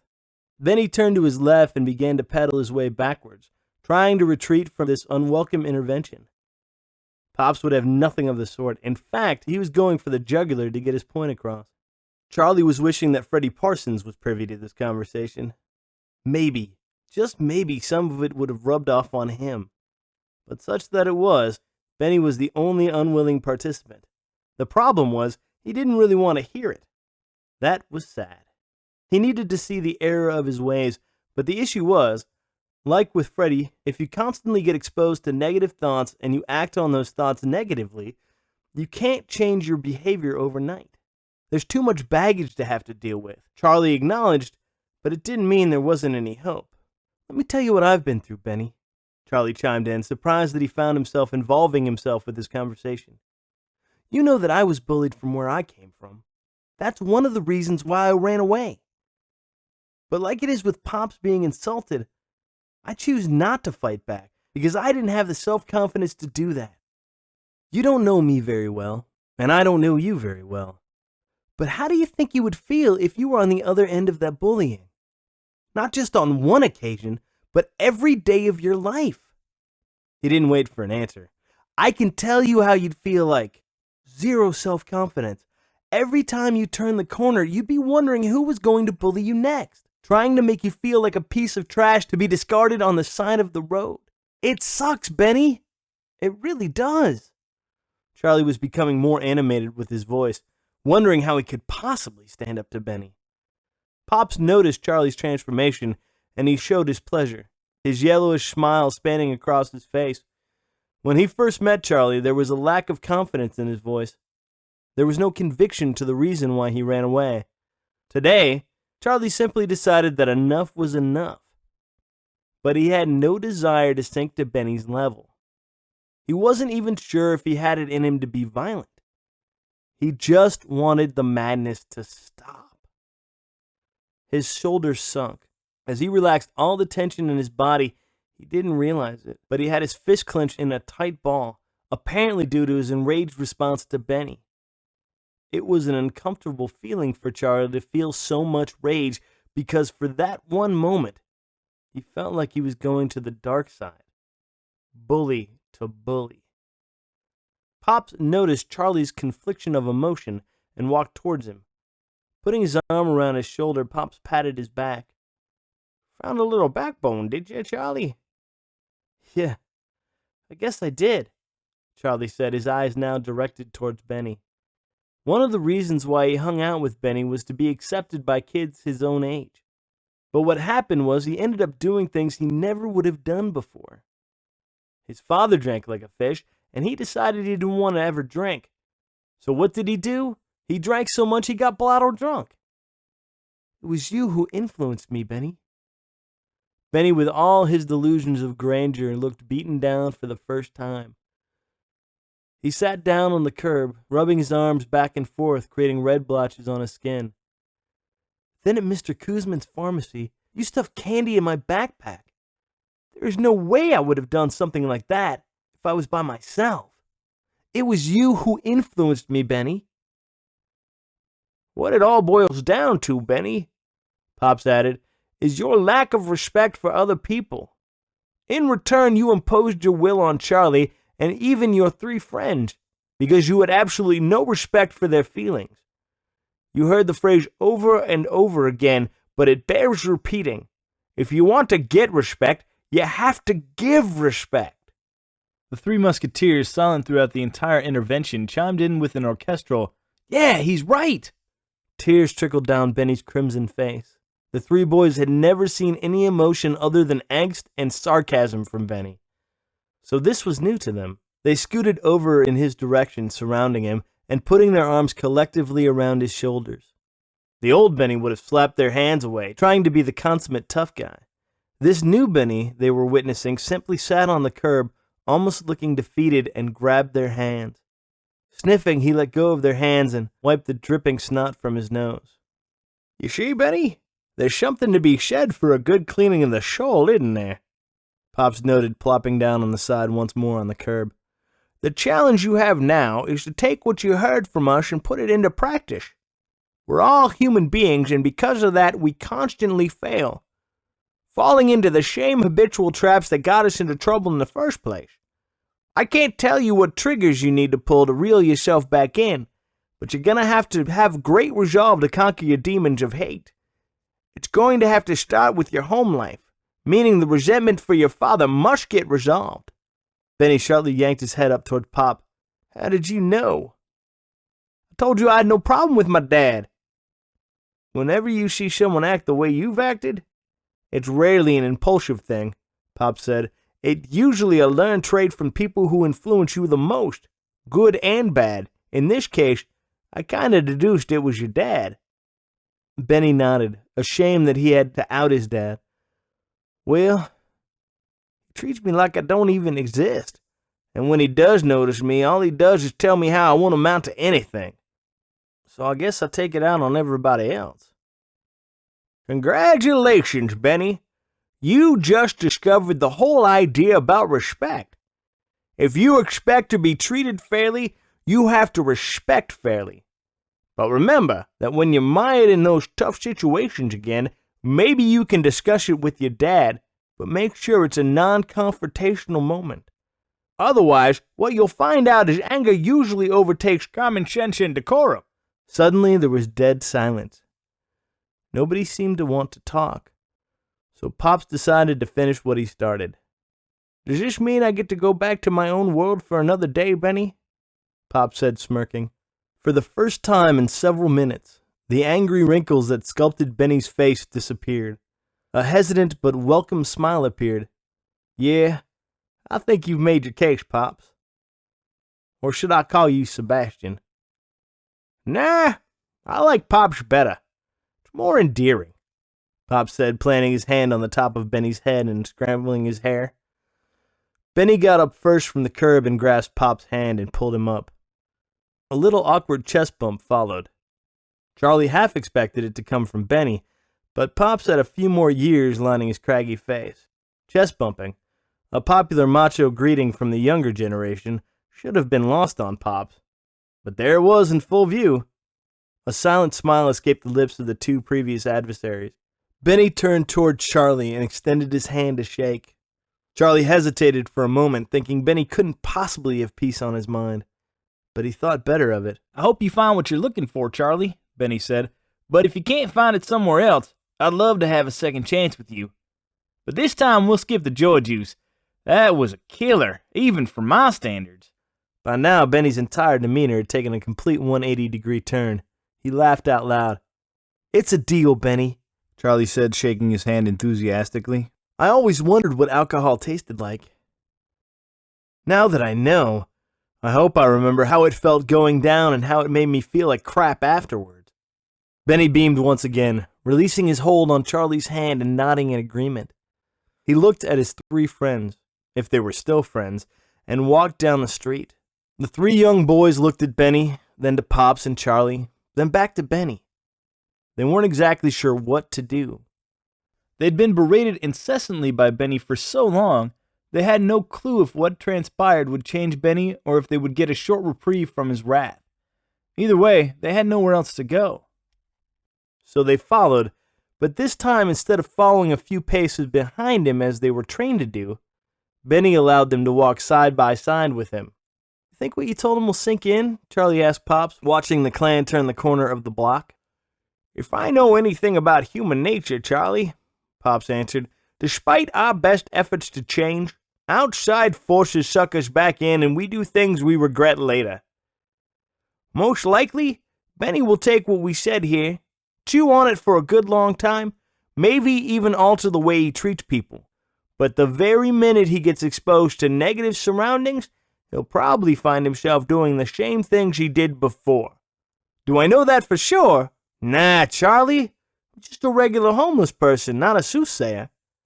But I'll do my best to keep him on the right track, though. Pops helped Charlie carry his belongings. Instead of exploring more of the town, both of them agreed that it was time to head back to more familiar surroundings, namely Pop's sanctuary.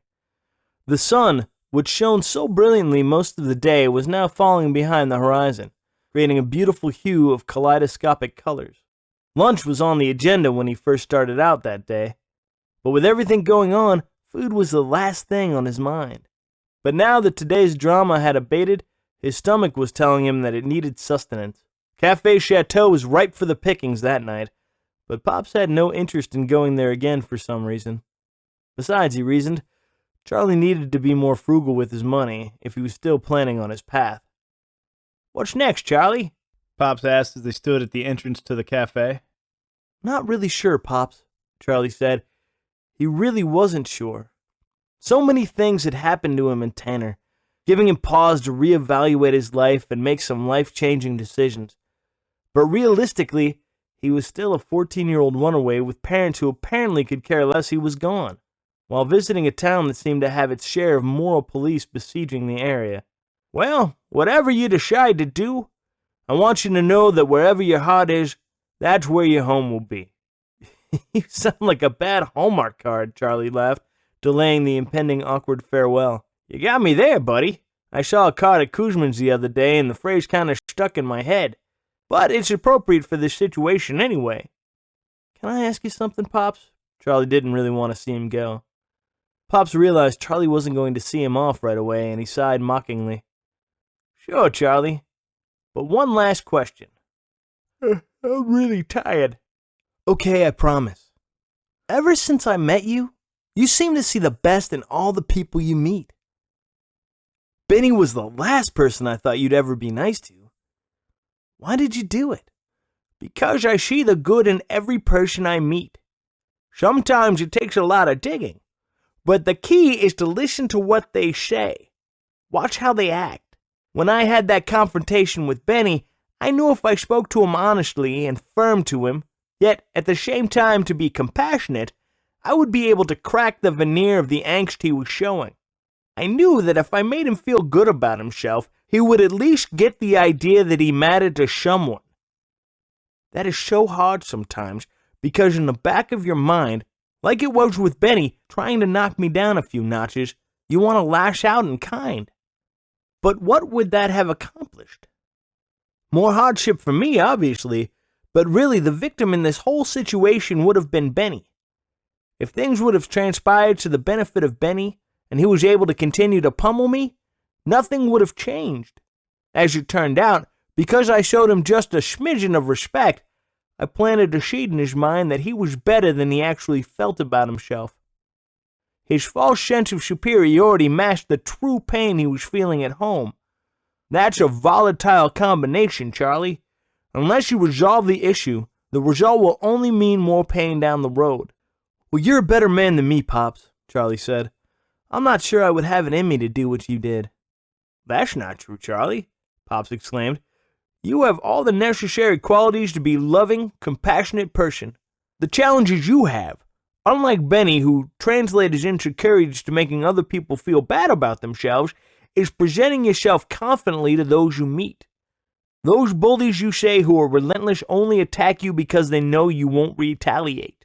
But if you show them that their behavior is unacceptable in a non-confrontational way, they may just get the message. That goes same for your father. Apparently you have made no attempt to tell him how you feel about being mistreated. Charlie shook his head forlornly. Imagine what it would be like if you did the same thing to your father that you would with all the bullies.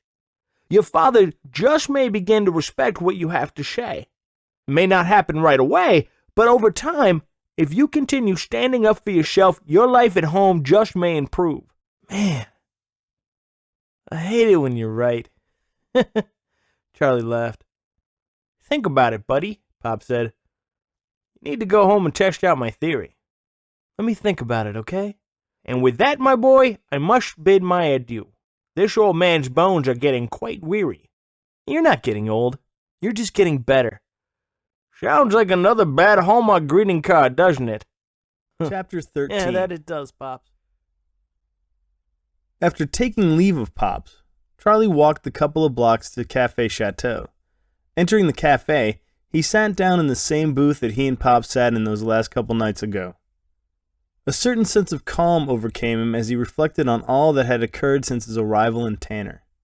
When he got there, he was the kind of person who would have been comfortable just to blend in. He hadn't intended on meeting anybody. At best, maybe, he would have found something to eat and a safe place to sleep, and they would have been off to the next town. But what happened to him was completely unexpected. Thinking back to his first encounter with Pops and the final one the last few minutes, he realized that his outlook on life was beginning to change for him. Whether he decided to go home or continue on to another town was still unresolved. But if or when he decided to go back to his hometown, he would have to take what he learned from the people he met and apply it to his life. Otherwise, his departure would have been deemed fruitless. Pops taught him about sacrifice and respect. Mr. Kuzman taught about integrity, and Mr. Bentley and Pastor John taught him about responsibility. All values that are so important in everyone's lives. Yet, like Pop said, people fail miserably every day in one or all respects of those values.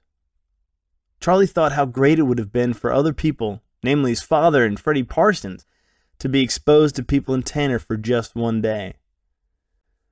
Realistically, though, he knew that wasn't going to happen. Tanner might as well have been a distant village in Asia, cornered off from society. The lessons he learned had to be expressed by him. The challenge put before him was maybe too daunting for him to accomplish.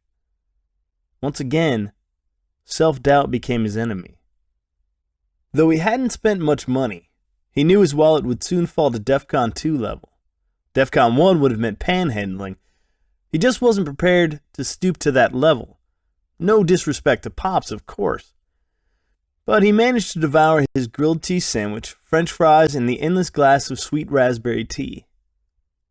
The picture of the apple pie on the menu, with the apple glaze spitting out the sides, was too tempting for him to pass up, so he ordered it and ate it as fast as he did his dinner. Something told him he was going to regret it later, when his extended stomach was going to revolt in caloric overload. But oh, that pie was sinfully delightful. His eyes grew heavy, signaling his extreme exhaustion. The eye-opening events of the day caused his body to shut down. He was surprised he could even manage to lift himself up from the table to leave, but he managed.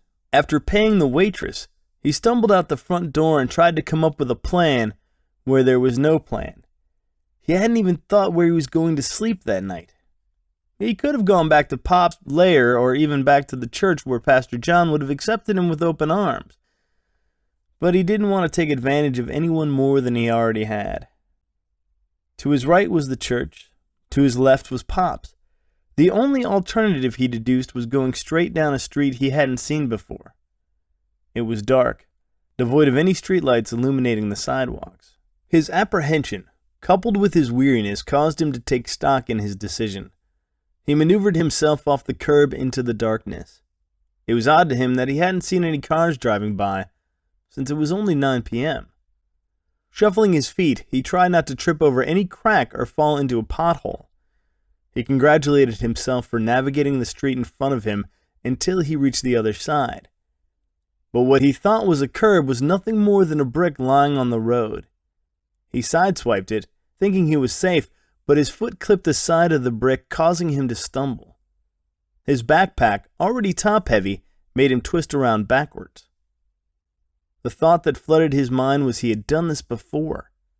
He tried putting his hands down to stun his fall, but it was too late. His backpack hit the curb, but the force caused his head to snap back. The last thing he remembered was the back of his head cracking on the sidewalk. The blackness he saw looking down the street was nothing compared to the blackness that overcame him next. He wasn't sure how long he was out, but when he woke up from his accident, the familiar pain pulsing through his head caused him to remember the time when he fell backwards onto his bed what seemed like a lifetime ago. "Here comes the Tuma again," Charlie laughed, rubbing the huge knot on the back of his head. He had yet to open his eyes, but when he did, a brilliant burst of light illuminated the area around him. He couldn't possibly have been knocked out all night long, he figured. He had to squint his eyes just to focus. What he saw made him wonder if the accident had killed him. The ominous dark street was replaced by a street of warmth and radiant light. He wasn't sure, but it looked like one of the streets in his own hometown. In fact, it was the same street that Melissa had lived on. Now he knew he was pushing up daisies. Melissa was dead, so he figured that God had sent him to this place for a reason. What that reason was made him entirely clueless. He started to panic. His backpack was missing. So was his sleeping bag. In fact, every personal item he owned was gone. All he had was the clothes on his back. Nausea started to set in, but he managed to keep the contents of his supper from spewing onto the pristine sidewalk somehow. Instead of wandering around in confusion, he decided to move forward, thinking the situation was like the other dreams he had recently. Though they seemed real at the time, he always woke up from them, and he always managed to crash back to reality. "Has to be a dream," he said skeptically. "It better be a dream or I'm toast." He didn't see one soul walking on Melissa's street, nor did he see any cars whizzing by.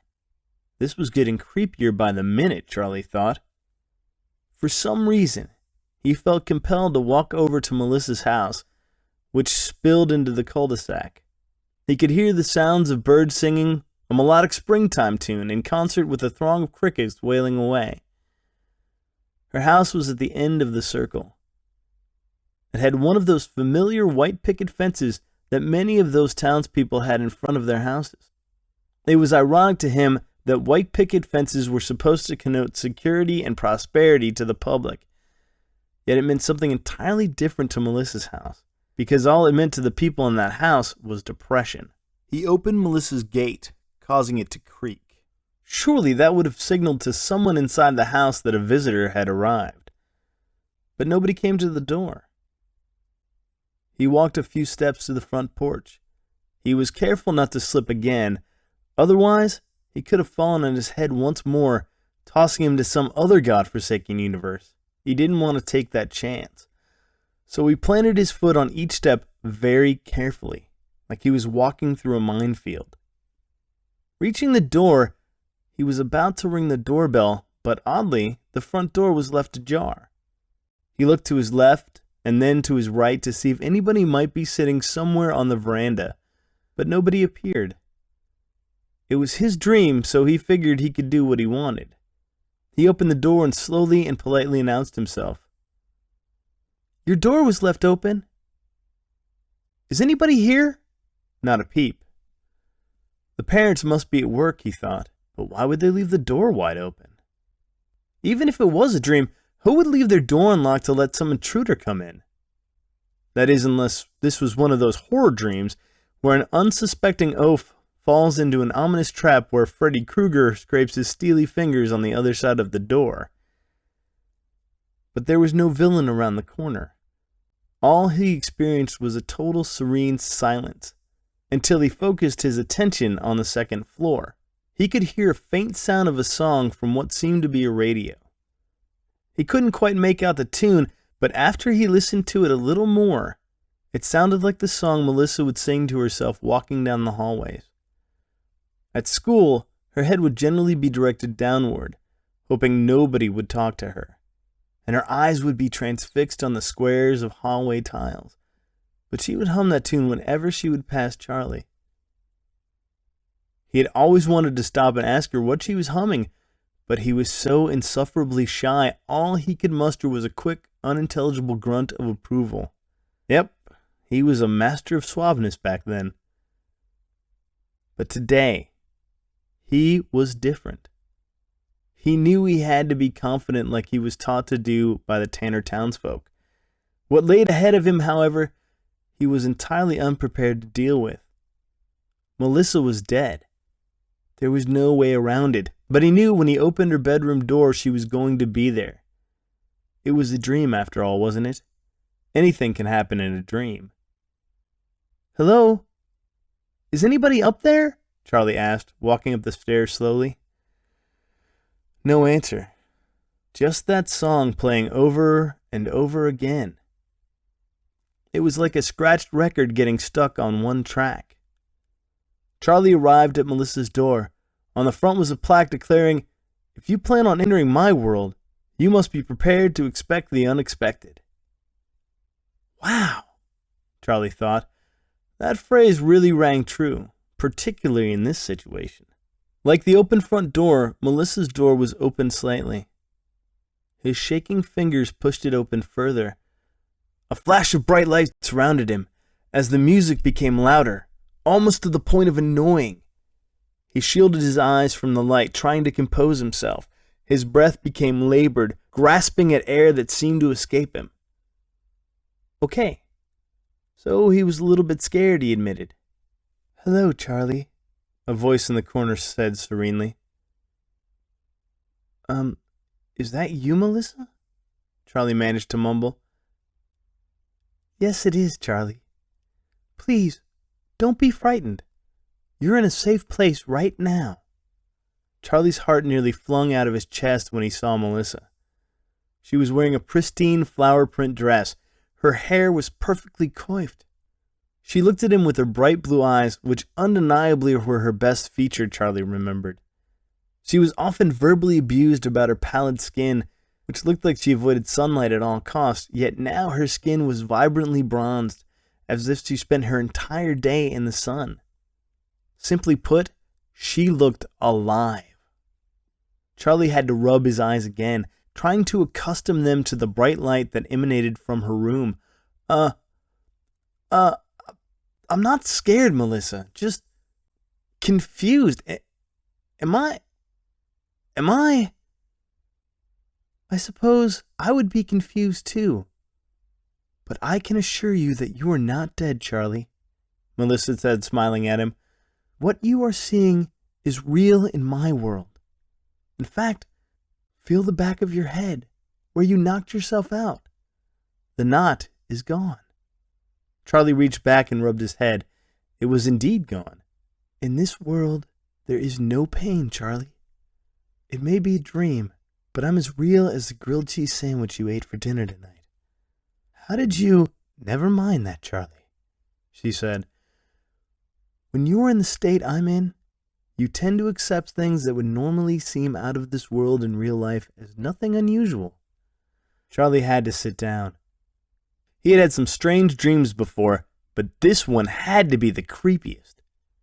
He went to her funeral and saw her dead corpse in the coffin. She looked so calm lying in state, devoid of any angst that haunted her for her entire life. What he was seeing before him belied any semblance of normalcy. A bright aura surrounded her as she walked towards him. Charlie scampered on the bed, trying to avoid any contact with her. You're not going to eat me, are you? Charlie screamed. I mean, I've seen those movies before where these people you used to know who thought had died, but now came back as zombies to rip their skin off their face? No, Charlie. You watch too many scary movies, Melissa said, laughing. It's true I'm dead. But where I come from, there is no hunger. So you can be rest assured I have no plans on feasting on your body today. Charlie's breathing slowed, making him feel somewhat at ease. Yes, he was talking to a dead person, but this was Melissa, the girl of his dreams. What struck him as ironic was this was the most animated conversation he had ever had with her. It was too bad for him, he thought, that it took her dying and his running away to realize he should have spoken up.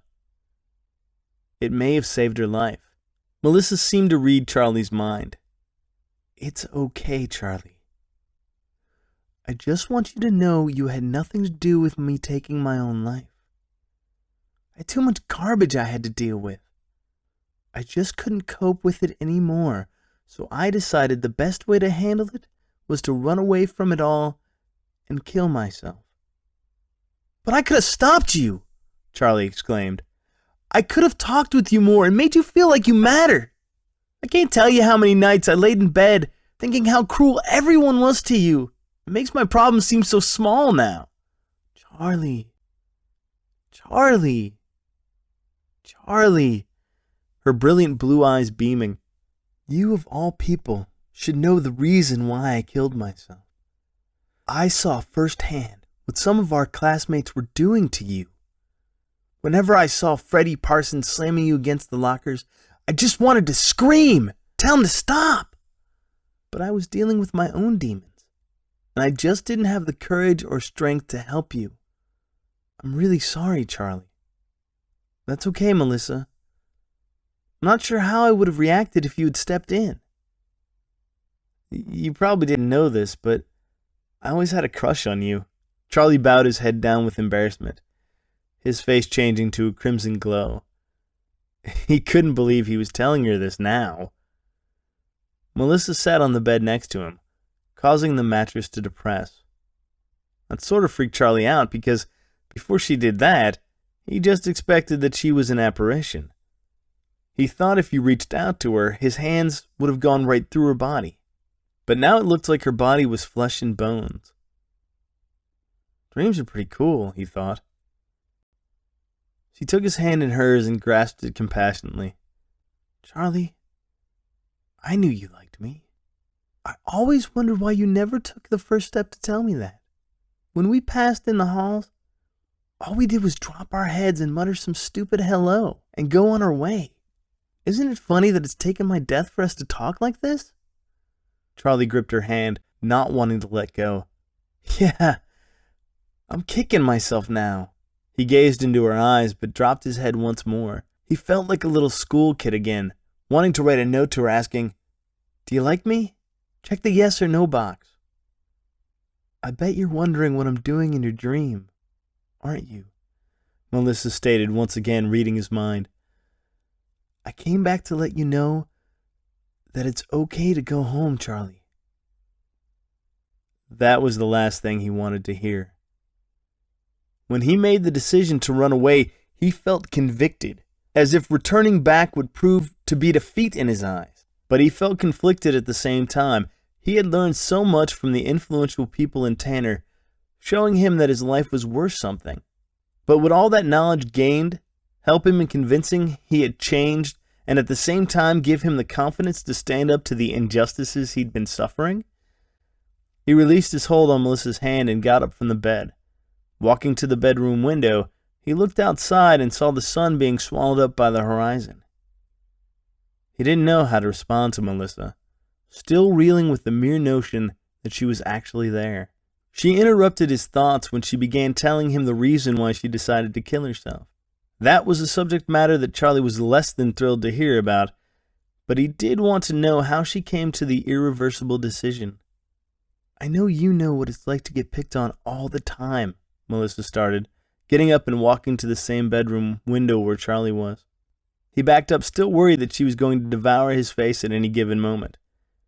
But the thing is, I never discussed my shame and embarrassment to anybody, not even my parents. It got to the point where I started believing all the nasty things they were telling me. I couldn't differentiate between the truth and the lies. I found myself retreating into myself and wouldn't talk to anyone. Not even the one boy who had this huge crush on me. She winked at him, causing him to shuffle his feet with embarrassment. Nervous sweat poured off his body as she said this. So that's why you rarely responded to me. Exactly, Charlie. I didn't have the strength or courage to right the wrongs that were imposed on me every day.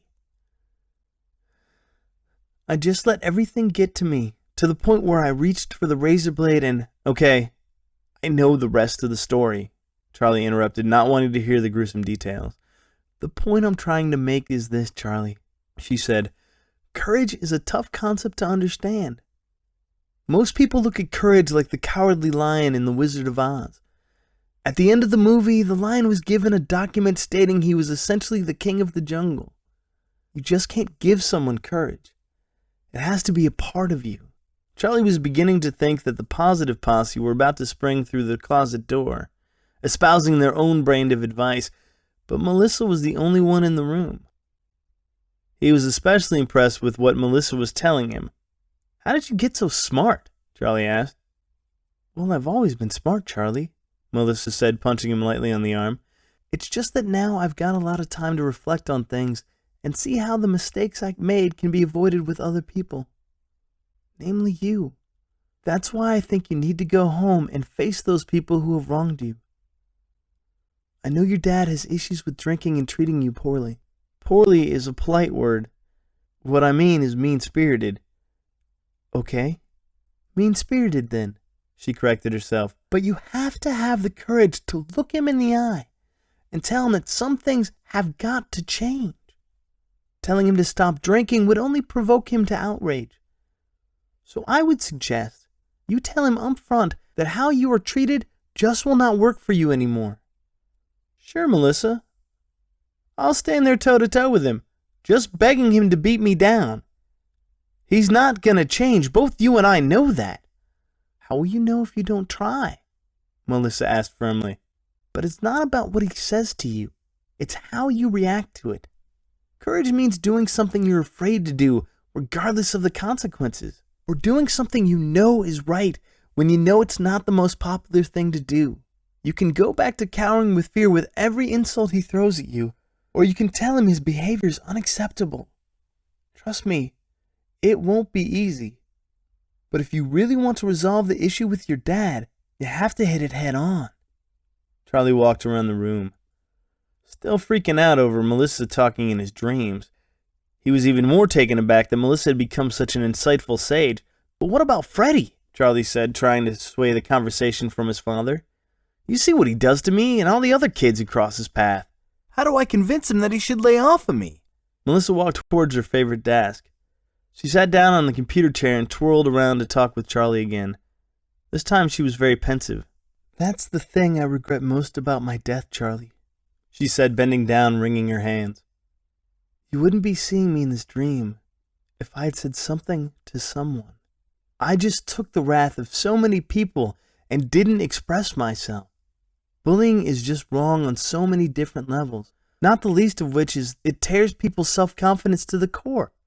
I couldn't muster any courage to fight back. Look at what you did with Benny. You stood up to him when nobody else would. Pops did his part, but you proved that your words could carry such an impactful message to Benny. How did you know yeah, right. I forgot you can see everything now. Hope you didn't follow me when I go into the bathroom. That could get really creepy. Laughter broke the tension between the two, but Melissa became serious once more. You can do it, Charlie. Take what you said to Benny and direct it to Freddie. If you don't do it for yourself, do it for me. Do it for all the kids like me who didn't have the will to fight back. Charlie dipped his head. He tried looking over in her direction, but he was too ashamed to look at her. He was one of those kids who didn't say anything. But he was so immersed in his own situation, the best he could muster was the stupid obligatory hello, to which he would reply in kind awkwardly. Social interaction was never his strong suit, obviously. The wheels were spinning in his head, trying to come up with something snappy in response, but all that escaped him was a weak smile and an even weaker shoulder shrug. I guess you're right, Melissa. I guess... He lifted his head and shot a glance in her direction once more, but she was gone. disappeared into thin air, lifted up from human bonds. History. He wanted to say so many things to her that he never said when she was alive, but somehow he had the feeling that she already knew what he was going to say, and knew what he'd done in Tanner. There was no way for him to hide what he had learned. For some reason, the room started spinning. This was no part of the dream. This was supposed to be a serene and comforting dream, sprinkled with some positive affirmation for Melissa. It was now replaced with a world of nausea and confusion. He tried laying his head on Melissa's pillow, but when he did so, there was the familiar pain on the back of his head. The bump on his noggin reappeared magically, causing him to drift into a semi-state of consciousness. His eyelids fluttered rapidly as his eyesight had a foggy film covering him. Is this what it's like to die? With all the things he learned in Tanner, was it all for naught? Most importantly, if he died right then, he would never have got a chance to look at his father and Freddie in the eyes and resolve all the injustices. Finally, he just gave up fighting the urge to stay awake. He was ready to die. That wasn't so bad because he could have spent an eternity with Melissa. The brightness of the room began to fade quickly as he closed his eyes for the last time. All he saw behind his eyelids now was total blackness. The last thing he remembered saying was, "Goodbye, Melissa." Charlie woke up, hearing himself repeating his goodbyes to Melissa. But then it was replaced with listening to Celine Dion crooning the same ode to her mother once more. Instead of him waking up in Melissa's room, he was magically transported back to his bedroom at home. After all the time he spent away from home, how could it possibly be that he was still listening to Celine Dion at the same time he woke up? Could it be? No, it couldn't possibly be. He knew he ran away from home. He knew he visited Tanner. Pops just had to be real. He tossed his head from side to side, creating a firestorm of pain in his head. The fall that caused him to hit his bed frame was real as it could get. That much he knew. The knot on the back of his head proved that. But if Celine Dion was singing, could it be possible he was unconscious for mere seconds? He looked around his bedroom, trying to focus his gaze on his alarm clock.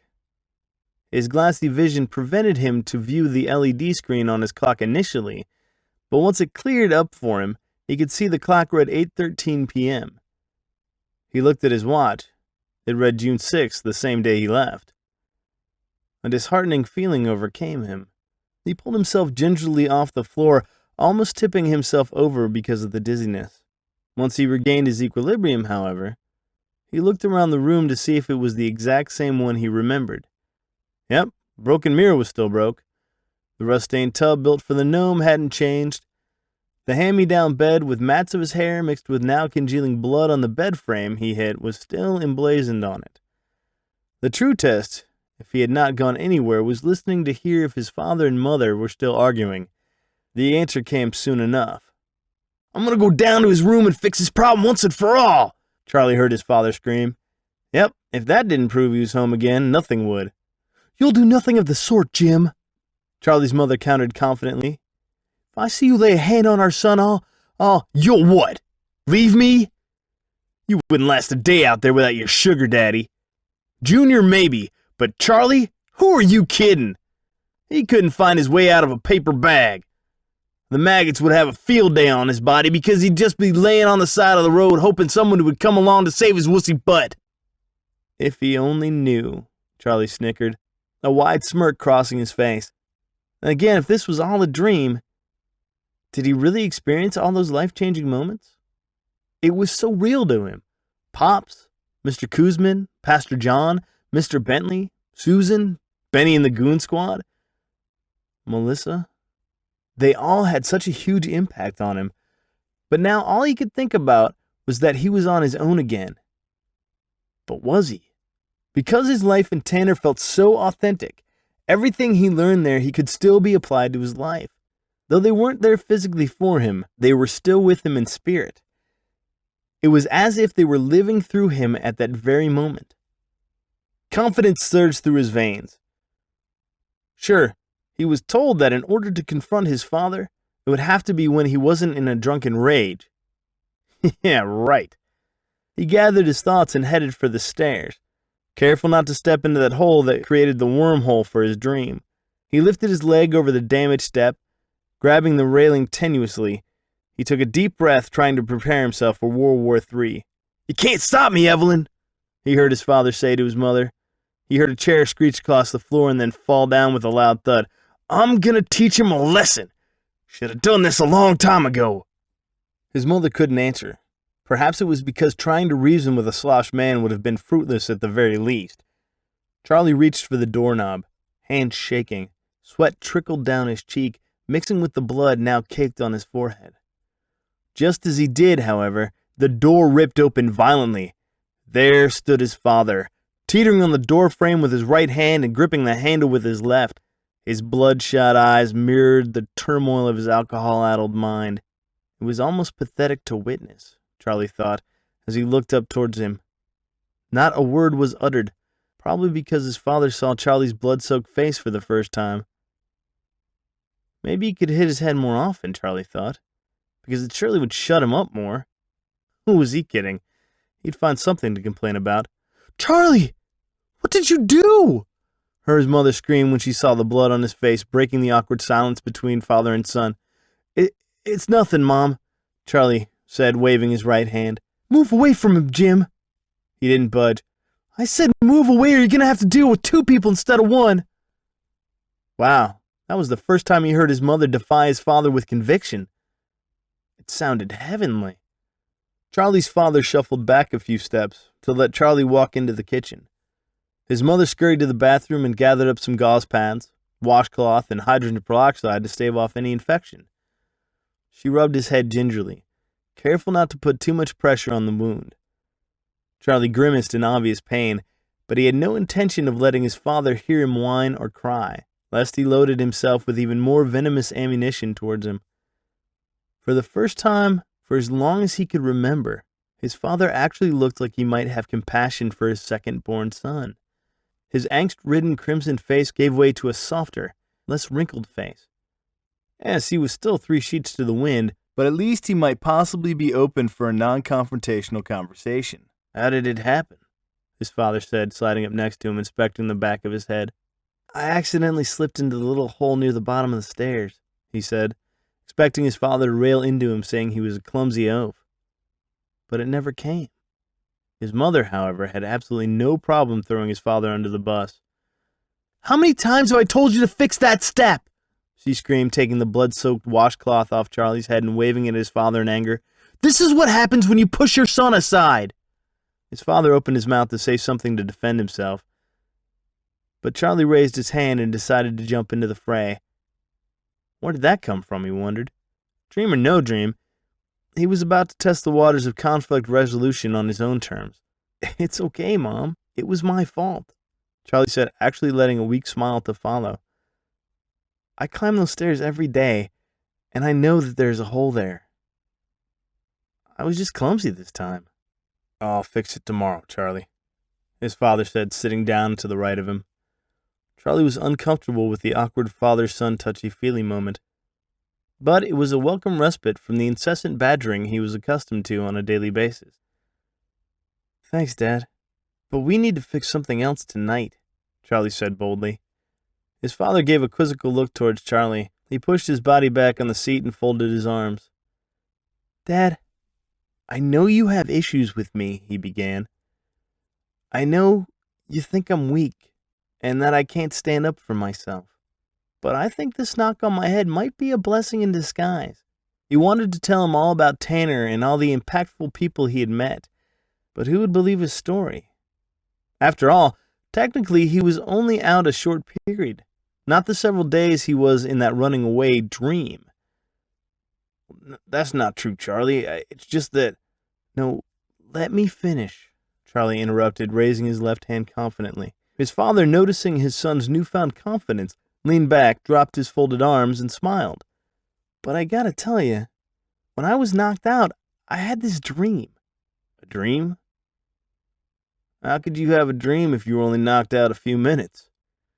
Charlie smiled at how ludicrous it sounded, but he soldiered on. "I know it doesn't sound possible, but a lot happened to me in this dream. I won't go into specifics because it's too long to tell you, But the gist of it was, I learned a lot about myself. I learned about things like sacrifice, integrity, responsibility, respect, and courage from people who showed me so much more compassion and love. To be honest with you, I didn't want to leave. From my vantage point, I don't receive any of that at home or at school. Every day, I wake up wondering if I can make it through another day. I keep waiting for you to yell at me for something, whether it's big or small. Do you know I thought about committing suicide? Charlie, no! Charlie's mother audibly gasped, discontinuing, wiping his forehead. Well, it's true, Mom, Charlie continued. Ever since Melissa killed herself, all I've ever thought about was how easy it would be to just get away from all this anger and insults. Can you imagine what it would be like to feel like your existence consisted of dealing with people bullying you and tearing you down every day? It wears you down to the point where you just say the world would be a better place without you in it. You need to stop talking like that, Charlie, his mother cried, tears streaming down her cheek. No, Mom, we need to talk about this. I need to tell you how I feel. Melissa didn't tell anybody how she felt, and look what that got her. She told me... Wait a minute, his father interrupted. She told you? Yeah, Dad. She told me in my dream, he said. He was trying to avoid getting into specifics, but there it was. Right, his father said, smiling hesitantly. Anyway, Charlie continued, looking to be a little more annoyed not being able to finish the story. She told me that the only way to resolve my issues was to confront them head on and not be afraid of the consequences. She said I needed to display courage in every walk of life, that I should not let fear stop me from living. I learned from someone else about what it was like to show responsibility to myself and others. I learned what I needed to do to show integrity during times when nobody's looking. I learned what it was like to sacrifice my needs so someone else could gain from my generosity. I learned the importance of showing respect to someone else. All the things I learned, Dad, is the reason why I'm talking to you now. Okay, I'm listening, his father said, placing his hands on the table. You've repeatedly told me how, in so many words, I would never amount to anything, Charlie said, going for the jugular this time. Well, how do you think that makes me feel?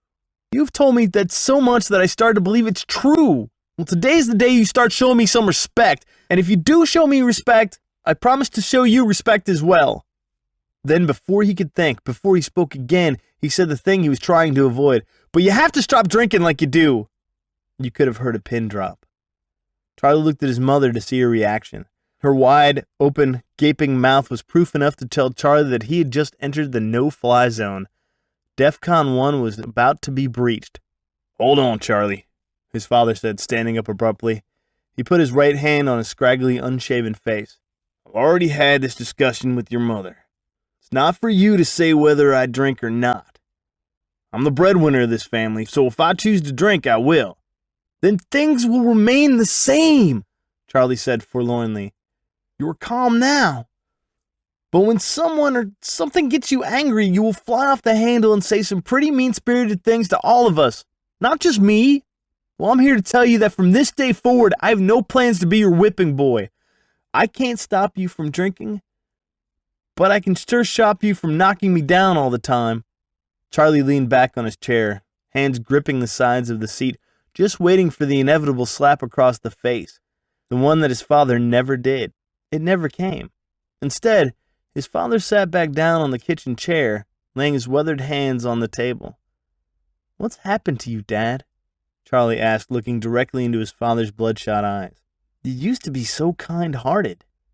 Whenever you got the chance, I saw you being nice to people. Then when you started to drink in excess, it all stopped. I don't get it. You walk around angry all the time, like we're such a bother to you. I'm so tired of being told that I will never amount to anything because I don't stand up for myself. Charlie expected to hear another explosion of words, but none ever came. Instead, his father just focused his attention on what Charlie had asked. I don't know, Charlie, he began, rubbing his hands together. I don't think it was any one thing. But I have to say it may have started when my own father decided I was not the son he thought I should be.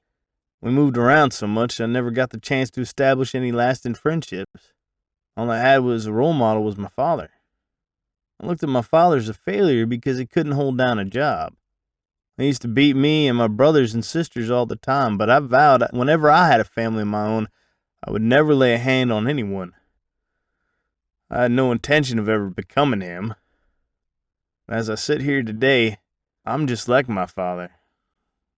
I mean, I've never hit any of you kids or your mother, but I've come close many times, and that really scares me. Charlie looked over at his mother and saw obvious fear all across her face. He wanted to answer his father, but he thought that the best thing for him was to let his father vent. I used to help people all the time, but I never got the acknowledgement back. It seemed the more I gave back, the less I was told it was appreciated. I happened to work all the time. For the past 5 years, I'd work extra hours for my boss, and he would never say thank you, so I just gave up. I gave up helping people. And that's when the drinking got really bad. Then the final barrier fell down. Then I found out today I got laid off from my job. Jim, no, his mother cried. Why didn't you tell me you lost your job? I would have understood. Because I would have proved to you that I had no better than my father, he said. All his adult life he couldn't keep a job. And then I'm the one who loses his job? I know I've been an angry person for a long time, but today I just couldn't handle it anymore. And then when I got the call from the principal today about Charlie being bullied yet again, couldn't take it anymore. He looked at Charlie once more. I just didn't want you to see your father was a failure like mine was. I guess I wanted to see you get a backbone so you didn't go through life and become someone like me. I'm so sorry, Charlie. He couldn't go further.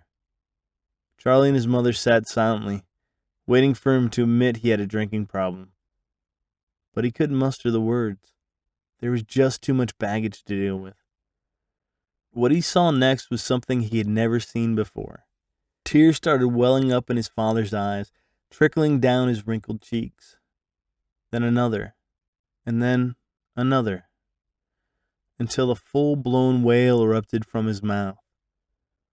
Charlie finally struck a chord with his father. Whether that was going to be the case where the alcohol demon befriended his father once more was going to be left for another day. But this day, Charlie was able to raise his flag in victory, albeit a hollow one. He never intended to have him break down like he did. He treaded into his father's territory and won the battle. But the war was another story.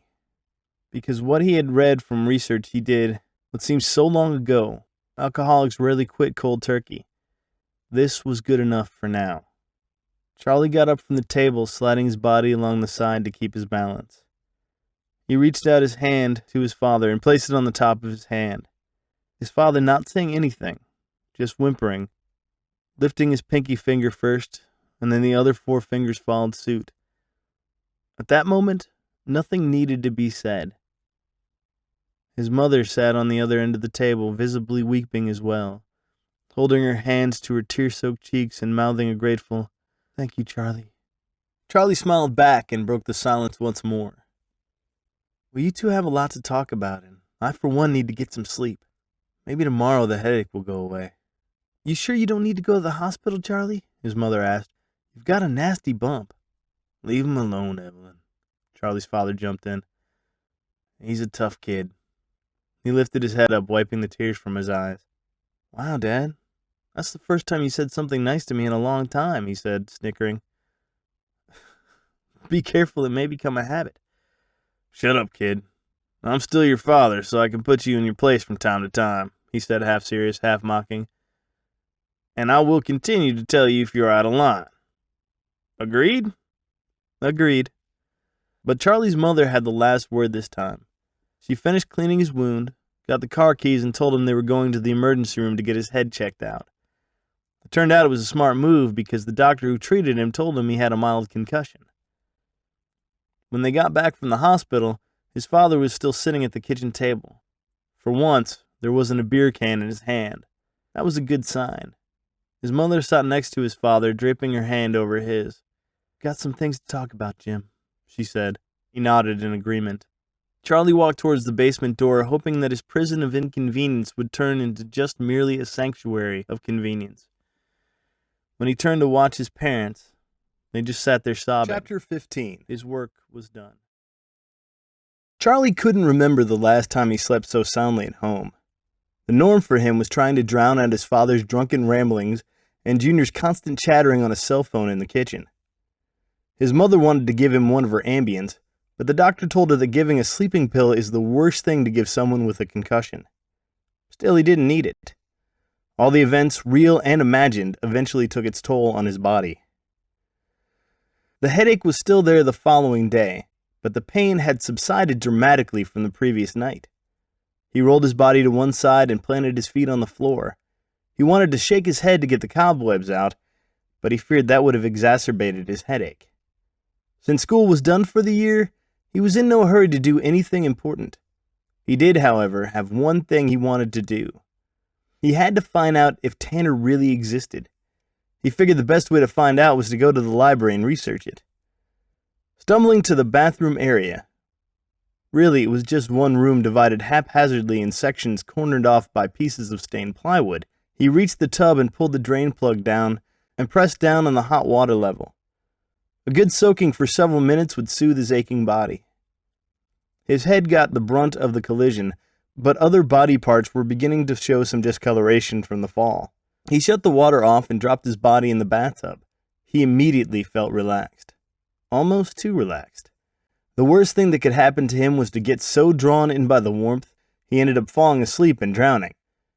That to him was way too ironic, since he had contemplated committing suicide. Now all he thought about was living. After soaking in the tub for a half an hour, he got dressed. This time, however, he decided not to wear clothes that made him look like he just threw on the first thing he saw. He wore a polo shirt and clean jeans. He even combed his hair for good measure. He wasn't sure who he was going to impress, but if he was seen outside, he knew that putting on an appearance that he cared about what he looked like to other people was going to go a long way towards improving his self-confidence. Nobody was in the house. His father had already left to look for another job in case he couldn't go back to his other job. His mother left a note for him saying she had some errands to run. Junior? Well, Junior always made it a habit to sleep in the first week out of school, actually never making it out of his room except for bathroom breaks and lunch and dinner. He was such a wasteoid, Charlie complained. He couldn't see how his father favored him the most. The sun had been perched in the sky for a few hours, putting off a golden tone of light when Charlie walked down the front sidewalk. He felt so much differently than the last time he dreamed he had run away. To his left was the neighbor with the white picket fence. He remembered how it appeared to him they were probably living the same lie his family was living. It wasn't that important to him anymore.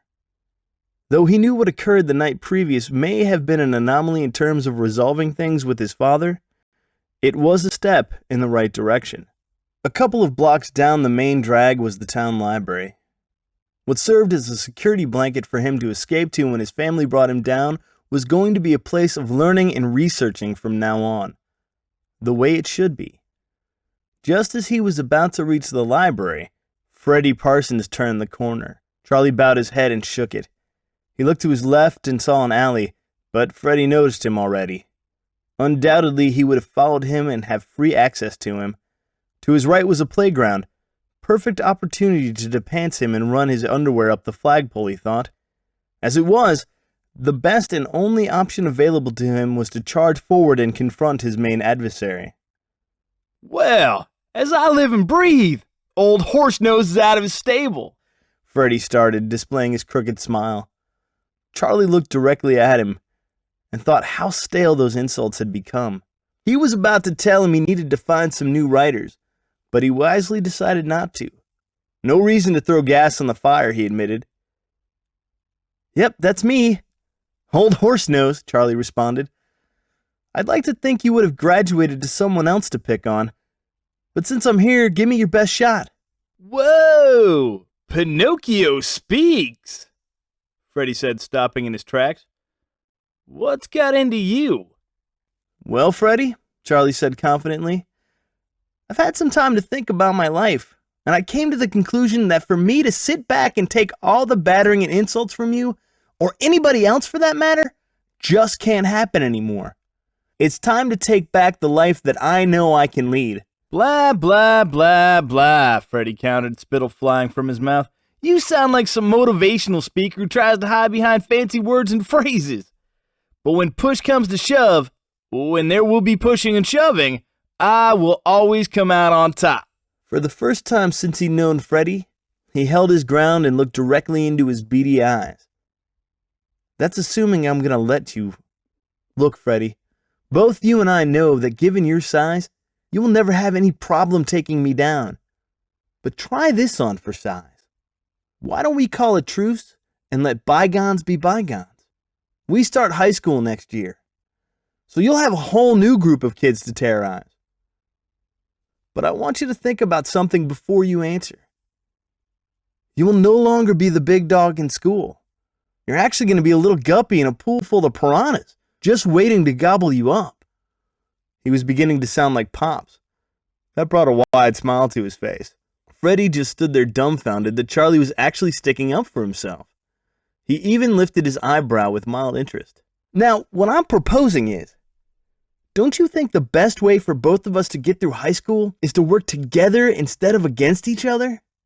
I may be small and spindly, but I think I can maneuver my way out of tight spots. Well, I never thought of it that way, Charlie, Freddie agreed, rubbing his fingers on his chin. He actually called him Charlie. It was either a slip of the tongue or Freddie was letting down his guard. Either way, he had an inkling he might be winning this battle. But he had to forge on to gain the upper hand. Otherwise, Freddie would have reverted back to his bully mode fairly soon. How about we try this? Freddie offered, pointing a bloated finger at Charlie. In order to keep my rep as the bully master, why don't you let me fake pummel you? You know, raise my fist towards you and act like I'm gonna hit you. Charlie was even more confused.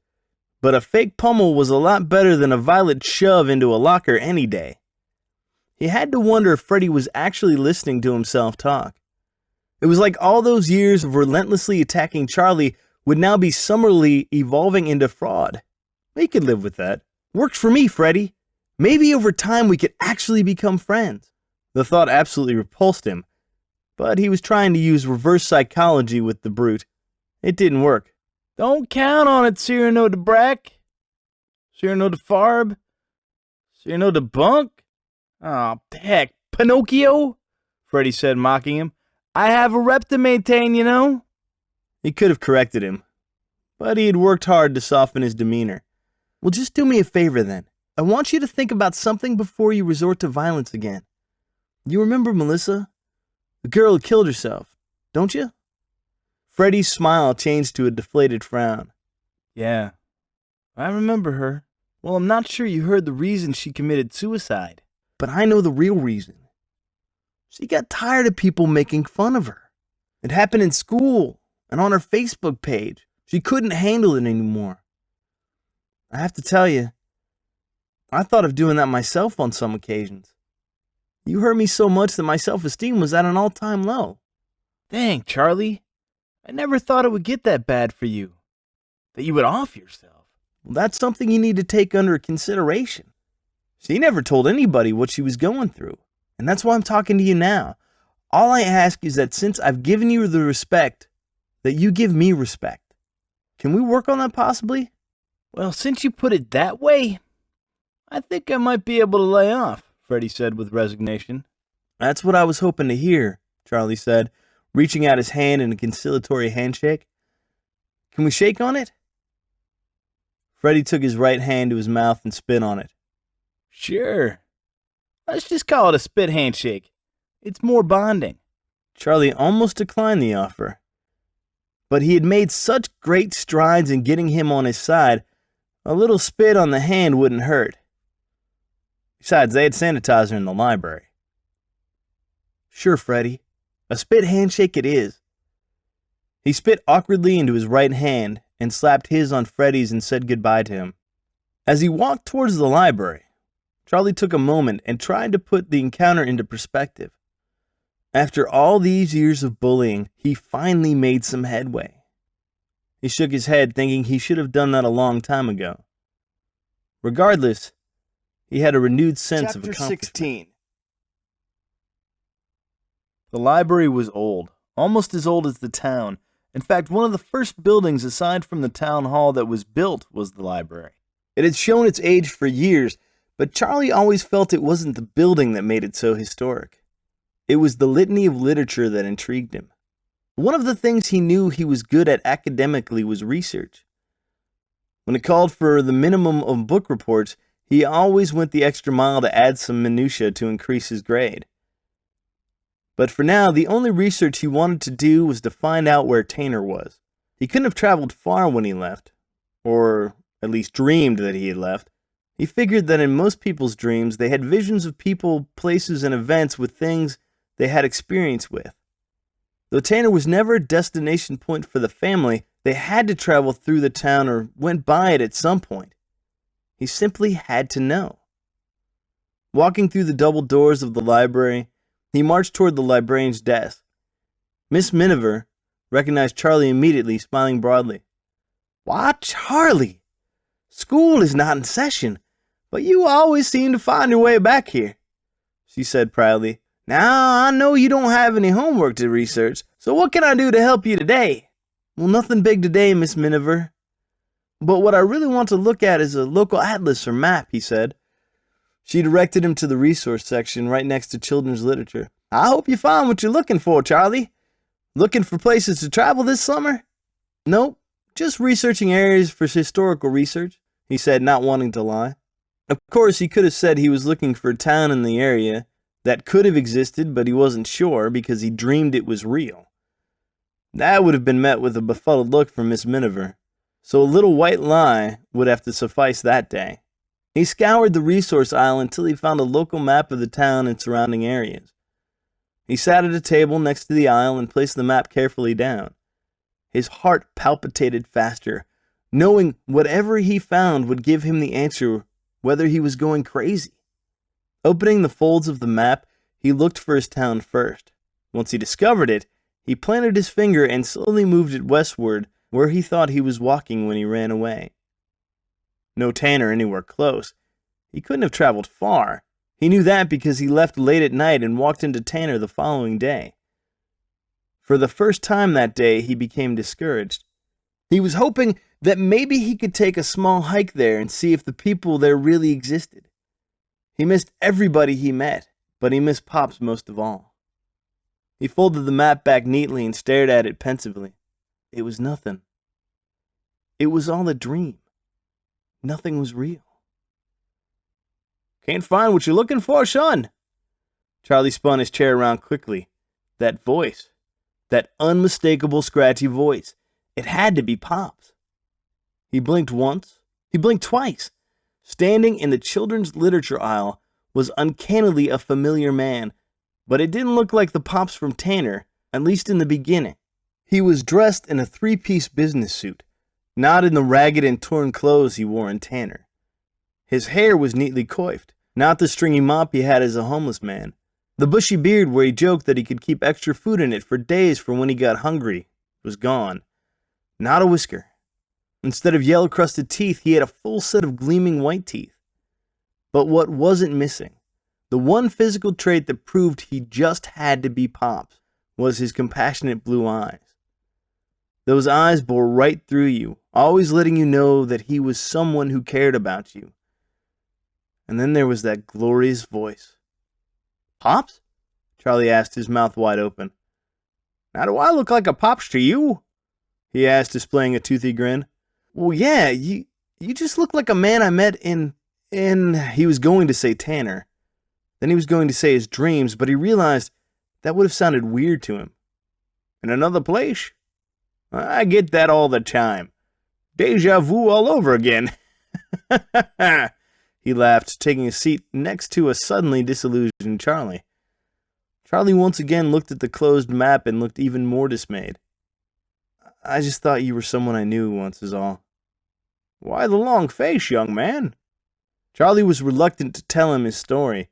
But if there was one thing he remembered from his real or imagined visit to Tanner, was that if you wanted your voice to be heard, you had to express your feelings and accept any repercussions later. Pops taught him that. So he proceeded to tell him about his life at home and at school, what seemed like eons ago, and the reason why he ran away. He told him how, when he got befriended by a homeless man in a town called Tanner, he found out what sacrifice was all about. He recounted his encounter with Benny and later Mr. Kuzman, who taught him about integrity. Then there was Pastor John and Mr. Bentley, who taught him about responsibility. And then there was Pops again, who showed how respect was important in someone's life. Lastly, he told how he saw Melissa in a dream, and she told him how courage would allow him to come back home to confront those who had wronged him. It was so real to me. These people I met were so real to me, Charlie said, shaking his head, not wanting to look at the man who had such an uncanny resemblance to Pops. Well, dreams are a funny thing, the man explained. Sigmund Freud wrote volumes on the meaning of dreams. I think most of it was just hogwash, but one thing you can take from your dreams is that if what you envision can change the way you think about yourself and others, you should heed them. Sounds to me that those were some wise people you met, he ended, winking. They were. But now I can see that they're not real. The Tanner's not a real town. I don't know what to think. He shoved the map to the edge of the table. Nothing really changed in my life, I guess. Whoa, well, I don't know about that, the man disagreed. You say you learned all those things from those people and situations in your dreams. When you woke up, what changed for you? Charlie had to think about it for a moment, but he remembered how he was able to confront his father and reconcile his feelings toward him. He recalled his most recent encounter with Freddie and how he negotiated his survival. Before he had that dream, he couldn't possibly have done that. He was devoid of any self-esteem. This new Charlie had no problem speaking up. I guess I learned in order for me to change me and the way I looked at my life, I had to change me and the way I looked at my life, he said, turning his head and looking at the man directly. All those things I experienced in those few days, at least in my dream, showed me that I have to take control of my own destiny. How old are you, young man? He asked. I'm 14, why? Well, congratulations, boy, he said, laughing. I've met adults who've gone through their entire lives not figuring out that one simple concept. Many people go through life wanting to blame their circumstances on other things and other people. But what they don't seem to understand is in order for anyone to see their life improve, they have to take ownership of their attitude towards things. What you discovered in your dream, he said, lifting his body from his chair and standing up again, was what it's like to find your true north. True north? Charlie asked, looking towards him in the aisle. Yep, true north, he explained. Those are two words in the English language that many people regard as unattainable. All it means is that your life has a myriad of paths open to you. For whatever reason, sometimes your internal compass gets whacked out and you end up meandering down some of those paths aimlessly with absolutely no goal to attain. Each path allows you to make decisions that are either right or wrong. Many times you'll find yourself at the end of the path and realize you took the wrong one. If that happens too many times in someone's life, the road to your true north gets blocked off. And that's really sad, because I see so many people who have loads of potential who simply throw their lives away. Charlie felt like he did that in Tanner, making mistake after mistake. Let me ask you something. If you were to die today, how do you think people would remember you? Charlie was taken aback at the man asking him about dying. Well, I guess I would say that I didn't accomplish much in my life. That I was an easy target for insults. That whenever I was beaten down, I never fought my way out of it. And is that the way you want to be remembered? He asked, boring down on him.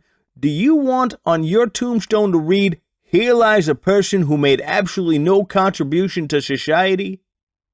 Who would want that on their tombstone? Charlie answered. Apparently you do, because that's where your life is headed, he said boldly. From what I've gathered listening to you, is that you've heard all these people who tell you that you aren't worthy and you've lived up to their expectations. What kind of life is that? Charlie started to heat up. You don't know me. You don't know me, mister. You don't know what it's like to get bullied or have to deal with an alcoholic father who treats you like a piece of discarded trash. You're right, I don't, he said, walking to the edge of the aisle. And do you know the reason why? Charlie shook his head, trying to calm down and listen to him. It's because I focused on my true north. Whenever that magnet tried to pull me off kilter, I ripped it aside and repositioned the needle to where it needed to go. That's not as easy as you think. Sometimes things happen in your life where you ask yourself, why me? Well, why not you? The key is to write down what you want to accomplish in life and let your internal voice dictate where you need to go to accomplish that. And don't let anybody get in your way of that goal. But you know, once you make that decision, you're going to find a ton of obstacles heading you off at the pass. That bully will tell you that you should find another place to live. If you don't, he'll haunt you for the rest of his life. Your alcoholic father most likely will go on another drinking binge and forget all the strides you two have made in resolving your issues. You can either retreat back to your original behavior, or you can look at your mission statement and do whatever you need to do to stay on the right path. But how do I? He asked, looking back at the map he laid aside. You know, he interrupted, actually, it's more of a habit thing. Once you get into the habit of thinking positively, you begin to see how you can alter the way the things happen in your life. The people who tear you down will begin to think they can't continue doing it. They are the ones who are defeated. You are the one who becomes the champion of your destiny. The sooner you find your true north and keep the internal compass pointed in the right direction, the sooner you will be able to achieve so many great things. Just remember, Charlie, wherever your heart is, that's your home. Sounds like a bad Hallmark card, Charlie said absent-mindedly, without thinking that they had this discussion before. Then his eyes flew open. Hey, I never told you my name was... Charlie turned his head in the direction where he saw the man back into, and he was gone. It was Pops. He knew it all along, but he had a problem reconciling what was a dream and what was reality. How could Pops be in a dream and then show up in the library? Any logical person would have determined that none of it was real, that he had imagined everything. He just smiled, knowing that everything he experienced just had to be real. More importantly, those pearls of wisdom he imparted on Charlie before he abruptly disappeared into thin air resonated with him. In order for him to change, he had to change. He drew his backpack closer to him to pull out something to write on. When he reached inside a small compartment, he discovered a worn-out, wrinkled piece of paper. He read it and then displayed a glowing smile. Charlie, wherever you go, whatever you do, know that I will always be with you, helping guide you to your true north. But that's all I'm gonna do. The rest is up to you. I know in my heart you will accomplish great things in your life because you have the heart of a champion. You will have such a huge impact on so many people's lives because the compassion and wisdom you possess will prove to all those naysayers that you are not a worthless piece of trash. You are a force to be reckoned with. God bless you, Charlie. Your best friend for life, Pops McGillicuddy. Charlie flashed a knowing smile, pulled out a blank sheet of paper and a pen to write with, and began to fashion his own mission statement. Finding my true north, my path to freedom. From this day forward, I will choose to look at my life as a sense of worth, rather than a life of gloom and despair. I will not let others tear me down. Instead, I will be the one who lifts people up. I will choose a path of positive thoughts. Whenever a negative thought crosses my mind, I will remember Mr. Bentley's advice, and instead of focusing on a problem, I will always look for a solution. I will never look at a homeless person as someone who should be scorned. Rather, I will go out of my way to let him know that he has value.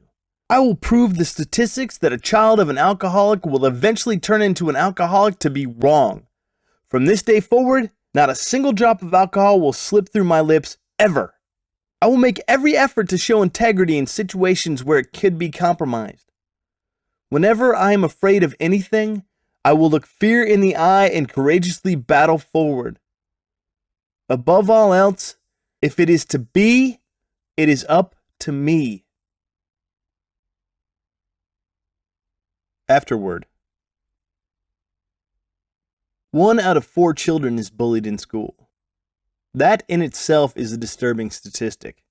According to an American Justice Department survey, each day, 160,000 students miss school for fear of being bullied, and 1 in 10 teens drop out of school due to repeated bullying.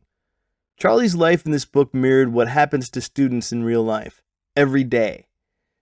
He had to endure ridicule from students who felt it was within their power to demean him to the point where he felt he had no courage to fight back. When that happened, he believed he had no other alternative but to run away from his dire situation. It even got to the point that he had contemplated suicide. Most children who get bullied will never reach that depressive state, but when even one chooses to end it all, that is one too many. Research indicates that persistent bullying can lead to or worsen feelings of isolation, exclusion, and despair, as well as depression and anxiety, which can contribute to suicidal behavior. Quitting school, running away, or committing suicide is definitely not the answer. The obvious and most elusive answer is to look the bully in the eye and say that bullying is just not acceptable. But tell that to a middle school student. I'll just look at you and tell you that they will get laughed at even more. Trying to make a bully understand the logic of his misbehavior is fruitless, mainly because the bully feels he has the upper hand and should not be told what to do. No, the answer is intervention. Somebody, whether it's another student, teacher, or parent, has to make the bold decision to end the bullying. The U.S. Department of Health and Human Resources states through their website, stopbullying.gov, that bullying stops within 10 seconds 57% of the time when someone intervenes. Just merely saying a simple message such as bullying is not tolerated is not likely to be effective, and that effective anti-bullying programs need to focus on the bystanders who can step in and stop the behavior. Sadly, however, only about 20 to 30% of students who are bullied notify adults about bullying. So what is to be done? I have to believe it starts from the victim's point of view.